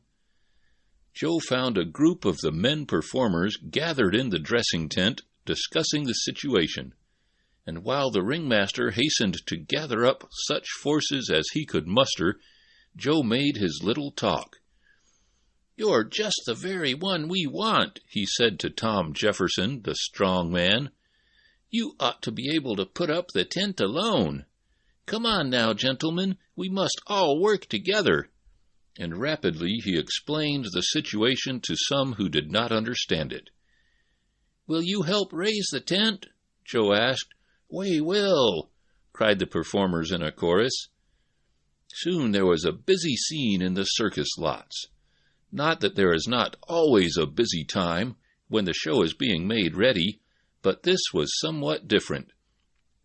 Led by Joe, the performers placed themselves under the direction of some veteran canvas men who had been working in other departments of the circus. Jim Tracy, who had in his day been a helper, took the part of the striking foreman of the canvas workers, and the maintop soon began to look as it always did. The big center poles were put in place and guyed up. The sections of canvas were laced together in the regular manner, so that they could be taken apart quickly simply by pulling on a rope. Knots tied in erecting a circus tent must be made so they are easily loosed, even in wet weather. For a while the striking canvas men stood and laughed at the efforts of those who were taking their places, but they soon ceased to jeer, for the tent was slowly but correctly going up. "We'll give the show after all," cried Joe, as he labored at lifting heavy sections of canvas, pulling on ropes, or driving stakes. "I believe we will," agreed the ringmaster. "I don't know how to thank you, Joe." "Oh, pshaw! I didn't do anything. I'm only helping the same as the rest." "Yes, but it was your idea, and you persuaded the men to pitch in." And, in a sense, this was true, for Joe was a general favorite with the circus performers, though he had been with them only a comparatively short time. But he had his mother's reputation back of him, as well as his father's, and Bill Watson had spoken many a good word for the young fellow. Circus folk are always loyal to their own kind, and there were many, as Joe learned later, who knew his mother by reputation and some personally. So they were all glad to help when Joe put the case to them vividly, as he did. Joe's popularity stood him in good stead, even though there were some who were jealous of the reputation he was making. But jealousies were cast aside on this occasion. Even the La Scala brothers did their share, working side by side with Joe at putting up the tent, as they worked with him on the trapeze. The strong man was a great help, doing twice the work that the others did. The performers wore their ordinary clothes, laying aside coats and vests as they labored, and the men who knew how circus tents must go up saw to it that the amateurs did their work well, so there would be no danger of collapse. While the big tent was being put up, other preparations for the show were proceeded with.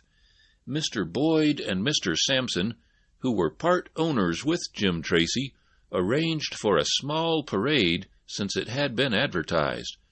On the back of one of the elephants rode the fat lady, with a banner which explained that because of a strike of the canvasmen, the usual street exhibition could not be given. The assurance was made, though, that the show itself would be the same as advertised. "That will prevent the public from being too sympathetic with the strikers," said Jim Tracy. "The public, as a rule, doesn't care much for a strike that interferes with its pleasure." At last the big tent was up, and all was in readiness for the afternoon performance, though it would be a little late. "It won't be much fun taking down the tent after the show tonight," said Joe. "Perhaps you won't have to," stated the ringmaster.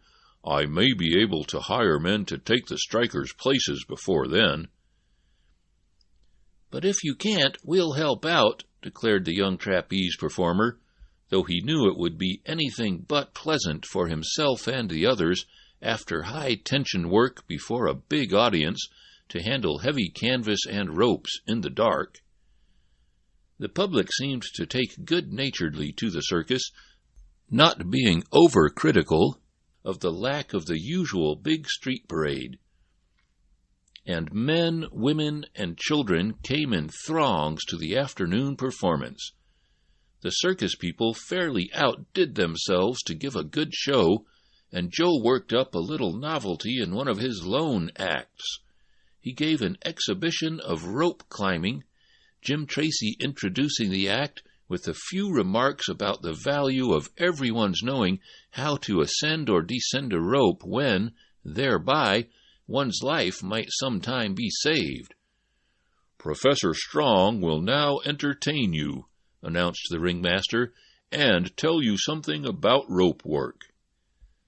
Joe had hardly bargained for this, but his work as a magician, when he often had the stage to himself and had to address a crowded theater, stood him in good stead.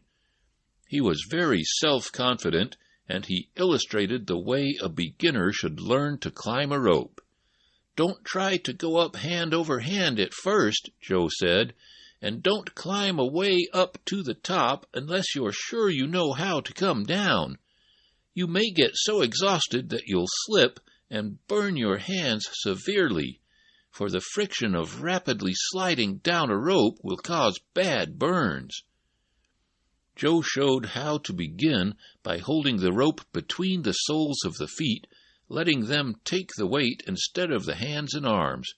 He went up and down this way, and then went up by lifting himself by his hands alone, coming down the same way, which is much harder than it looks. Joe also illustrated the stirrup hold, which may be used in ascending or descending a rope to get a rest. The rope is held between the thighs, the hands grasping it lightly, and while a turn of rope passes under the sole of the left foot and over the toes of the same, the right foot is placed on top, pressing down the rope which passes over the left foot. In this way, the rope is held from slipping, and the entire weight of the body can rest on the side of the left leg, which is in a sort of rope loop. Thus the arms are relieved. Joe showed other holds, and also how to sit on a rope that dangled from the top of the tent. Halfway up, he held the rope between his thighs, and made a loop, which he threw over his left shoulder. Then, by pressing his chin down on the rope, it was held between chin and shoulder so that it could not slip. Grasping the rope with both hands above his head, Joe was thus suspended in a sitting position almost as easily as in a chair. The crowd applauded this. Then Joe went on with his regular trapeze work, doing some back flyaway jumps that thrilled the audience. This trick is done by grasping the trapeze bar firmly at arm's length, swinging backward and downward until the required momentum is reached. When Joe was ready, he suddenly let go and turned a backward somersault to the life net. The trick looked simple, but Joe had practiced it many times before getting it perfectly, and he often had bad falls. One tendency he found was to turn over too far before letting go the bar. This was likely to cause his feet to strike the swinging bar, resulting in an ugly tumble. The evening performance was even better attended than that of the afternoon. Jim Tracy succeeded in hiring a few men to assist with the tents, but he had not enough, and it began to look as though the performers would have to do double work again. But there occurred one of those incidents with which circus life is replete. The place they were showing in was a large factory town, and at night crowds of men and boys, not the gentlest in the community, attended. At something or other, a crowd of roughs felt themselves aggrieved, and under the guidance of a gang leader, began to make trouble. They threatened to cut the tent ropes in retaliation. "That won't do," decided Jim Tracy. "I've got to tackle that gang, and I don't like to, for it means a fight. Still, I can't have the tent collapse." He hurriedly gathered a crowd of his own men, armed them with stakes, and charged the gang of roughs that was creating a small riot to the terror of women and children. The rowdies, finding themselves getting the worst of it, called for help from among the factory workers, who liked nothing better than to beat up a circus crowd. Jim Tracy and his men were being severely handled when a new force took a hand in the melee. "Come on, boys, we can't stand for this," shouted Jake Bantry, the leader of the striking canvasmen. "They shan't bust up the show, even if the boss won't give us more money." The canvasmen were used to trouble of this kind. Seizing tent pegs, and with cries of "Hey, Rube!" the time-honored signal for a battle of this kind, the striking canvasmen rushed into the fracas. In a short time the roughs had been dispersed, and there was no more danger of the tents being cut and made to collapse. "I'm much obliged to you boys," said Jim Tracy to the strikers when the affray was over. "You helped us out finely." "It was fun for us," answered Jake Bantry. "And say, Mr. Tracy, we've been talking it over among ourselves, and seeing as how you've always treated us white, we've decided, if you'll take us back, that we'll come, and at the same wages." "Of course I'll take you back," exclaimed the owner heartily, "and glad to have you." "Good. Come on, boys. Strike's broken," cried Bantry. So Joe and his fellow artists did not have to turn to tent work that night. In looking over the advance booking list one day, Joe saw Bedford marked down. "Hello," he cried. "I wonder if that's my town." It was, as he learned by consulting the press agent. "Are you glad?" asked Helen. "Well, rather, I guess," Joe said.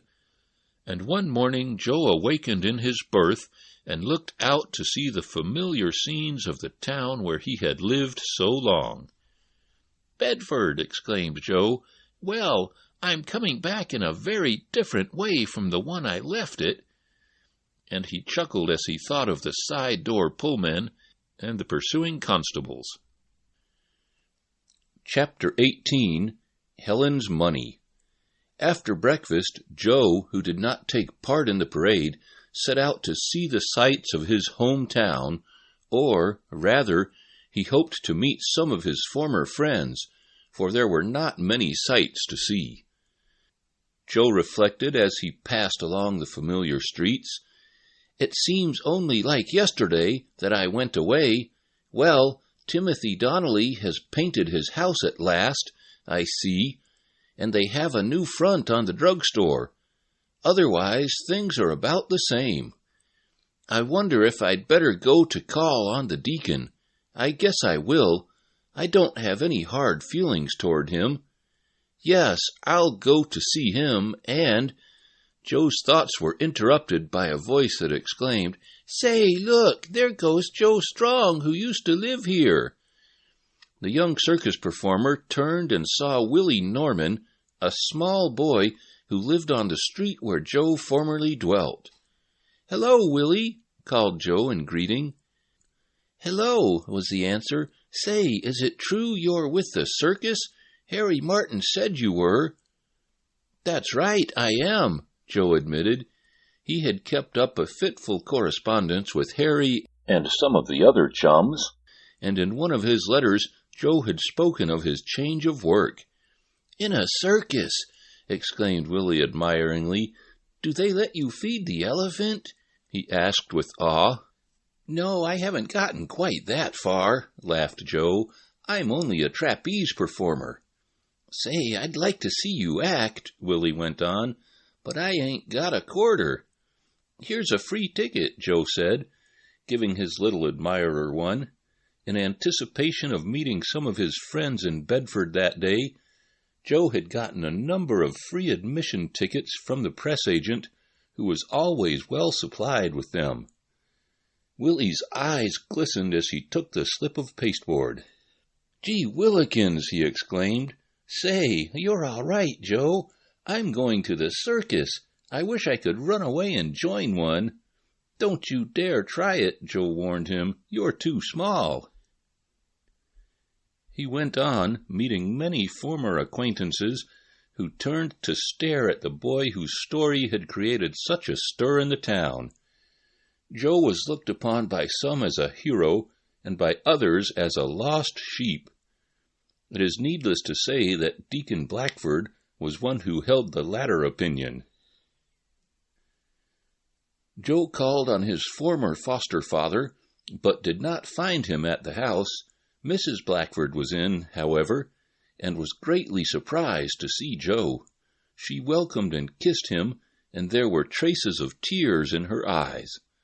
"Oh, Joe," she exclaimed, "I am so sorry you left us, but perhaps it was all for the best, for you must live your own life, I suppose. I never really believed you took the money," she added, referring to an incident which was related in the book previous to this. "I'm glad to hear that," Joe said. "I want to thank you for all your care of me. I didn't like to run away, but it seemed the only thing to do. And, as you say, I think it has turned out for the best.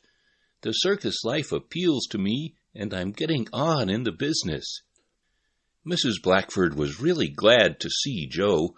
She had a real liking for him, in spite of the fact that she had a poor opinion of circus folk and magicians, and she did not believe all the deacon believed of Joe. She could not forget the days when, while he was a little lad, she had often sung him to sleep. But these days were over now. Joe found the deacon at the feed store. The lad's former foster father was not very cordial in his greeting, and, in fact, seemed rather embarrassed than otherwise. Perhaps he regretted his accusation against our hero. "Would you like to see the circus?" Joe inquired as he was leaving the office. "I have some free tickets, and—" "What? Me go to a circus?" cried the deacon with upraised hands. "Never, never. Circuses and theaters are the invention of the evil one. I am surprised at you asking me." Joe did it for a joke, more than for anything else, as he knew the deacon would not take a ticket. Bidding him good-bye, Joe went out to find his former chums. They, as may well be supposed, were very glad to see him, and that they envied Joe's position goes without saying. "Well, well, you certainly put one over on us," exclaimed Charlie Ford admiringly. "How did you do it, Joe?" "Oh, it just happened, I guess. More luck than anything else." "When you got Professor Rosello out of the fire, you did a good thing," commented Tom Simpson. "Yes, I guess I did, in more ways than one," admitted Joe. "Are you really doing trapeze acts?" inquired Henry Blake. "Come and watch me," was Joe's invitation. "Here is a reserved seat ticket for each of you." "Whew!" whistled Harry Martin. "Talk about the return of the prodigal. You'll make the folks here open their eyes, Joe. It isn't everybody who runs away from home who comes back as you do." Joe told his chums some of his experiences, and they went with him out to the circus grounds, where he took them about as only a privileged character can, showing them how the show was put together. "It sure is great," exclaimed Charlie, ruffling up his red hair. Joe fairly outdid himself in the performances that day. He went through his best feats, alone and with the La Scala brothers, with a snap and a swing that made the veteran performers look well to their own laurels. Joe did some wonderful leaping and turning of somersaults in the air, one difficult backward triple turn evoking a thundering round of applause. And none applauded any more fervently than little Willie Norman. "I know him," the little lad confided to a group about him. "That's Joe Strong. He gave me a ticket to the show for nothing, mind you. I know him all right." "Oh, you do not," chafed another boy. "I do so, and I'm going to speak to him after the show." This Willie proudly did, thereby refuting the skepticism of his neighbor. For the word soon passed among the townfolk that Joe Strong, who used to live with Deacon Blackford, was with the circus, and after the show he held an informal little reception in the dressing tent, which a number of men and boys, and not a few women, attended.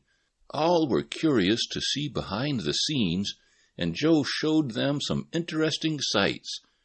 He invited his 4 chums to have supper with him, and the delight of Harry, Charlie, Henry, and Tom may be imagined as they sat in the tent with the other circus folk, listening to the strange jargon of talk and seeing just how the performers behaved in private.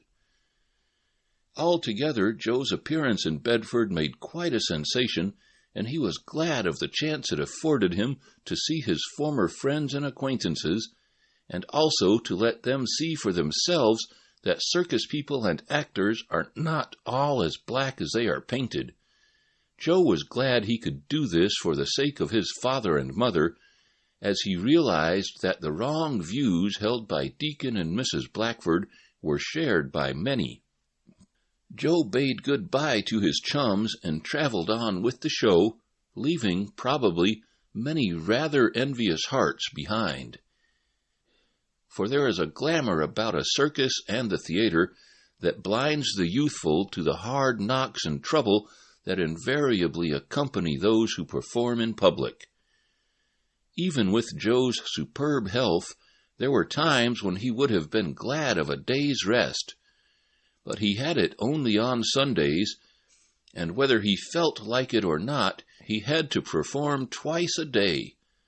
Of course, usually he liked it, for he was enthusiastic about his work, but all is not joy and happiness in a circus. As a matter of fact, Joe worked harder than most boys, and though it seemed all pleasure, there was much of it that was real labor.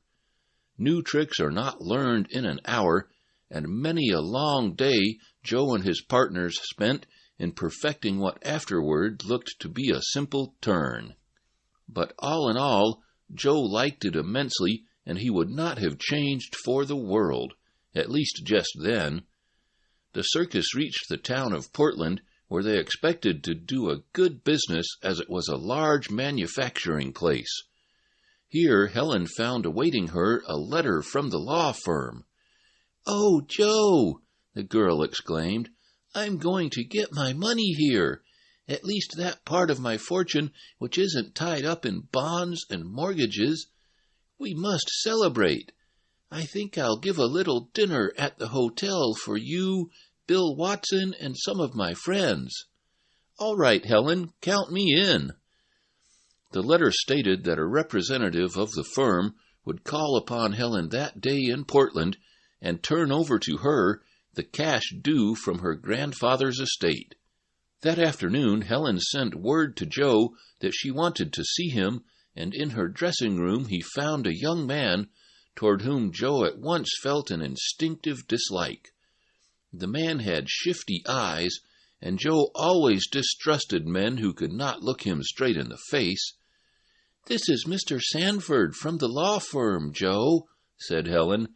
"He has brought me my money." "Is he your lawyer?" asked Mr. Sanford, looking toward Joe. "No, just a friend," Helen answered. "Is he going to look after your money for you?"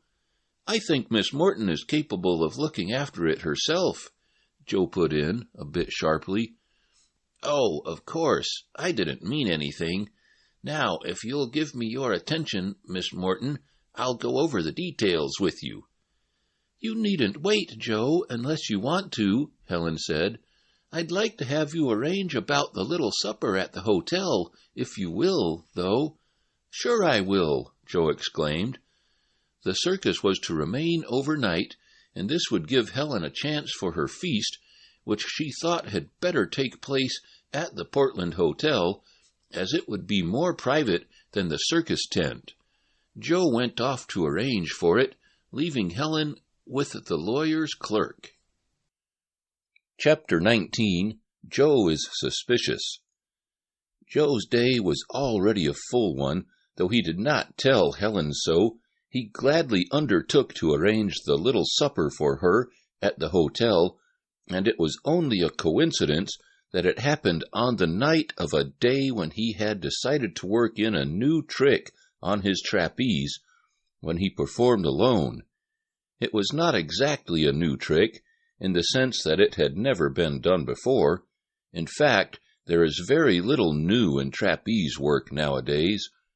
But Joe had decided to give a little different turn to an old act. It required some preparation, and he needed to do this during the day. He was going to put on the trick at night, and not at the matinee. But for the time being, he gave up his hours to arranging for Helen the supper which would take place after the night performance. Joe saw the hotel proprietor and arranged for a private room with a supper to be served for 25. Helen had many more friends than that among the circus folk, but she had to limit her hospitality, though she would have liked to have them all at her little celebration. She chose, however, after Joe and Bill Watson and Benny Turton, the women performers who were more intimately associated with her in her acts, and some of the men whose acquaintance she had made since joining the Samson show. Joe hurried to the hotel, did what was necessary there, and then went back to the tent. He intended, when the afternoon show was over, to do some practice on his new act. As he passed into the big tent, which was now deserted, he met Jim Tracy, who, of course, was invited to Helen's supper. "What's all this I hear about our little lady?" asked the ringmaster. "Well, I guess it's all true," Joe answered. "She has come into a little money." "Glad to hear it. I'll be with you tonight. Oh, by the way, Joe, I had a letter from the railroad people about our wreck, or rather derailment." "Did you? What did they say?" "They couldn't find any evidence that the fish plate was put in the switch purposely. It might have dropped there.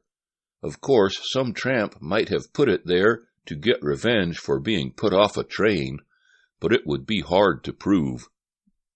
And as for getting evidence against Sim Dobley, why, it's out of the question. But you want to keep on looking out for yourself." "I will," Joe promised. After thinking the matter over, Joe had decided it would be best to speak to the ringmaster about the threatening letter which had been received so close to the time when the derailment occurred. Jim Tracy had at once agreed with Joe that the discharged acrobat might possibly have been mad and rash enough to try to wreck the train, and the railroad detectives had been communicated with. But nothing had come of the investigation, and the accident had been set down as one of the many unexplained happenings that occur on railroads. A search had been made for Dobley, but he seemed to have disappeared for the time being, and Joe was glad of it. "Ready for the new stunt?" asked Tracy as he passed on. "Yes, I'll pull it off tonight if nothing happens," Joe said. He was glad there were few people in the big tent when he entered it after the afternoon performance to put in some hard practice. Joe's own trapeze was in place, but he lowered it to the ground and went carefully over every inch of the ropes, canvas straps, snaps, and the various fastenings to make sure nothing was wrong. He found everything all right. It was not exactly that he was suspicious of the La Scala brothers, but he was taking no chances. Joe's act worked well in practice. When he had performed his trick for the last time, he saw Benny Turton, the human fish, coming into the tent to look after his tank, about which the young performer was very particular. "How do you like that, Ben?" asked Joe as he finished the new trick. "First rate. That's a thriller, all right, Joe. That'll make 'em sit up and take notice. I'll have to work in something new myself if you keep on piling up the stuff." "Oh, I guess you could do that, Ben." The human fish shook his head. "No," he said slowly, "I don't know what's the matter with me lately, Joe, but I don't seem to have ambition for anything. I go through my regular stunts, but that's all I want to do. I don't even stay under water as long as I used to, and Jim Tracy was kicking again today. He said I'd have to do better, but I don't see how I can. Of course, he was nice about it, as he always is, but I know he's disappointed in me." "Oh, I guess not, Ben. Maybe you'll do better tonight." "I hope so. Anyhow, you'll have a thriller for them." "You're coming to Helen's party, aren't you?" "Oh, sure, Joe. I wouldn't miss that. I'm glad she's got some money." And Ben spoke rather despondently. Joe made arrangements with his helper to look after the special appliances needed for the new trick, and went to supper. He did not see Helen and guessed that she was still busy with the law clerk. "I hope she doesn't trust too much to that chap," mused Joe. "I don't just like his looks." The big tent was crowded when Joe began his performance that night. He received his usual applause, and then gave the signal that he was about to put on his new act. He was hoisted up to the top trapeze, which was a short one, and to this Joe had fastened a longer one. He sat upon the bar of this, swinging to and fro, working himself into position until he was resting on the hocks, as performers call that portion of the leg just above the knee. Suddenly Joe seemed to fall over backward, and there was a cry of alarm from the crowd, but he remained in position, swinging by his insteps. In the trapeze world, this is known as drop back to instep hang. Joe had done it most effectively, but that was not all of the trick. Quickly he grasped the ropes of the lower trapeze. He twined his legs about these, and then, with a thrilling yell, he let himself slide, head down along the ropes, holding only by his intertwined legs and insteps, which he had padded with asbestos to take up the heat of friction. Down the long ropes he slid until he came to a sudden stop as his outstretched hands grasped the lower bar. There he hung suspended a moment, while the audience sat thrilled, thinking it had been an accidental fall and a most miraculous escape. But Joe had planned it all out in advance and knew it was safe, especially as the life net was under him. He suspended himself on the bar a moment, and then made a back somersault, and amid the booming of the drum, he dropped into the net and made his bows in response to the applause. The new feat was appreciated at once, but it was some time before the crowd realized that the fall backward was not accidental. Joe was congratulated by his fellow performers, though, as might be expected, there was some little jealousy, but Joe was used to that by this time. It was a merry little party that gathered later in the hotel room for Helen's supper. She sat at the head of the table, with Joe on one side and Bill Watson, the veteran clown, on the other. "Well, did you make out all right with your lawyer friend?" Joe asked. "Oh, yes, Joe. I never had so much money at one time in my life before."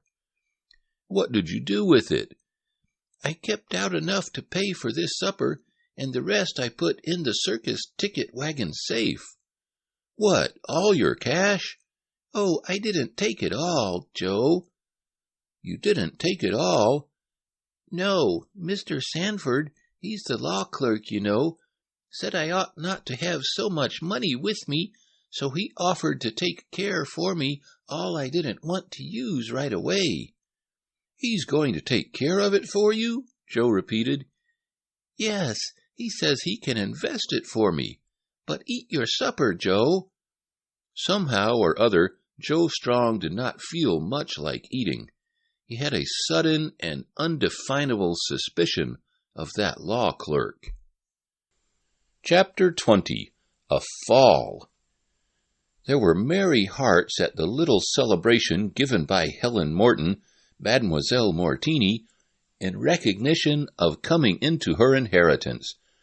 That is, the hearts were all merry save that of Joe Strong. For a few seconds after Helen had made the statement about having left her money with the law clerk for investment, Joe could only stare at her.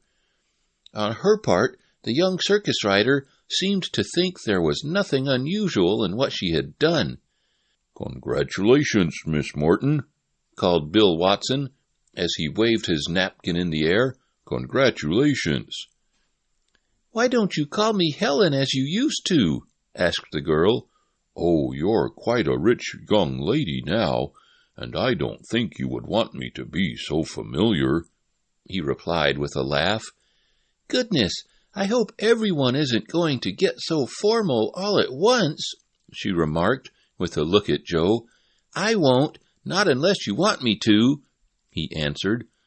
"But why don't you eat?" she asked him. "You sit there as if you had no appetite. I'm as hungry as a bear, one of our own circus bears, too. Come on, why don't you eat and be happy?" I'm thinking," Joe remarked.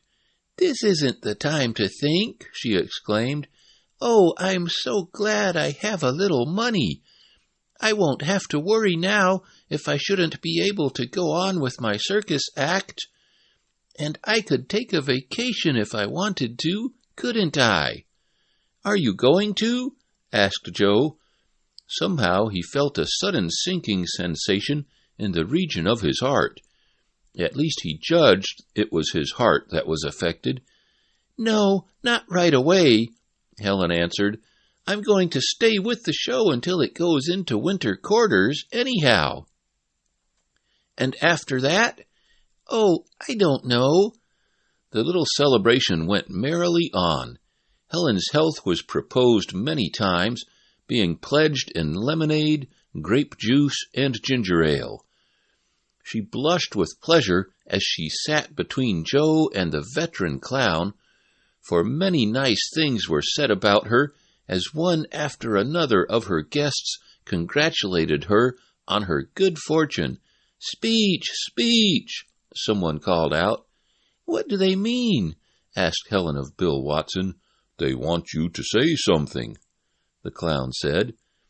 "Oh, I never could! Never in the world!" And Helen blushed more vividly than before.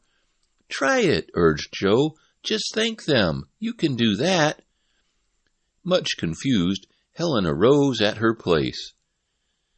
"I'd rather ride in a circus ring 10 times over than make a speech," she confessed in an aside to Joe. "Go on," he urged. "My dear friends," she began tremblingly, "I want to thank you for all the nice things you have said about me, and I want to say that I'm glad.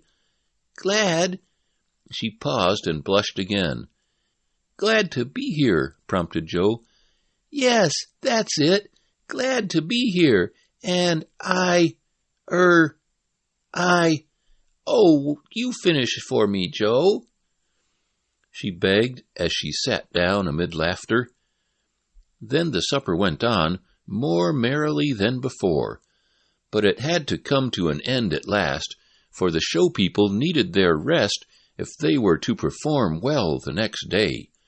And most of them, especially those like Joe and the acrobats, who depended on their nerve as well as their strength, needed unbroken slumber. As Joe walked back to the railroad, where their sleeping cars were standing on a siding, the young trapeze performer asked Helen about her business transaction with the law clerk. He had not had a chance to do this at the supper. "Well," began the girl, "as you know, he brought me the cash, Joe. Oh, how nice those new bills did look. He had it all in new bills for me. Mr. Pike told him to do that, he said, as they didn't know whether I could use a check, traveling about as I am. Anyhow, he had the bills for me, about $3,000 it was. The rest of my little fortune, you know, is in stocks and bonds. I only get the interest, but this cash was from the sale of some of Grandfather's property." "Then you didn't keep the cash yourself?" Joe asked. "No, Mr. Sanford said it wouldn't be safe for me to carry so much money around with me. Do you think it would?" "Of course not," Joe agreed, "but you could have let our treasurer keep it for you. He could have banked it." "Yes, Mr. Sanford thought of that," he said. "But he also said if my money was in the bank, I wouldn't get more than 3% on it." "I don't know exactly what he means. I was never any good at fractions, and I know nothing about business. But anyhow, Mr. Sanford kindly explained that I would get more interest on my money if it was invested than if it was in a bank, and he offered to invest for me all I didn't need at once. Wasn't he kind?" "Perhaps," admitted Joe rather dubiously. "How is he going to invest it?" "Oh, he knows lots of ways," he said, "being in the law office. But he said he thought it would be best to buy oil stock with it. Oil stock was sure to go up in price, he said, and I would make money on that as well as interest, or dividends, or something like that. Wasn't he good?" "To himself, maybe, yes," answered Joe. "What do you mean?" inquired Helen. "Oh, well, maybe it's all right," Joe said. He did not want to alarm the girl unnecessarily, but he had a deeper suspicion than before of Sanford. "I think it's just fine," Helen went on. "I have quite some cash with me. I'm going to let our treasurer keep that, and give me some when I need it. Then, from time to time, I'll get dividends on my oil stock." "Maybe," said Joe in a low voice. "What?" asked Helen quickly. "What do you mean?" "Never mind," proceeded Joe. "Anyhow, we had a good time tonight. Did you enjoy it?" "I certainly did, Helen." They parted near the train. Joe to go to his car and Helen to hers. "Oh, by the way," Joe called after her, "did Mr. Sanford say what oil company it was he was going to invest your money in?" "Yes, he told me. It's the Circle City Oil Syndicate. He has some stock in it, he told me, and it's a fine concern. Oh, Joe, I'm so glad I have inherited a little fortune." "So am I," Joe returned, wondering at the same time if he would ever hear anything encouraging of his mother's relatives in England. "The Circle City Oil Syndicate," Joe murmured as he entered his car. "I must look them up.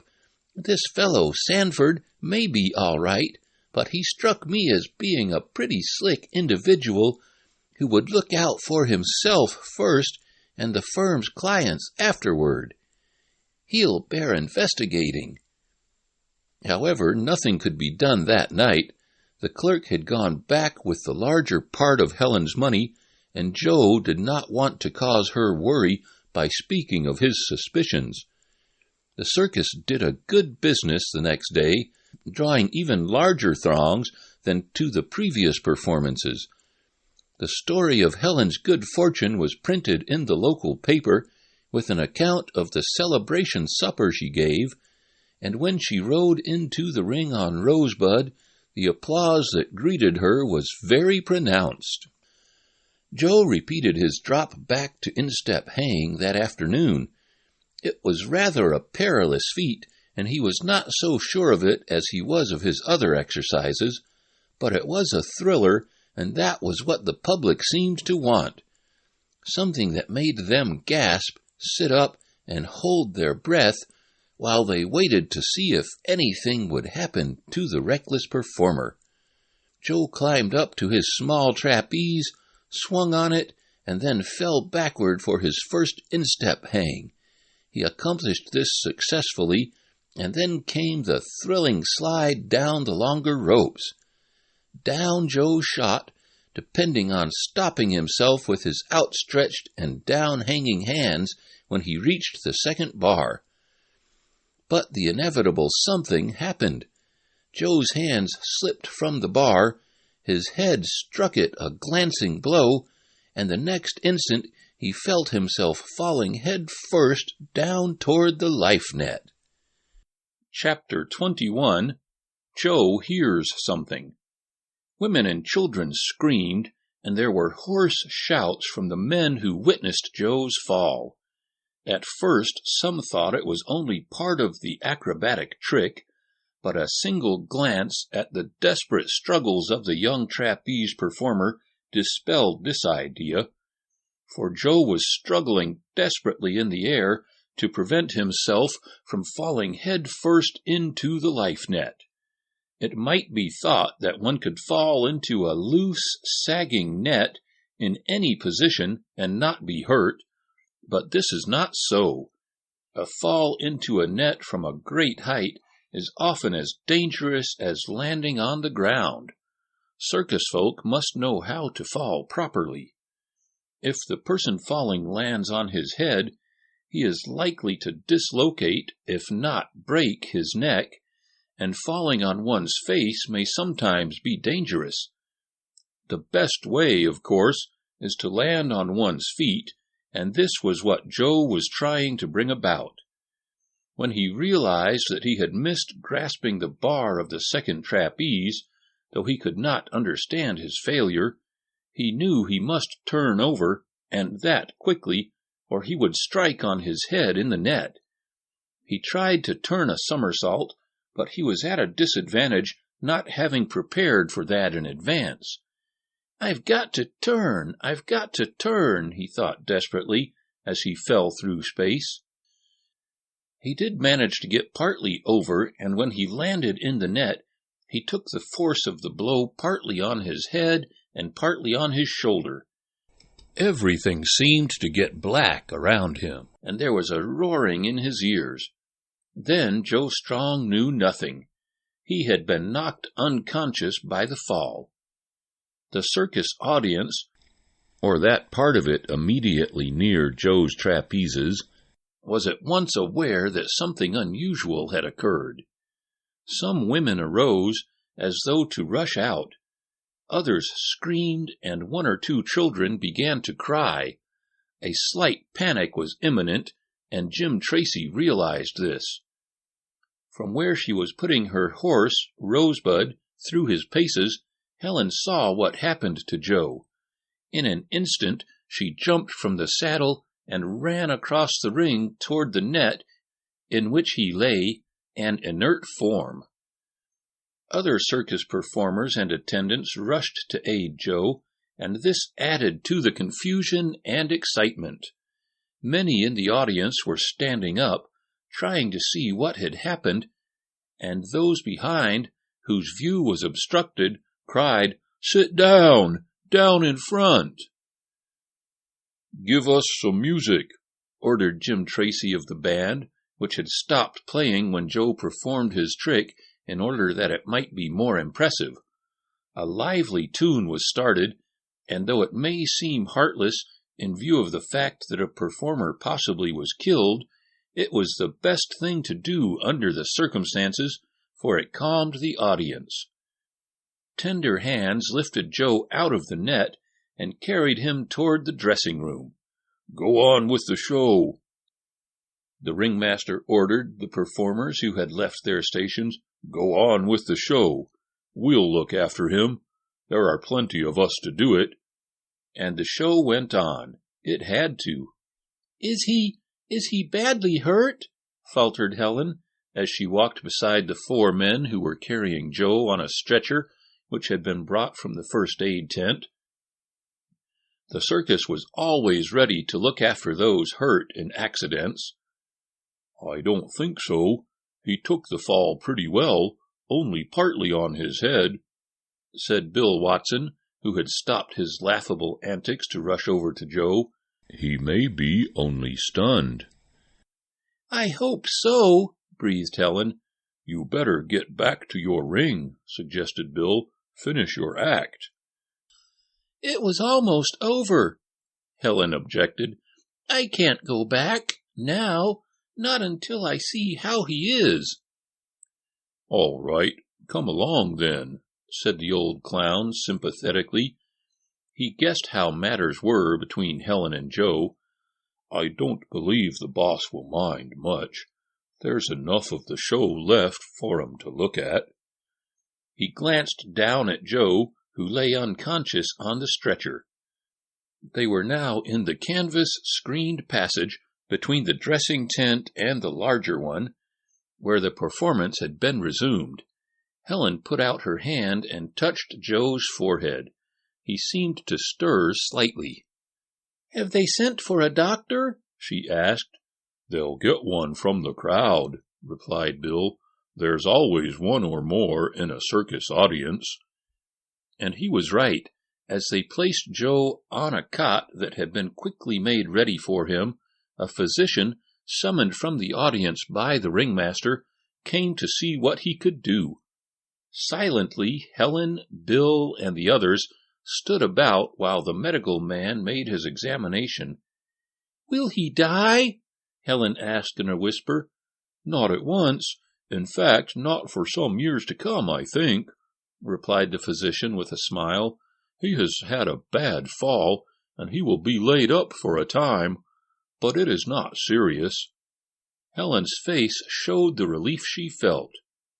"He'll have to go to a hospital, though," continued the medical man. "His neck is badly strained, and so are the muscles of his shoulder.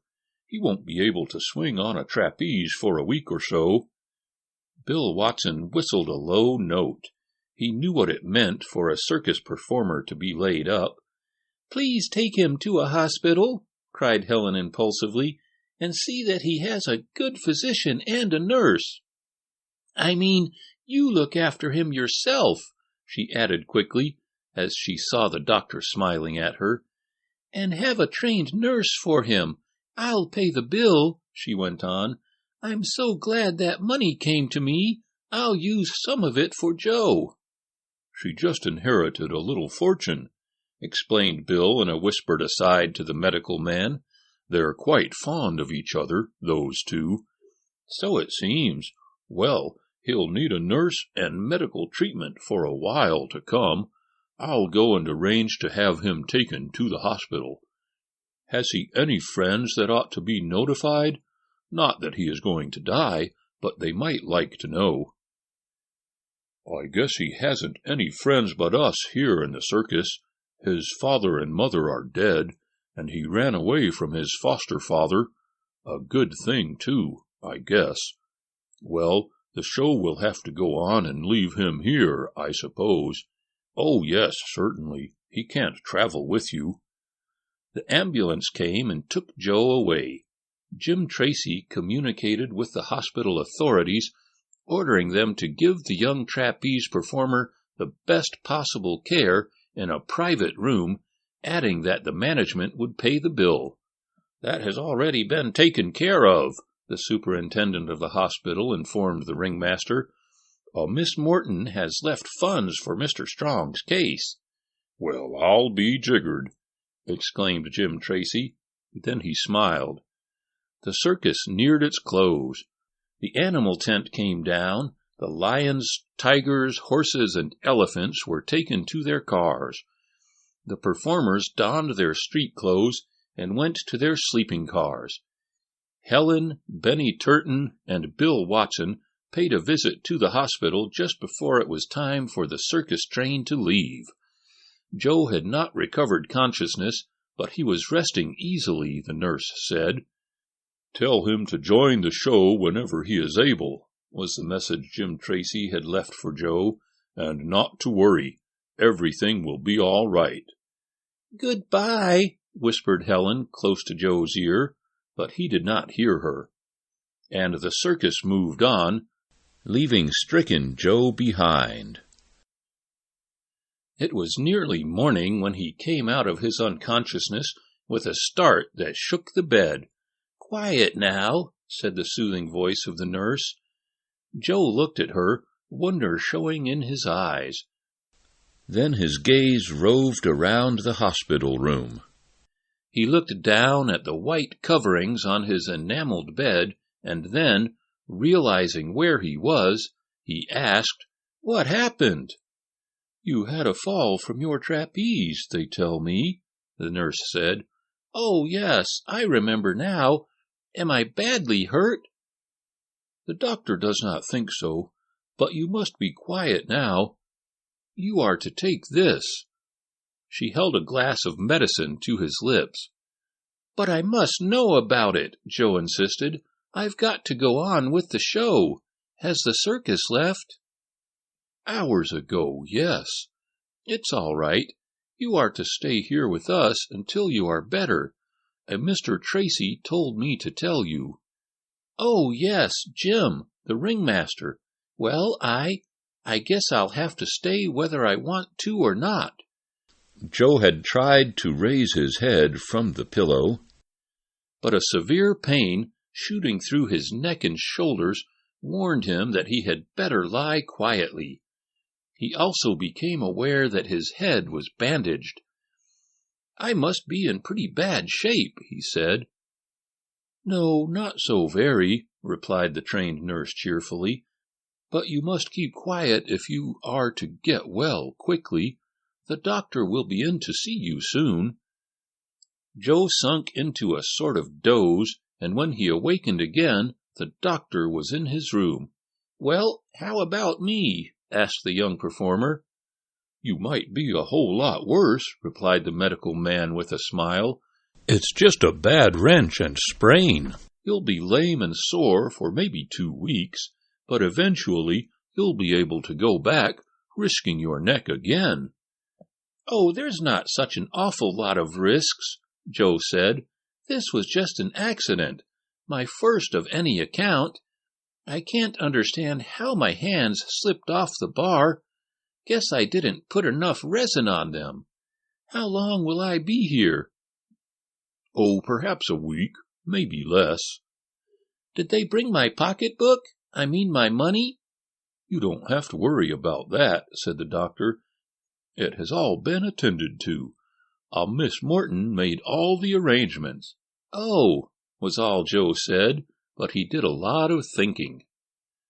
Joe's injury was more painful than serious. His sore muscles had to be treated with liniment and electricity, and often massaged. This took time, but in less than a week he was able to be out of bed and could sit in an easy chair out on one of the verandas. Of course, Joe wrote to Helen as soon as he could, thanking her and his other friends for what they had done for him. In return, he received a letter from Helen telling him how she and all of the circus folk missed him. There was also a card from Benny Turton and a note from Jim Tracy telling Joe that his place was ready for him whenever he could come back, but he was not to hurry himself. They had put no one in his place on the bill, simply cutting his act out. The La Scala brothers worked with another trapeze performer who gave up his own act temporarily to take Joe's position. "Well, I guess everything will be all right," reflected our hero, "but I'll join the show again as soon as I can." Joe was sitting on the sunny veranda one afternoon in a sort of doze. Other convalescent patients were near him, and he had been listening, rather idly, to their talk. He was startled to hear one man say, "Well, I'd have been all right, and I could have my own automobile now if I hadn't been foolish enough to speculate in oil stocks." "What kind did you buy?" another patient asked. "Oh, one of those advertised so much. They made all sorts of claims for it, and I was simple enough to believe them. I put every cent I had saved up in the Circle City Oil Syndicate, and now I can whistle for my cash, just when I need it, too, with hospital and doctor bills to pay." "Can't you get any of it back?" "I don't think so. In fact, I'd sell my stock now for $1 a share and be glad to get it. I paid 25. Well, it can't be helped." Joe looked up and looked over at the speaker. He was a middle-aged man, and he recognized him as a patient who had come in for treatment for rheumatism. Joe wondered whether he had heard aright. "The Circle City Oil Syndicate," mused Joe. "That's the one Helen has her money in. Or rather, the one that Sanford put her money in for her. I wonder if it can be the same company. I must find out. And if it is—" Joe did not know just what he would do. What he had overheard caused him to be vaguely uneasy. His old suspicions came back to him. Chapter 22. Bad News. Joe Strong waited until he had a chance to speak privately to the man who had admitted losing money in oil stocks. This hospital patient was a Mr. Anton Bouchard, and his room was not far from Joe's. "Excuse me," began the young trapeze performer in opening the talk, "but a short time ago I happened to overhear what you were telling your friend about some oil stocks, the Circle City Syndicate. I didn't mean to listen, but I couldn't help hearing what you were saying." "Oh, don't let that part worry you," said Mr. Bouchard. "It's no secret that I lost my money in that wildcat speculation. But are you interested in it?" "To a certain extent I am," Joe answered. "I hope you didn't buy any of the worthless stock." "No, but a friend of mine was induced to. That is, she has some stock of the Circle City Oil Syndicate. It may not be the same as that you were speaking of." "No, that is true. There are many oil concerns in the market, and lots of them are legitimate and are making money. But there are plenty of others which are frauds, and the one I invested in is that kind. Of course, as you say, it may not be the same as that in which your friend holds stock, even if it has the same name. Would you know any of the officers or directors of the concern in which your friend holds stock?" "I'm afraid not," Joe replied. "I did not see her stock certificates. She bought them through a law clerk named Sanford." Mr. Bouchard shook his head. "I don't recognize that name," he said, "but of course anybody could sell the stock. How did your friend ever come to be interested in this concern?" Thereupon Joe told of Helen's inheritance, mentioning the fact that he and she both were in the circus. "The circus, eh?" exclaimed the man. "Well, now that's interesting. I remember when I was a boy, it was my great ambition to run away and join a circus. But I dare say it isn't such a life of roses as I imagined." "There's plenty of hard work," Joe told him, "and then something like this is likely to happen to you at any time, especially if you are on the trapeze." And he motioned to the bandages still around his neck and shoulders. "I'll tell you what I'll do," said Mr. Bouchard when Joe had finished telling of Helen's fortune. "I'm going out of here in a couple of days. I'm getting much better. That is, until the next attack. I'll get out my worthless certificates of stock in the Circle City Oil Syndicate and bring you one. You can then see the names of the officers and directors, and can compare them with the names on Miss Morton's stock. If they are the same, it's pretty sure to be the same company." "And if it is," asked Joe, "would you advise her to sell out?" "Sell out? My dear boy, I only hope she will be able to. I wish I had known in time. I'd have sold out quickly enough. I never should have bought the stuff. But it's too late to worry about that now. The money is lost." "Yes, that's what I'll do. I'll bring you a stock certificate, and you can compare it with Miss Morton's when you see her. Are you going out soon?" "In a few days, I hope. I want to get back to the circus." "I don't blame you. It isn't very cheerful here, though they do the best they can for you." Mr. Bouchard was as good as his word. The day after he left the hospital, he came back to call on Joe. "Here's a certificate," he said, handing over an elaborately engraved yellow-backed sheet of paper. "Take it with you and show it to Miss Morton." "Thank you," the young trapeze performer responded. "I'll mail yours back to you as soon as I've compared the names." "Oh, you don't need to do that," said Mr. Bouchard with a rueful laugh. "It isn't worth the price of a good cigar." Joe wrote to Helen, telling her he would soon be with the circus again, but he did not mention the stock certificate. "There'll be time enough to tell her when I find out if it's the same concern," he reasoned. "It may not be. After all, the stock Sanford sold her may be valuable." But Joe's hope was a faint one. The day came when he was able to leave the hospital. He found that not only had all bills been paid, but that there was an allowance to his credit. Helen had thought he would need money to travel with, and had left him a sum. "Of course I'll pay her back when I get the chance," Joe reflected. "The circus will pay the hospital and doctor's bills. They always do. And I've got money enough saved up to pay Helen back." Joe was really making a good salary, and he was careful of his money, not wasting it as some of the more reckless performers did. He said good-bye to his nurse, to the orderlies, and to the physician who had attended him.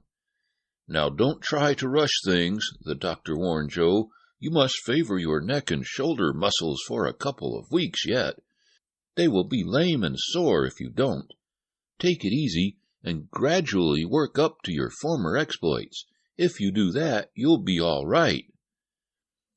Joe promised to be careful, and then, with the stock certificate safely in his pocket, though it was of no value, he reflected, he set out to rejoin the circus, which had moved on several hundred miles since his accident.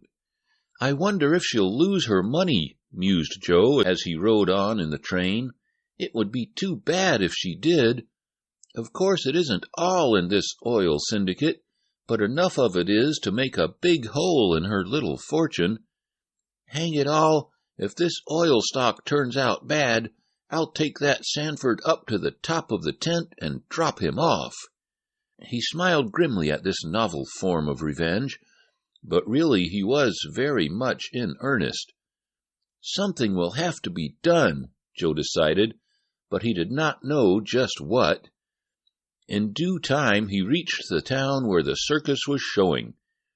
As Joe's train pulled in, he saw, on a siding, the big yellow cars with the name Sampson Brothers painted on their sides. There were the flat vehicles on which the big animal cages stood, boxcars for the horses and elephants, and the sleeping cars in which the company traveled. "Oh, but it's good to get back!" exclaimed Joe. The parade was in progress as he walked along the main street. He did not stop to watch it, having seen it often enough. Besides, he was anxious to talk to Helen, and he knew he would find her at the tent at this hour, since she was not in the parade. As Joe turned in at the circus lots, he saw several of the attendants and canvas men. "Hello," they cried cheerfully. "Glad to see you with us again." "And I'm glad to be back," Joe exclaimed heartily. "How's everything?" "Oh, fine." "Had any trouble?" "Not much since you had yours. Had to shoot Princess a couple of towns back." "You mean the lioness?" "Yes, she went on a rampage, and there was nearly a bad accident, so we had to kill her." "Too bad," remarked Joe, for he knew what a loss it meant to a show when a fine animal, such as Princess was, must be disposed of. "Still, it was better than to have her kill her trainer or someone," he added. "That's right," agreed a canvasman. Joe passed on to the dressing tent. Helen saw him coming and ran to meet him. "Oh, Joe," she exclaimed, "I am so glad to see you. Are you all right again?" "Quite, thank you. I'm a little lame and stiff yet, but I'll soon get limbered up when I get in my tights and feel myself swinging from a trapeze." "Oh, but you must be careful, Joe." "I will. I don't want to have another accident. And now about yourself. How have you been?" "Fine." "And Rosebud?" "The same as ever. I've taught him a new trick. I must show you. I haven't put it on in public yet." "I shall like to see him. Well, you haven't had any more fortunes left to you, have you?" "No, indeed. I wish I had, but I can increase what I have." "How?" "Just buy more oil stock. I had a letter from Mr. Sanford saying he could get me some more. It's going up in price, so he advised me to buy at once." "Are you going to?" "Would you?" Helen asked. "I'll tell you later," Joe answered. "Have you one of the stock certificates you did buy?" "Yes, in my trunk. Do you want to see it?" Joe did and said so. Helen got it for him, and Joe compared it with the one the man in the hospital had given him. His heart sank as he saw that the names of the officers and directors were the same. The Circle City Oil Syndicate was a failure. Joe's face must have reflected his emotions, for Helen asked him, "What's the matter? Is anything wrong?"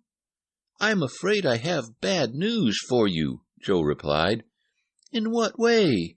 You're not going to—" "It's about your stock. I'm sorry to tell you that your oil stock is worthless. Part of your fortune is gone, Helen." Chapter 23.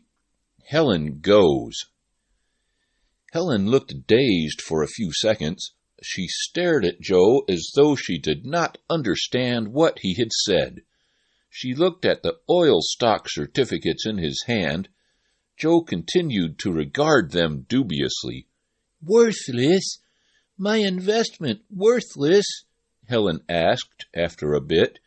"That's what I'm afraid of," Joe replied.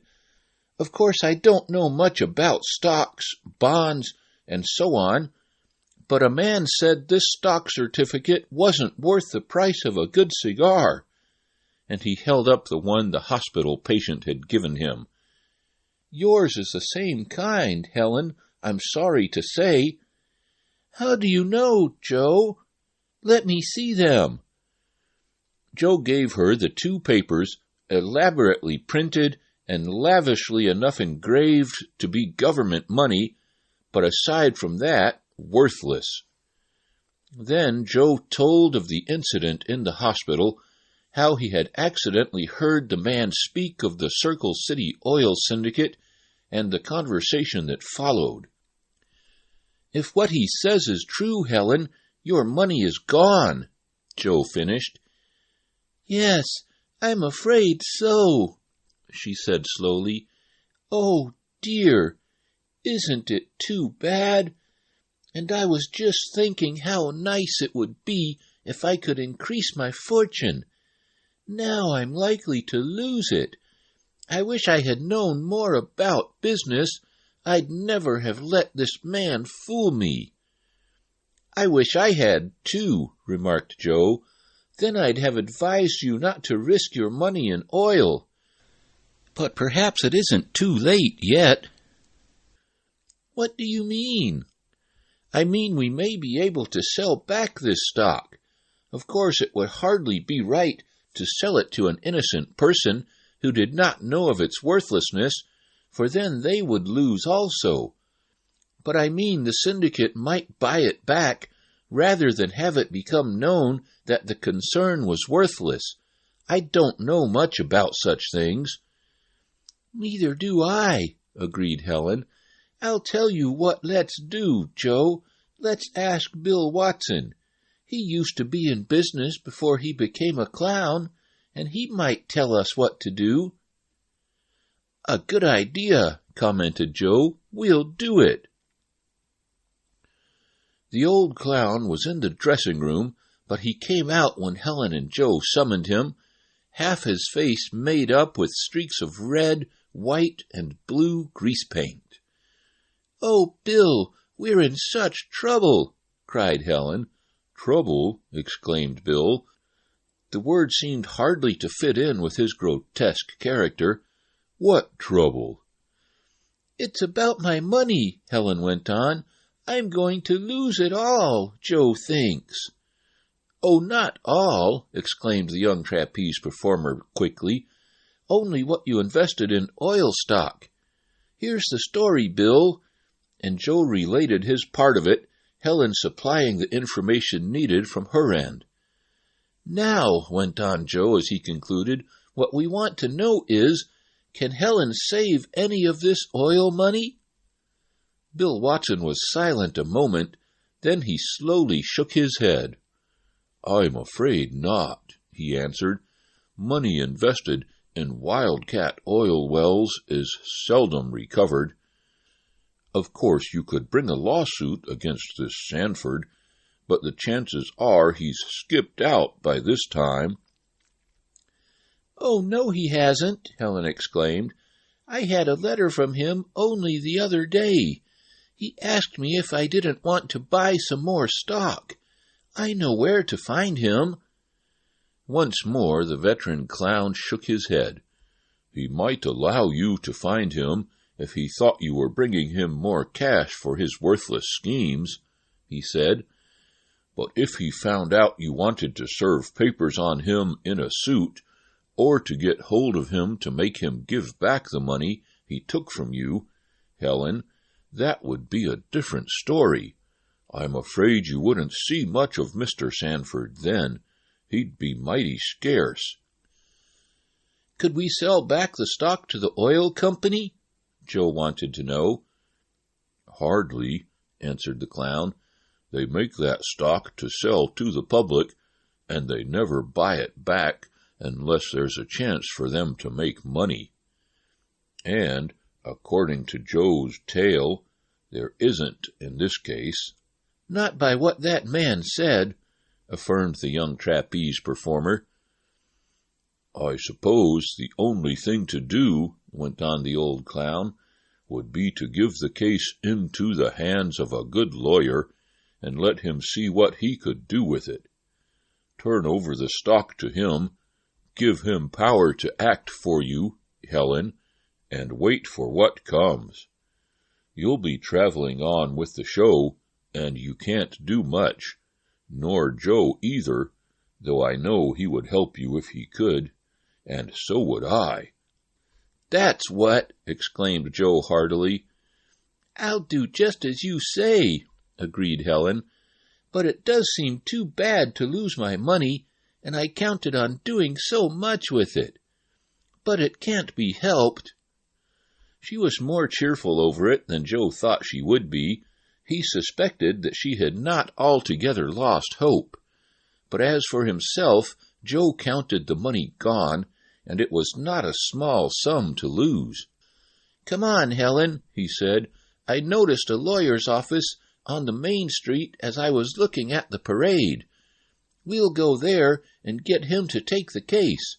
We'll be out of here tonight, and we can leave matters in his hands with instructions to send us word when he has the money back."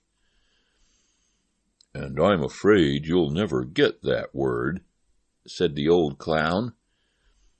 There was time enough before the afternoon performance for Joe and Helen to pay a visit to the law office. Joe also reported to Jim Tracy, who was glad to see him. "I don't want you to get on the trapeze today," said the ringmaster. "Take a little light practice first for a few days, and do all you can for her," he added in a low voice, motioning to Helen. "I sure will," Joe exclaimed fervently. The lawyer listened to the story as Joe and Helen told it to him, and agreed to take the case against Sanford and the Circle City Oil Syndicate for a small fee. "I'll do the best I can," he said, "but I'm afraid I can't promise you much in results. Let me have the papers and your future addresses." Joe put on his suit of tights for that afternoon, though he did not take part in the trapeze work. He fancied that the La Scala brothers were not very glad to see him, but this may have been fancy, for they were cordial enough as far as words went. "Maybe they thought I would be laid up permanently," reasoned Joe. "Then they could have their former partner back. I wonder if he's been around lately." He made some inquiries, but no one had noticed Sim Dobley hanging about the lots as he had done shortly after his discharge. Nor had there been, as Joe had a faint suspicion there might be, any connection between the train wreck and the discharged employee. "I don't believe Sim would be so desperate as to wreck a train just to get even with me," decided Joe. "I guess it was just a coincidence. He only wrote that threatening letter as a bluff." Helen Morton did not allow her distress over the prospective loss of her money to interfere with her circus act. She put Rosebud through his paces in the ring, and received her share of applause at the antics of the clever horse. Helen did a new little trick, the one she had told Joe about.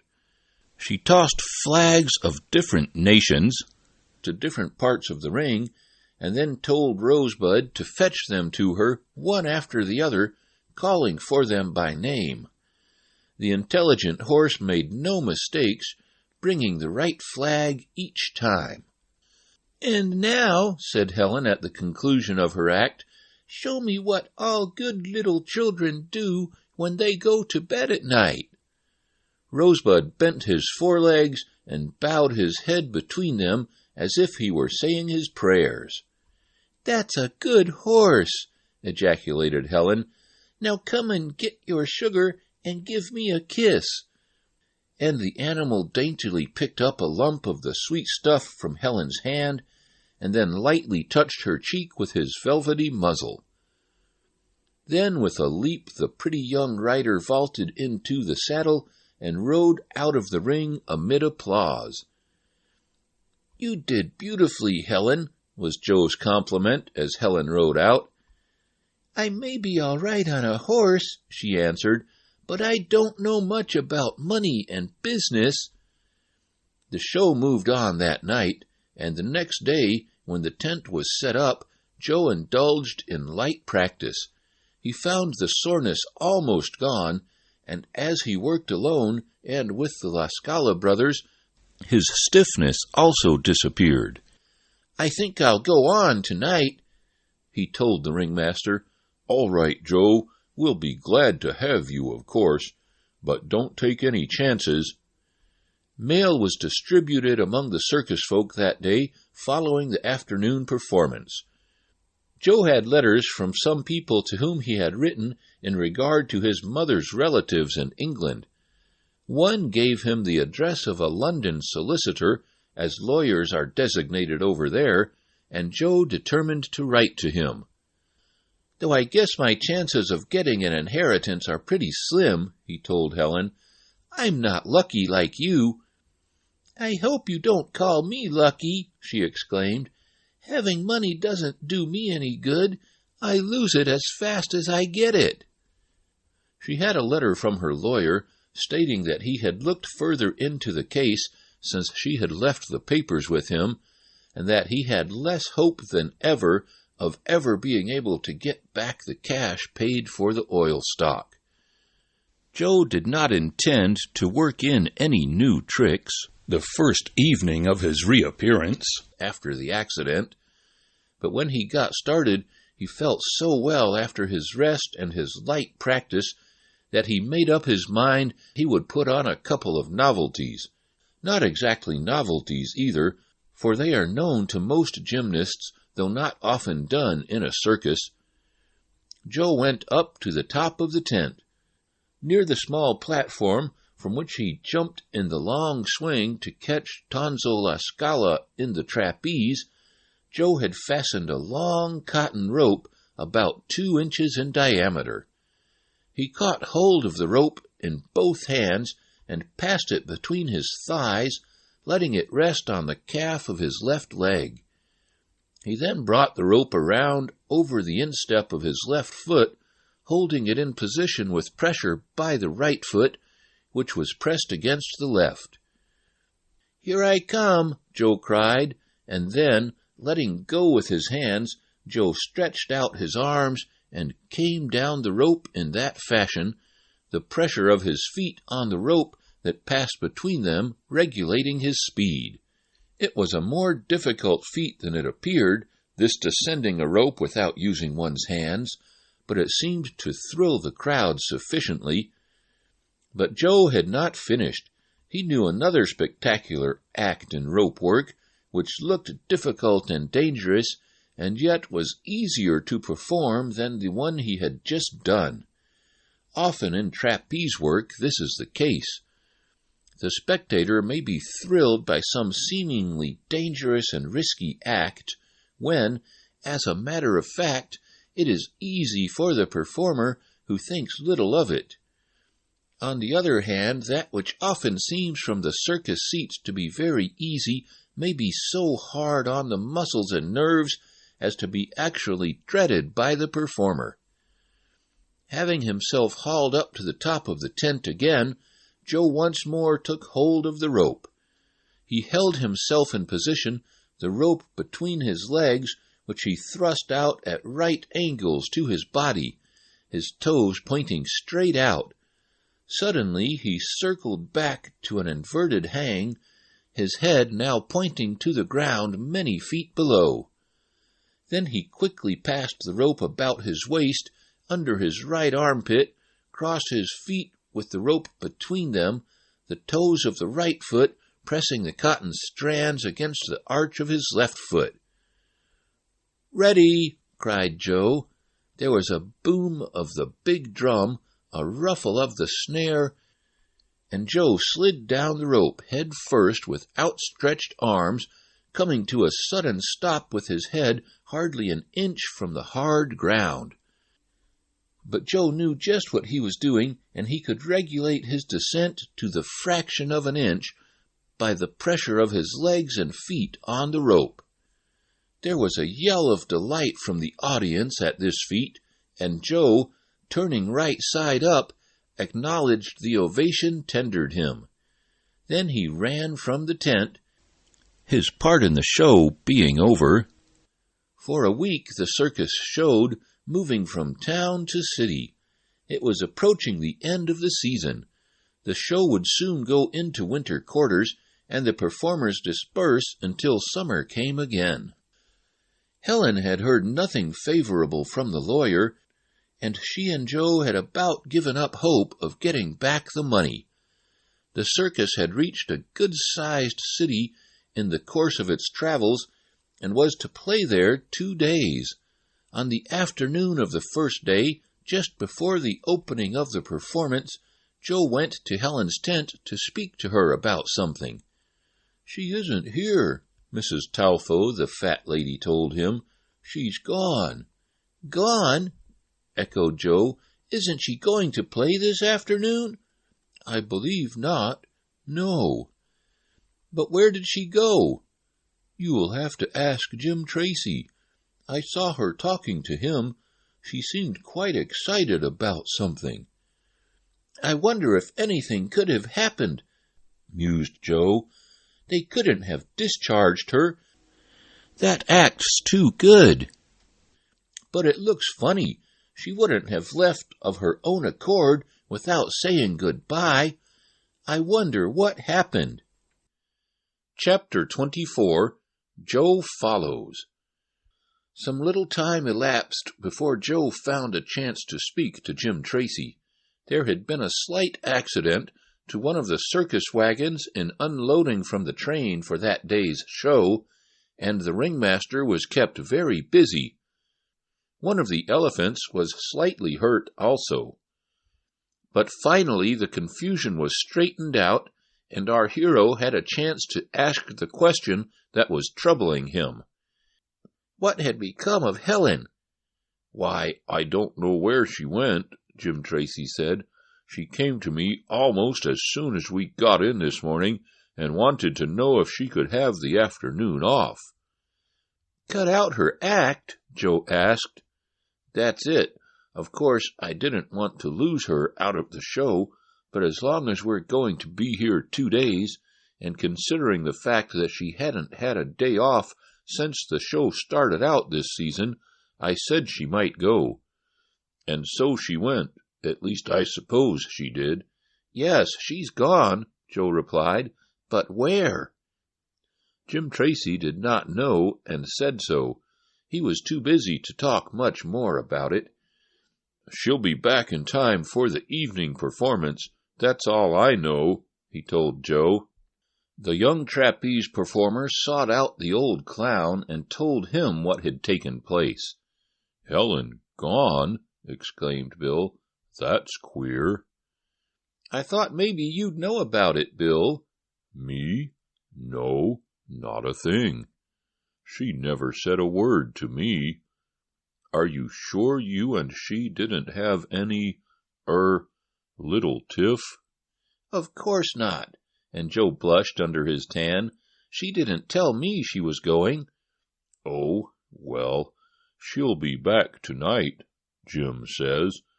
I guess she's all right. Now, I've got to get busy." But Joe was not satisfied. It was not like Helen to go off in this way, and he felt there was something strange about it. "I do hope she isn't going to try to make any more investments with her money, that is, with what she has left," he mused. "Maybe she heard of some other kind of stock she can buy, and she thinks from the profits of that she can make up for what she is sure to lose in the oil investment. Poor Helen, it certainly is hard luck." Joe thought so much of his new theory that he visited the circus treasurer with whom Helen had left some of her money. "No, it's here in the safe, what she left with me," the treasurer said. "Too bad about her losing that nice sum, wasn't it? It will take her quite a while to save that much." "I wish I had hold of the law clerk who tricked her into buying the oil stock," said Joe with energy.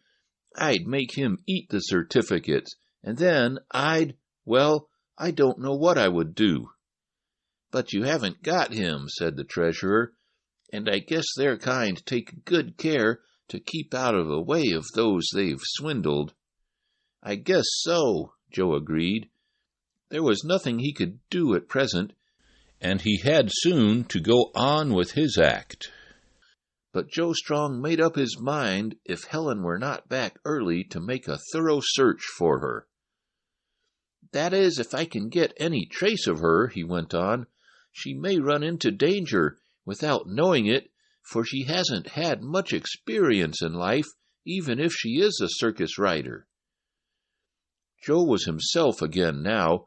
His muscles seemed to have benefited by the rest, and the young trapeze performer went through all his old acts, alone and with the La Scala brothers, and Joe also put on one or two new things, or rather variations of old ones.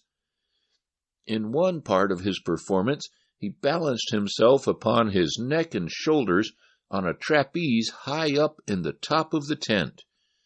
He was almost standing upon his head. While this is not difficult for a performer to do when the trapeze is stationary, it is not easy when the apparatus is swinging. Joe was going to try that. A ring hand pulled on a light rope attached to the trapeze, on which Joe was thus balanced on his neck, and set the bar and ropes in motion. They moved slowly, and threw only a short arc at first, but in a little while Joe, in his perilous position, was executing a long swing. His feet were pressed against the ropes, and his hands were on his hips. He balanced his body instinctively in this posture. But this was not all of the trick.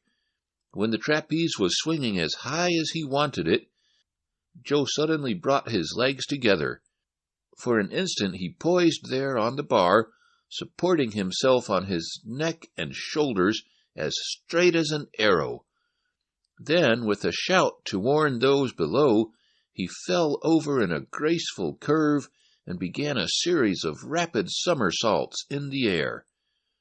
Down he fell, the hushed attention of the big crowd being drawn to him. Just before reaching the life net, Joe straightened out and fell into the meshes feet first, bouncing out on a mat, and from there bowing his thanks for the applause. Thus Joe brought his act to a close for that afternoon, and he was glad of it, for he wanted to go out and see if Helen had returned. As soon as he had changed into his street clothes, he sought her tent.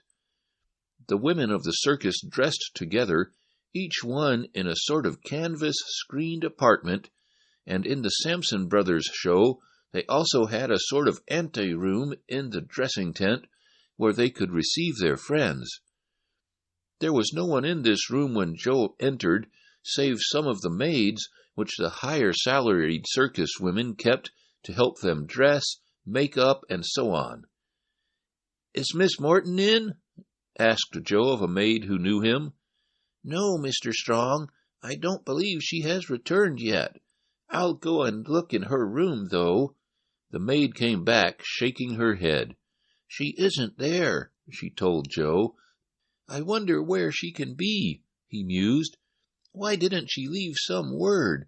Are you sure there wasn't a letter or anything on her trunk?" he inquired of the maid. "Well, I didn't look. You may go in if you like. I guess it will be all right."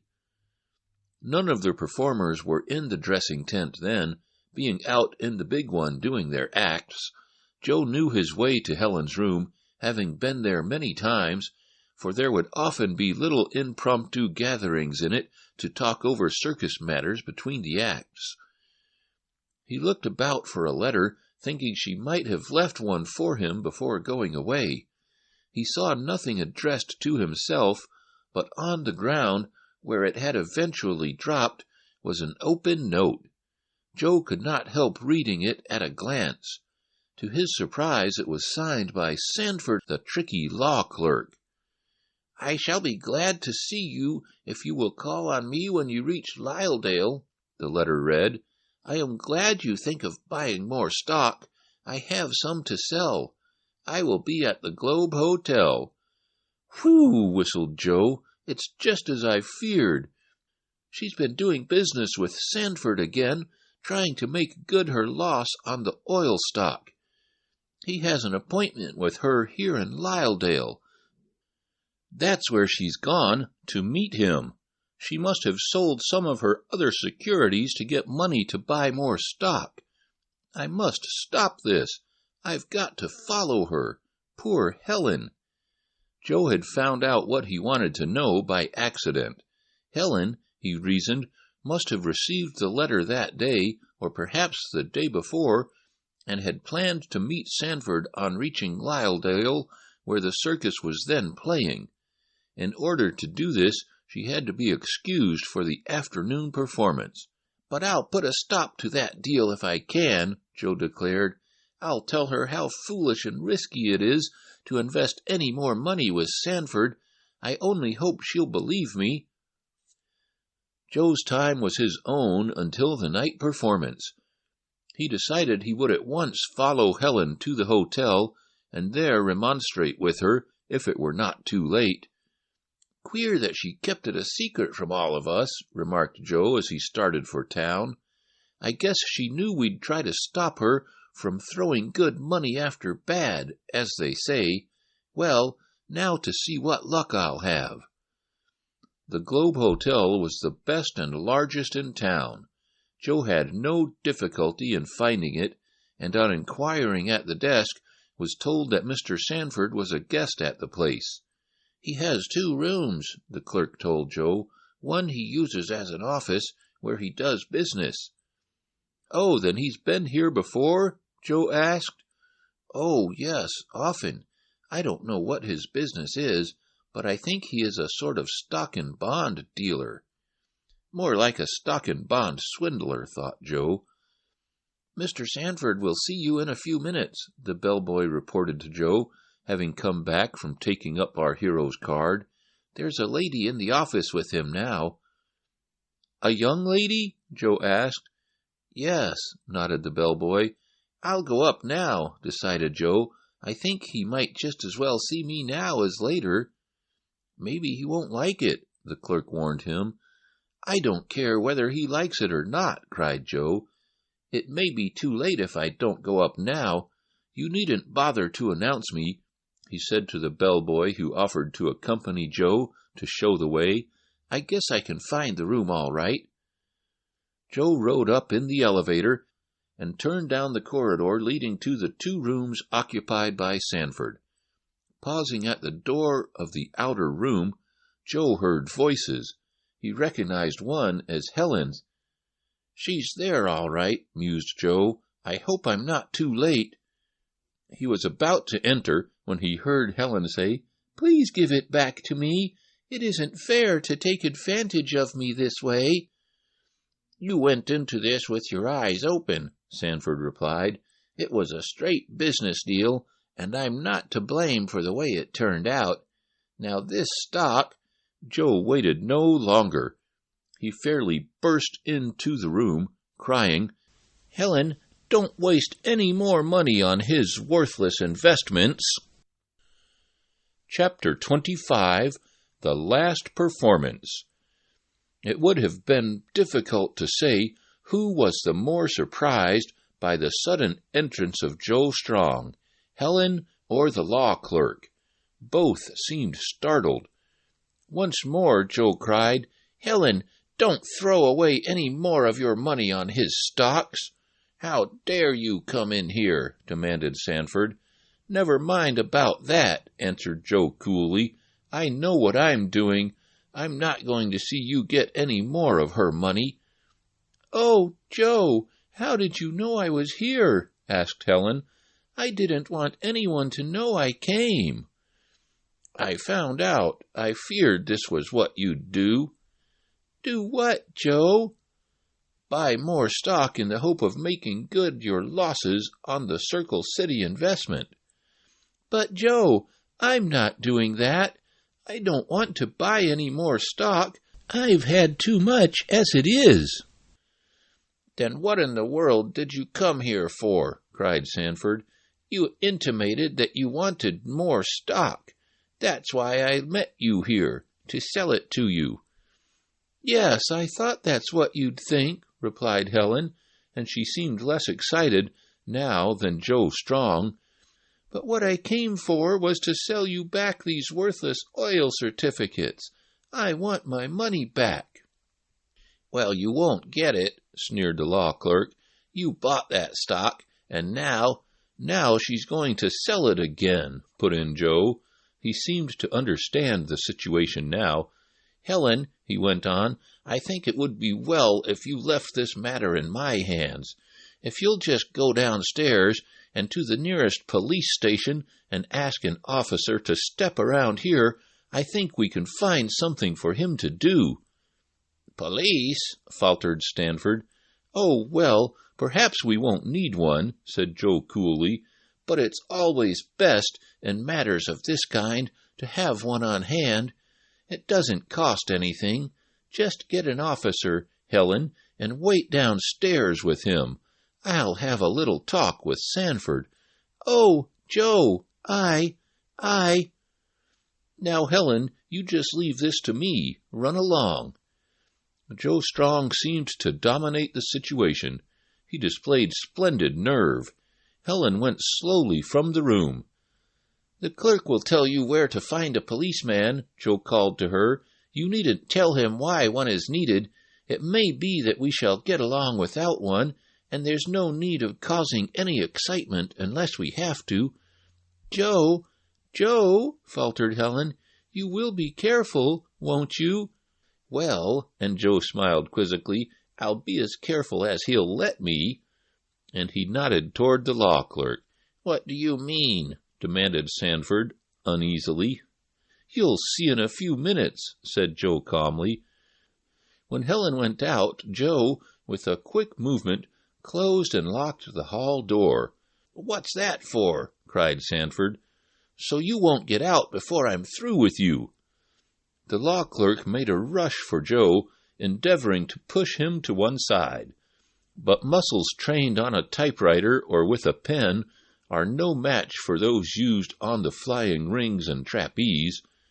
With the single motion of his hand, Joe thrust the clerk aside, fairly forcing him into a chair. "Now then," said Joe calmly, "you and I will have a little talk. You needn't try to yell. If you do, I'll stuff a bedspread in your mouth. And if you want to try conclusions with me physically, well, here you are." With a quick motion, Joe caught the fellow up and raised him high in the air over his head. Oh, put me down, Sanford begged. I'll fall." "You won't fall as long as I have hold of you," chuckled Joe, "but there's no telling when I might let go. Now let's talk business."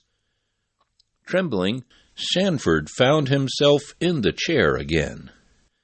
"Did you sell Miss Morton any more stock?" demanded Joe. "No, she came here to buy, I thought, but—" "Well, as long as she didn't, it's all right. Now then, about that oil stock you got her to invest her money in. Is that stock good?" "Why, of course it isn't," interrupted Joe, "and you knew it wasn't when you sold it to her. Now then, I want you to take that stock back and return her money. And I don't want you to sell that stock to some other person either. You just tear it up. It's worthless, and you know it. I want Miss Morton's money back for her." "I haven't it," whined the clerk. "Then you know where to get it. I fancy if I tell Mr. Pike of your law firm what you've been up to—" "Oh, don't tell him, whined the clerk. "He doesn't know anything about it. I just did this as a sideline. If you tell him, I'll lose my position and— "Well, I'll tell him all right if you don't give back Miss Morton's money," said Joe grimly. "I tell you I haven't the cash." "Then you must get it. You've been doing business here before, the hotel clerk tells me. Come now, hand over the cash, get it, and I'll let you go, though perhaps I shouldn't. If you don't pay up, well, the officer ought to be downstairs waiting for you now.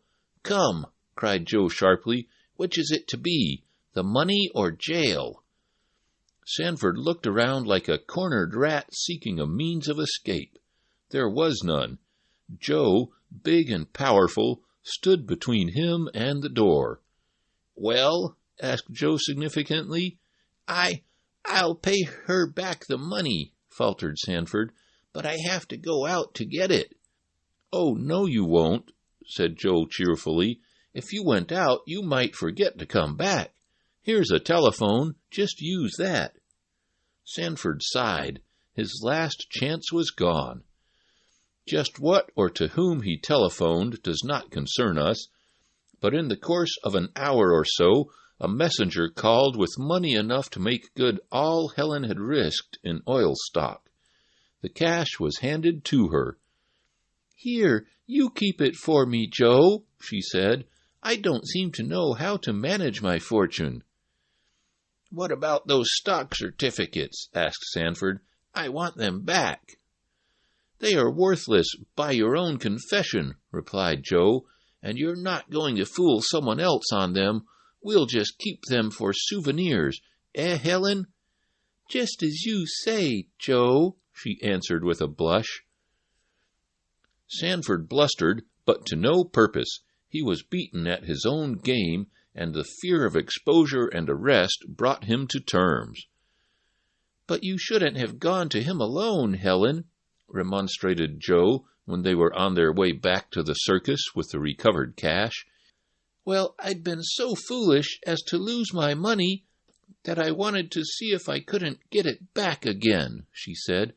"I didn't want any of you to help me, as I'd already given trouble enough." "Trouble?" cried Joe.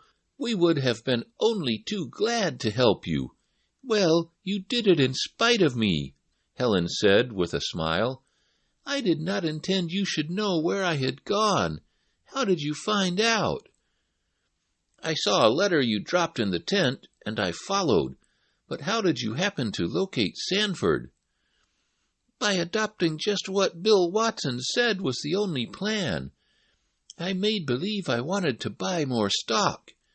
Bill said that was the only way to catch Sanford. If I had tried to find him to get my money back, he would have kept out of my way. But when he thought I might have more cash for him, he wrote and told me where I could find him. So I just waited until our show came here, and then I called on Mr. Sanford. I was just begging him to give me back the money for the oil stock when you came in on us, Joe." "Well, I'm glad I did." "So am I. I hardly think he'd have paid me if it had not been for you. How did you make him settle?" "Oh, I just sort of held him up for it." But Joe did not explain the way he had actually held up the swindler. "I'm so glad to get my money back," Helen sighed as they reached the circus grounds, over which dusk was settling, for it was now early fall. "And I'm glad, too," added Joe, "the next time you buy oil stock." "There'll not be any next time," laughed Helen, as she went to give Rosebud his customary lumps of sugar. And that night, in the Sampson Brothers show, there was an impromptu little celebration over the recovery of Helen's money. Later, Joe learned that Sanford gave up his place in the law office. Perhaps the swindler was afraid Mr. Pike would find out about his underhand transactions. Sanford, it seemed, had done some law business for the oil company, and they let him sell some of the worthless stock for himself, allowing him to keep the money. That is what Joe did not make him pay back. It was the night of the final performance. The performers went through their acts with new snap and daring, for it was the last time some of them would face the public until the following season. A few would secure engagements for the winter in theaters, but most of them would winter with the circus. When the tents came down this time, they would be shipped to Bridgeport, where many shows go into winter quarters. "Well, Joe," remarked Helen, as she came out of the ring just as Joe finished his last thrilling feat, "what are you going to do? Will you be with us next season?" I don't know. I've had several offers to go with hippodrome exhibitions and on a theatrical circuit." "Oh, then you are going to leave us?" Joe looked at Helen. There seemed to be a new light in her eyes, and though she was smiling, there was something of disappointment showing on her face. With parted lips, she gazed at Joe. "I thought perhaps you would stay," she murmured, her eyes downcast. I guess I will," said Joe in a low voice. "This is a pretty good circus after all." And so Joe stayed, and what he did in the show will be related in the next volume of this series, to be called Joe Strong, the Boy Fish, or Marvelous Doings in a Big Tank. The chariots rattled their final dusty way around the big tent.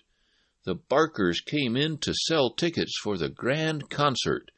The animal tent was already down for the last time that season. With the ending of the concert, the bugler blew taps. The torches went out. "Good night, Joe," said Helen.